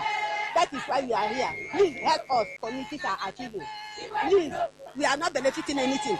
Other communities nearby us, they are benefiting. But Ohuga, we are not benefiting anything. Total oil company neglected our community and bypassed our community to nearby community for not include us in OM58 in their PIA. So that's why the women are suffering, their crops, their farms are not doing well because our land has been polluted by Total oil company. No compensation, no benefit. Also speaking, the chairman of the Oil and Gas Matters in Ohiaga community, Pastor King David Walburu, said indications suggest that the company may not be aware of the exclusion of Ohiaga community from the process, as he stressed that the rights and entitlements of the community must be respected and called for immediate action to ensure justice for the people. This protest is to let Total know, because we feel that they don't even know that we are not in the list of those that are benefiting over this PIA of OML58. So we are appealing to them, knowing that Total is a one company that has been so peaceful in our environment. They've imparted so many lives in our communities. They've attracted development in all our land. We are now appealing to them that whatever criteria they use to include communities like Eleha, community like Ikri, community like Ileta, these are communities that doesn't have oil well, and they are not even close to Total. If whatever criteria they use in including them, they should also use it to include Ohiaga community. On the foreign scene, Kenyan police is putting on a massive show of force in a bid to prevent protests marking 2 years since a landmark Gen Z uprising. The thousands of Kenyans took to the streets in June 2024 against economic hardship and corruption, eventually storming parliament to force the cancellation of new taxes. It was a watershed moment with young Kenyans ignoring traditional ethnic dividing lines, and June 25 has become an annual day of protest as frustration continues with the government of President William Ruto. But they paid a heavy price, with at least 127 people killed across the 2 years of protest, according to a police watchdog, as security forces shot people with near total impunity. Police were taking no chances on Thursday with a slew of roadblocks shutting off traffic on key roads around Nairobi, and schools and businesses shuttered. Many were too afraid to protest, with one young woman telling AFP she did not want to die but wants to work because she is the oldest. Ruto said this week that Kenyans had a right to demonstrate, but warned against anyone mobilized to destroy property or cause chaos. Bentoni Bags Limited, we produce polypropylene branded nylon bags for companies and market use. Oh yes, are you into rice production and packaging of all kinds? Our PP polypropylene bags is specially made for you. Bentoni Bags Limited, we produce top-notch branded bags, nylon for companies' use. Whatever business you are doing, you need our bags for packaging and easy movement. Our products are shopping sacks, agro sacks, nylon, twine, nail sacks, and general PP woven sacks. Locate us at plot in 23 Harbour Industrial Layout, Atani Road, Onitsha, behind the former Paul Mike Sports Stadium, Onitsha. Our contact phone numbers are 0913-966-3639 or 0813-928-4850. Bentoni Bags Limited. Bentoni Bags Limited. Originality is our name. Talk radio. I listen to a lot of talk radio. 95.1 FM. Looking to grow your business? Ready to elevate your brand and reach the right audience? This is your moment to take your brand to the next level with Today 95.1 FM. Your trusted voice, reaching thousands of listeners every single day. From startups to established brands, we create powerful advertising solutions that boost your visibility and drive real growth. Our affordable advertising packages are designed to give your business maximum visibility and real results. Don't just advertise where people are listening. Call us today on 0818-389-2850 or visit our station to book your slot now at Today FM Drive off East West Road, Obiako. Today FM 95.1. Your voice, your market, your success.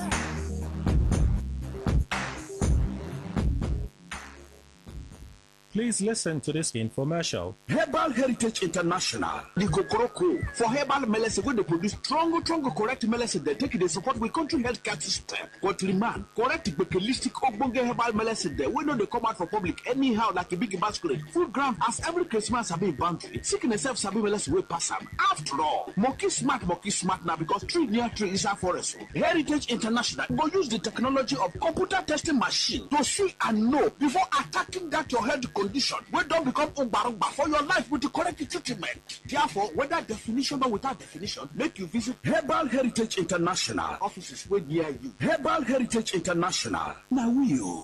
Hello and welcome to the program Roots and Herbs. Roots and Herbs is a program that discusses health-related challenges and suggests possible ways out from the herbal medicine perspective. Roots and Herbs is put together and sponsored by Herbal Heritage International, also known as Baba Yoruba. Baba Yoruba is currently having a special promo package. This promo package will give you the opportunity to enjoy 50% discount on all their products and services. This offer runs while the stock lasts, and at the same time, it will give you the privilege of meeting Baba Yoruba himself at number 24 Ikwere Road, Mile 1 by Education Bus Stop, Port Harcourt. For details and inquiries, 080 33 111 946. I repeat, 080 33 111 946. 080 33 111 946. On today's edition of the program, our topic for discussion is staphylococcal infection. And I have with me in the studio Dr. Otumba Abiodun. Sir, you're welcome to the program. Thank you, Mr. Moderator.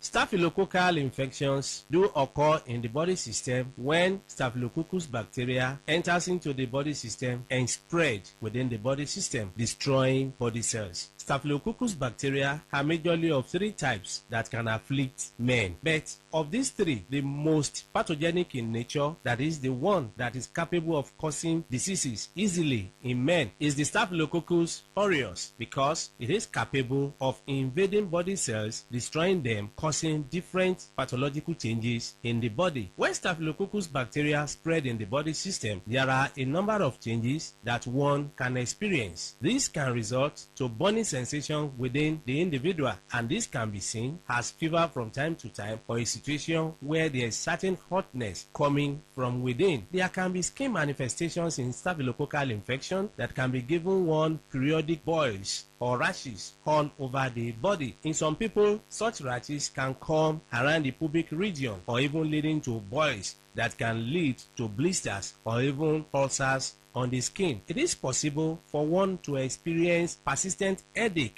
in staphylococcal infection because the body fluid is already contaminated. Staphylococcus, as we know, is a form of bacteria. Any bacteria that is capable of spreading in the body system can lead to reactions in the body that can further damage body tissues. And when this occurs, it is possible for one to experience joint pains in form of infective arthritis. Part of this bacteria can spread deep into the tissues of the heart, affecting the valves of the heart. And when this occurs, you discover that there can be palpitation that some will start witnessing as if they have panic attack. When this is allowed to continue in the body system, it is possible for one to start getting tired easily. There are many people, by walking from one pole to another, they get tired, or by doing just something that is not supposed to be that tasking in terms terms of energy consumption, they discover that it's as if they don't have enough air where they are located within that is already polluted. There is no amount of time such people wash their mouth, you discover that the breath coming out is very offensive. All this can be as a result of pollution of the body system. It is possible if any bacteria is able to dwell so long in the body system to contaminate the whole body fluid and even damage nerves. When nerves are damaged, there can be tiredness. Not only this, it is possible for men to suffer a lot because this can degenerate to a situation where a man is unable to stand like a real man. When a man is unable to stand like a real man, it is seen as a serious challenge because the whole family can be affected. Part of the joy of the relationship can be stolen, and this can cause different rancors in the family. A man that is unable to stand as he should can find it difficult to get arousal. The desire for opposite sex can disappear, and once that arousal is not there, that is the ignition point. It means such a man will not be able to stand like a real man. In some people, the arousal can be there, but you discover that because nerves have been damaged, the transmission from the upper center down to the power point of man, that is in between his two thighs, can be weakened. When such occurs, you discover that such a man can even get arousal or is able to stand, but the type of standing that he has is not strong enough to help him to even get into the act. In some people, they make efforts to get into the act, but you discover that they are unable to spend more than a minute or more before they are exhausted. Mind you, before a man can be called a real man, such a man must be able to have the arousal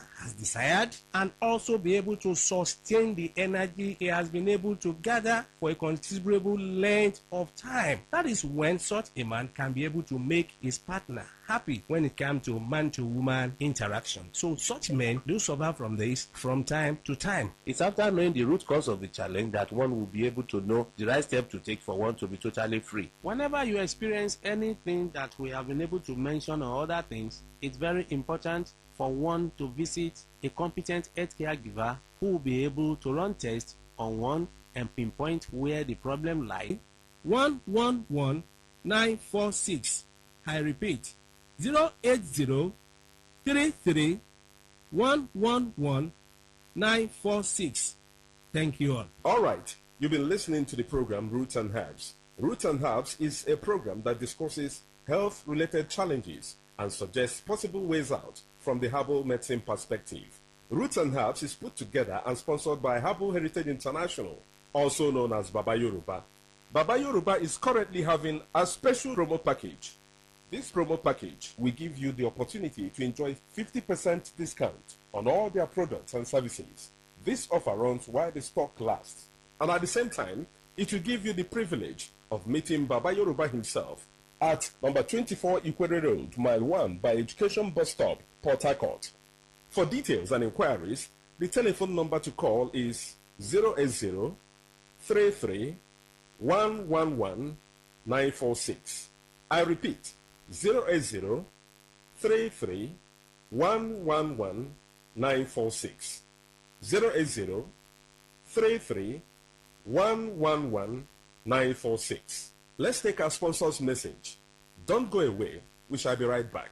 Herbal Heritage International, the Kokoroko, for herbal medicine, when they produce strong, correct medicine, they take it, they support with country healthcare system. Quatliman, correct, bekelistic, ogbonge herbal medicine, they we know they come out for public anyhow, like a big masquerade. Full ground, as every Christmas, have been boundary. Sickness self, sabi medicine, will pass them. After all, monkey smart now, because tree near tree is our forest. Heritage International will use the technology of computer testing machine to see and know before attacking that your health condition. We don't become umbarumba for your life with the correct treatment. Therefore, whether definition or without definition, make you visit Herbal Heritage International. Offices way near you. Herbal Heritage International. Now You're welcome back to Roots and Herbs. Roots and Herbs is a program that discusses health-related challenges and suggests possible ways out from the herbal medicine perspective. Baba Yoruba is currently having a special promo package. This promo package will give you the opportunity to enjoy 50% discount on all their products and services. This offer runs while the stock lasts, and at the same time, it will give you the privilege of meeting Baba Yoruba himself at number 24 Equator Road, Mile 1 by Education Bus Stop, Port Harcourt. For details and inquiries, The telephone number to call is 080 33 111 946. I repeat, 080 33 111 946. 080 33 111 946. Until we come your way again, remain blessed. And that was a paid infomercial. Talk radio. I listen to a lot of talk radio. 95.1 FM. People fixing the world.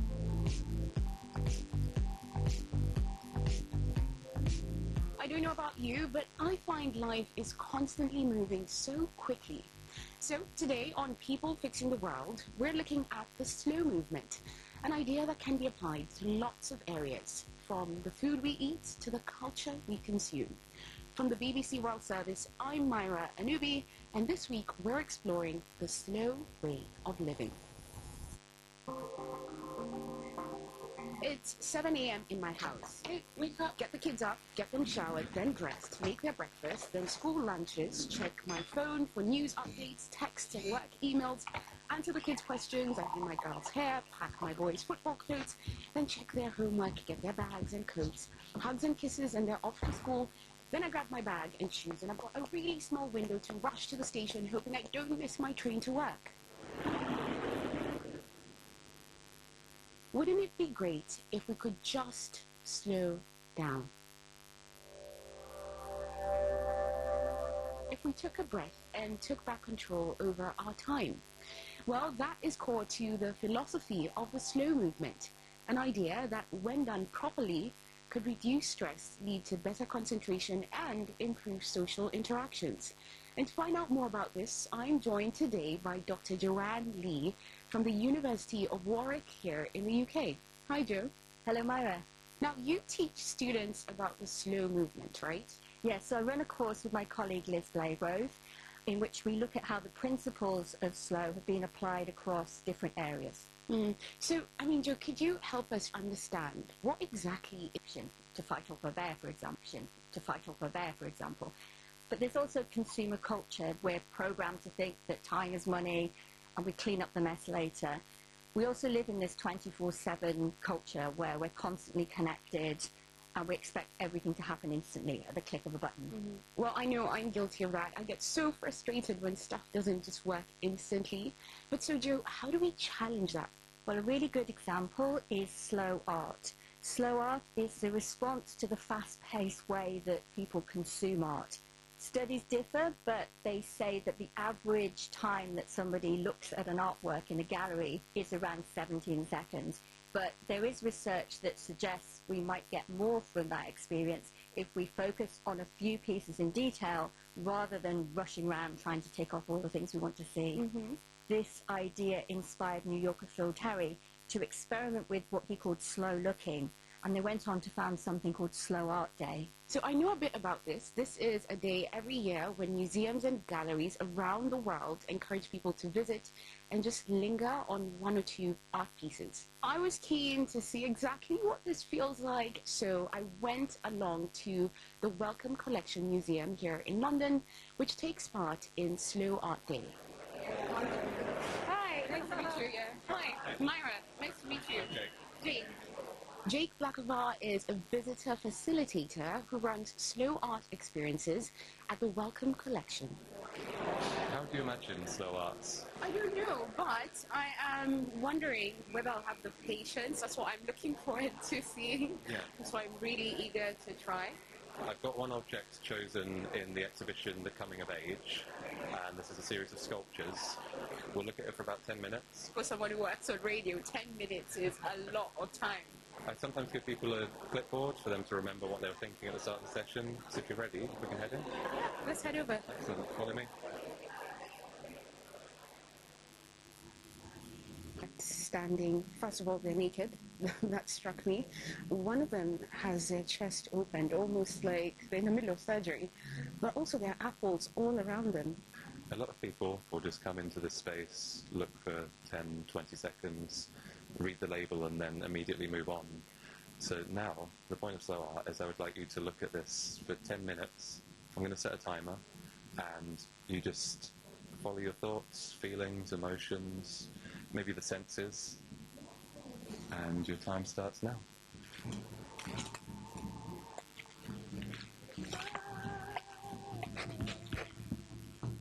Porcelain figures, so easy to break. Exposed, open to the elements. The birds are pecking. They're wasting away. They've given their all. Sadness. Did it feel like 10 minutes? Not really, no. No, I felt shorter. The longer I took looking at them, there's so much more I saw. The title is Wild Apples, and it's by artist Serena Corder. But before I tell you anything more, what were your initial reactions or initial feelings? I actually felt quite sorry for the women. I realized the number of ways that they're exposed, you know. Yeah, there's a lot of vulnerability in there. Does that lead into any meaning that it's trying to convey?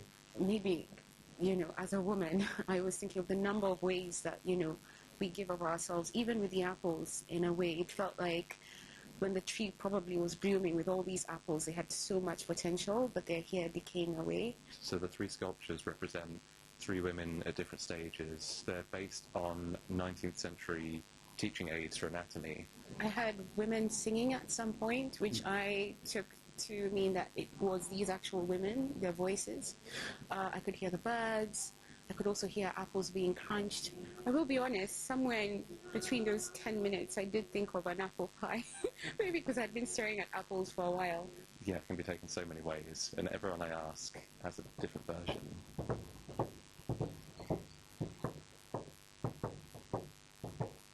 Why was it so important to spend that long? If you're more mindful of your consumption of art, just choosing 3 things that you like enough to spend 5-10 minutes with, it's more rewarding and memorable.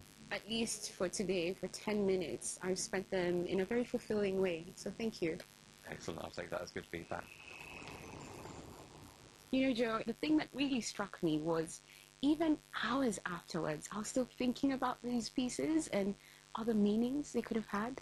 That's really interesting because your response fits perfectly with research that shows when people look at art for a longer time, they had deeper emotional responses. They found more meaning.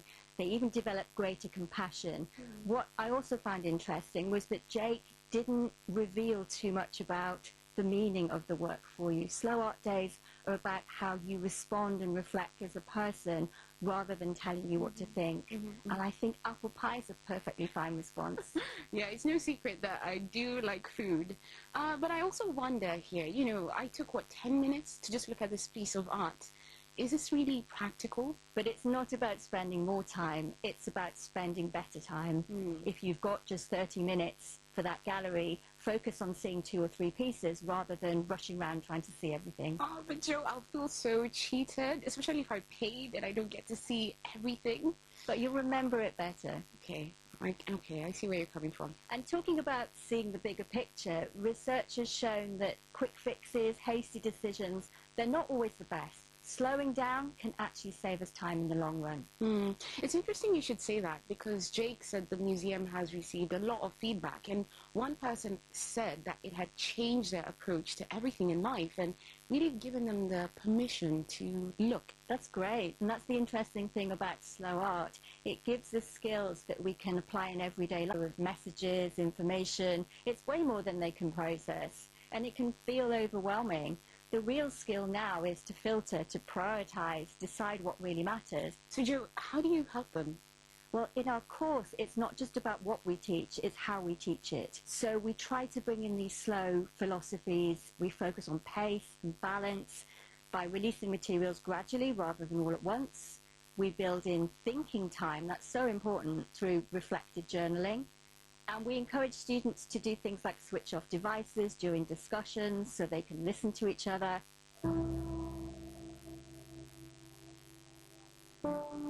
From the BBC World Service, this is People Fixing the World with me, Myra Anubi. Today's focus is all about the slow movement, so being able to take time to pause and reflect as we go through everyday life. Dr. Joanne Lee from Warwick University here in the UK is also with me in studio today. And so we've heard about slow art, but what else is happening in this space? Oh, there are so many examples. I first came across the slow movement with my own research in travel writing. So slow travel is about savoring the journey, spending longer in one place rather than ticking off lots of items on an itinerary. It also means connecting with people and places. Another really good example is slow TV. This was an idea that's really taken off in Scandinavia. In Norway, they've shown long real-time programs like a long train or boat journey, even salmon swimming, knitting a sweater and watching log fires burning. Wow, I think I would enjoy this. And Myra, since I know how much you like your food, something else that might interest you is slow food. Its motto is good, clean, fair food for all. It started in Italy with protests against fast food, and it very quickly became an international movement, expanding into over 130 countries. Well, we sent my fellow food lover to one of these countries. Our reporter in Malawi, Marie Segula, went to see what slow food is doing in her region. It's a hot day as I travel to central Malawi, near the capital Lilongwe, to visit Nalingunde Demonstration Secondary School. I've come right about lunchtime. I see some students walking along the corridors of the school. Some are having their lunch under a tree. It's a beautiful campus, I must say, with red roofs and modern bricks. I'm here to meet Victoria Chatambalala, who teaches both biology and agriculture. This is level 4. She has made it her mission to teach her students about slow food. Wearing a bright yellow dress, she introduces me to her class. Good afternoon. So, what's happening here, madam? As you can see here, we have examples of the local plants. Around 15 students are sitting in rows of desks. In front of them is a table loaded with local crops. Green wild spinach, purple turnips, and brown cassava, which is a root vegetable. Tell me more about the vegetable that I see here. Okay, this vegetable is known as sweet potato leaves. These leaves provide their body with some nutrients for their proper growth and development. Do you eat it at home? Yeah, Okay. I like it so much. Victoria tells me they don't just learn in the classroom. A year ago, her school joined the Slow Food Gardens in Africa scheme. The Malawi branch provided them with seeds, equipment, and advice on how to create their own sustainable garden. Victoria takes me outside to show me the results. I'm standing right in the middle of this beautiful garden with about 20 beds with assorted vegetables. I see some that are watering the plants. I see some that are uprooting the weeds with their hands. And I see some that are looking at the quality of the leaves just to monitor how the crop is progressing.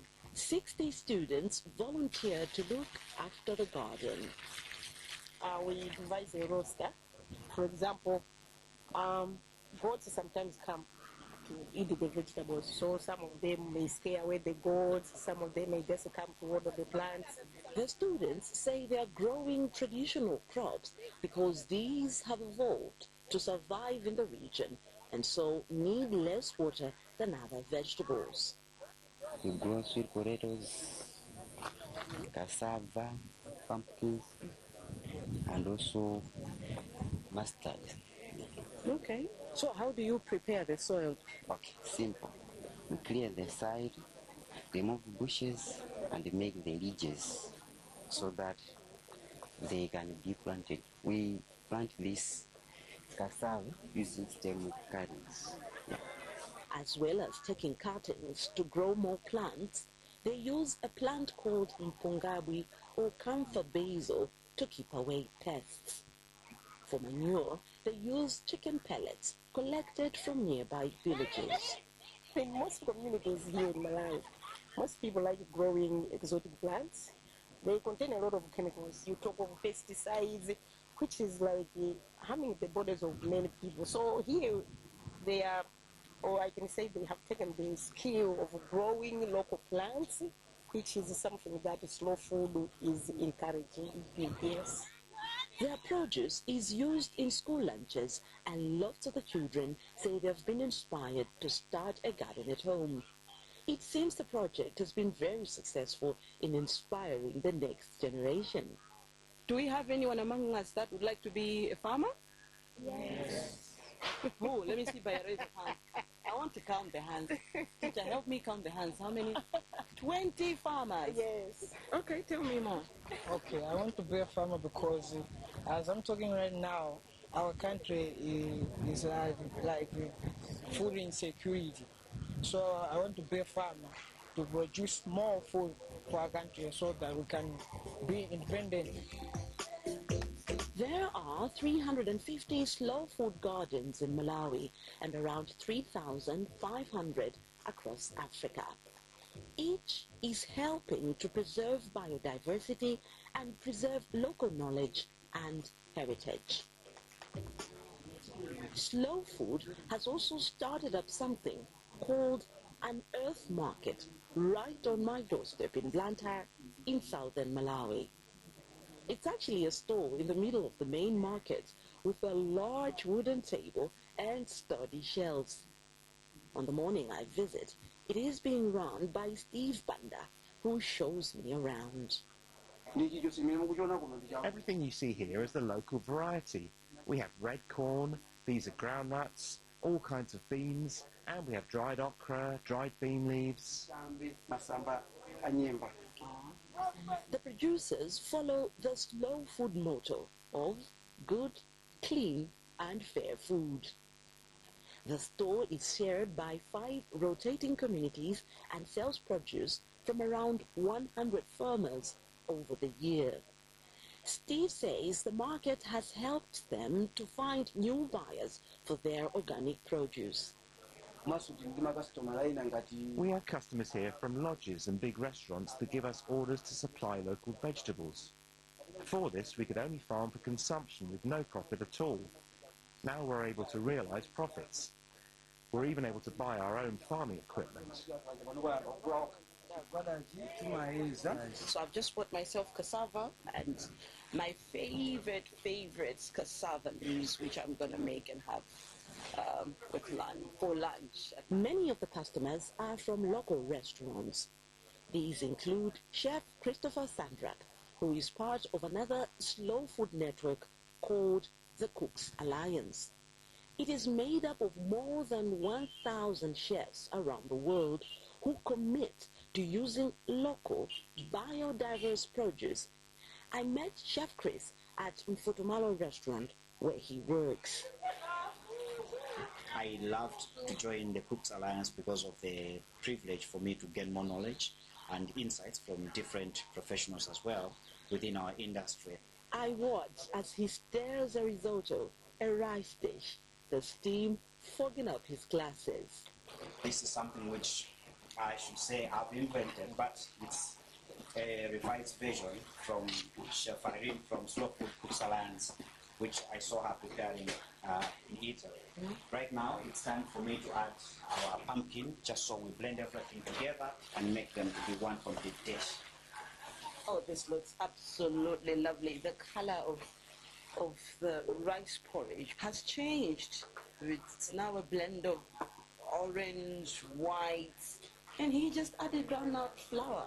Yeah. And it smells absolutely inviting. Yes. Most people, they run through manual work, so they definitely know that if they have a bowl of this, they're good to go. They're good to go. Chef Chris told me slow food was about savoring the whole experience, and I was keen to get started. Okay, so I am about to dive into rice and pumpkin. Oh, this is good. Sure. It's absolutely good. As you can see, I took time when I was preparing my risotto. I'm not looking at a very fast food for you to have chicken and chips and then bye off you go. You know, this is a produce from the good motherland. So we believe that food is medicine. So we're not just giving them the food for them to eat and fill up their tummy, but we know we're taking good care of their health as well. I must say, I still have the plate of risotto, which is almost halfway through. So I'm just going to take my time and benefit. Marie Sagula enjoying her food and bringing us this lovely report about slow food in Malawi. Joe, it's really nice hearing that so many people are involved. We heard from students, farmers, teachers, even chefs. I think that's what really struck me, breaking bread. It's all about family, friendship, connection and hospitality. Slow food can seem quite complex. There's lots of different programs, but you don't have to follow a set of rules. It can be as simple as switching off your devices while eating and savoring what you eat, appreciating where it's come from. Joe, I wonder whether one would argue really with these organic foods, the whole sustainability thing here, isn't it more elitist for the well-off? You could say that, and certainly at the start there was a lot of focus on gastronomic pleasure and taste. But over time, the focus has shifted to the environment and to fair pay for farmers. As we've just heard from Malawi, slow food is about celebrating local products, defending traditions and promoting biodiversity. Well, before we finish, we've had a lot of great things on the program today, but I wonder, are there practical tips that you can give us so we can also be part of the slow movement? Oh, so I would recommend taking a slow walk. Take your headphones out and notice what is around you. Focus on your senses, sight, sound, smell. Another tip, and this is one I really like from Carl Honore, is create a not-to-do list. So take your to-do list and take all the things that aren't really necessary out of it, and that will give you more time to focus on the things that really matter. A not-to-do list. I might just get started with that one. Thank you so much, Joe, for sharing all these slow things with us. Thank you, Myra. Now, we cover many solutions on this program, but this one is certainly the kind that we can all try, even today, being intentional about slowing down. I wonder, how possible is this for you? Remember to reach out and let me know with a voice note to the WhatsApp number +44 8000 321 721. I'll be back next week with more great solutions, but until then, thanks for listening. Talk radio. I listen to a lot of talk radio. 95.1 FM.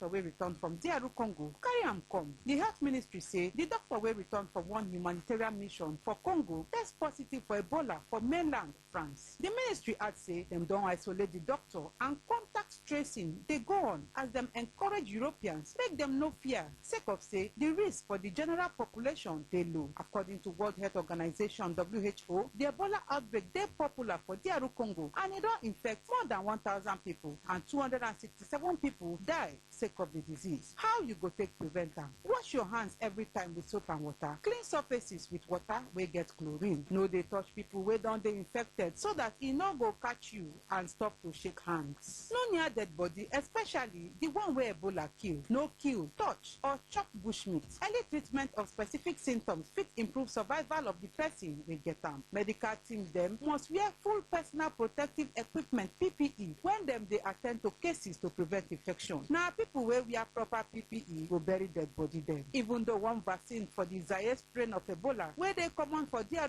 Congo dey, no approved vaccine dey for the Sudan strain of Ebola. Enter bbcpidgin.com for more tori and follow us for all our social media platforms including our TikTok and WhatsApp channel. That's not the breakdown from BBC Pidgin.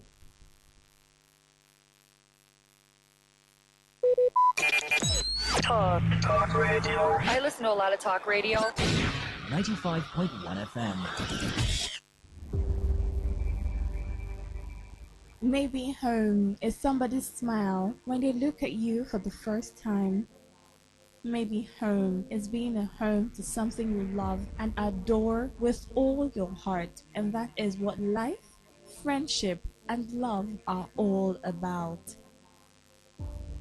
Maybe home is listening to all of your favorite shows on Today 95.1 FM. We create memories. We inspire comfort. We are the voice of the people, and we are home away from home.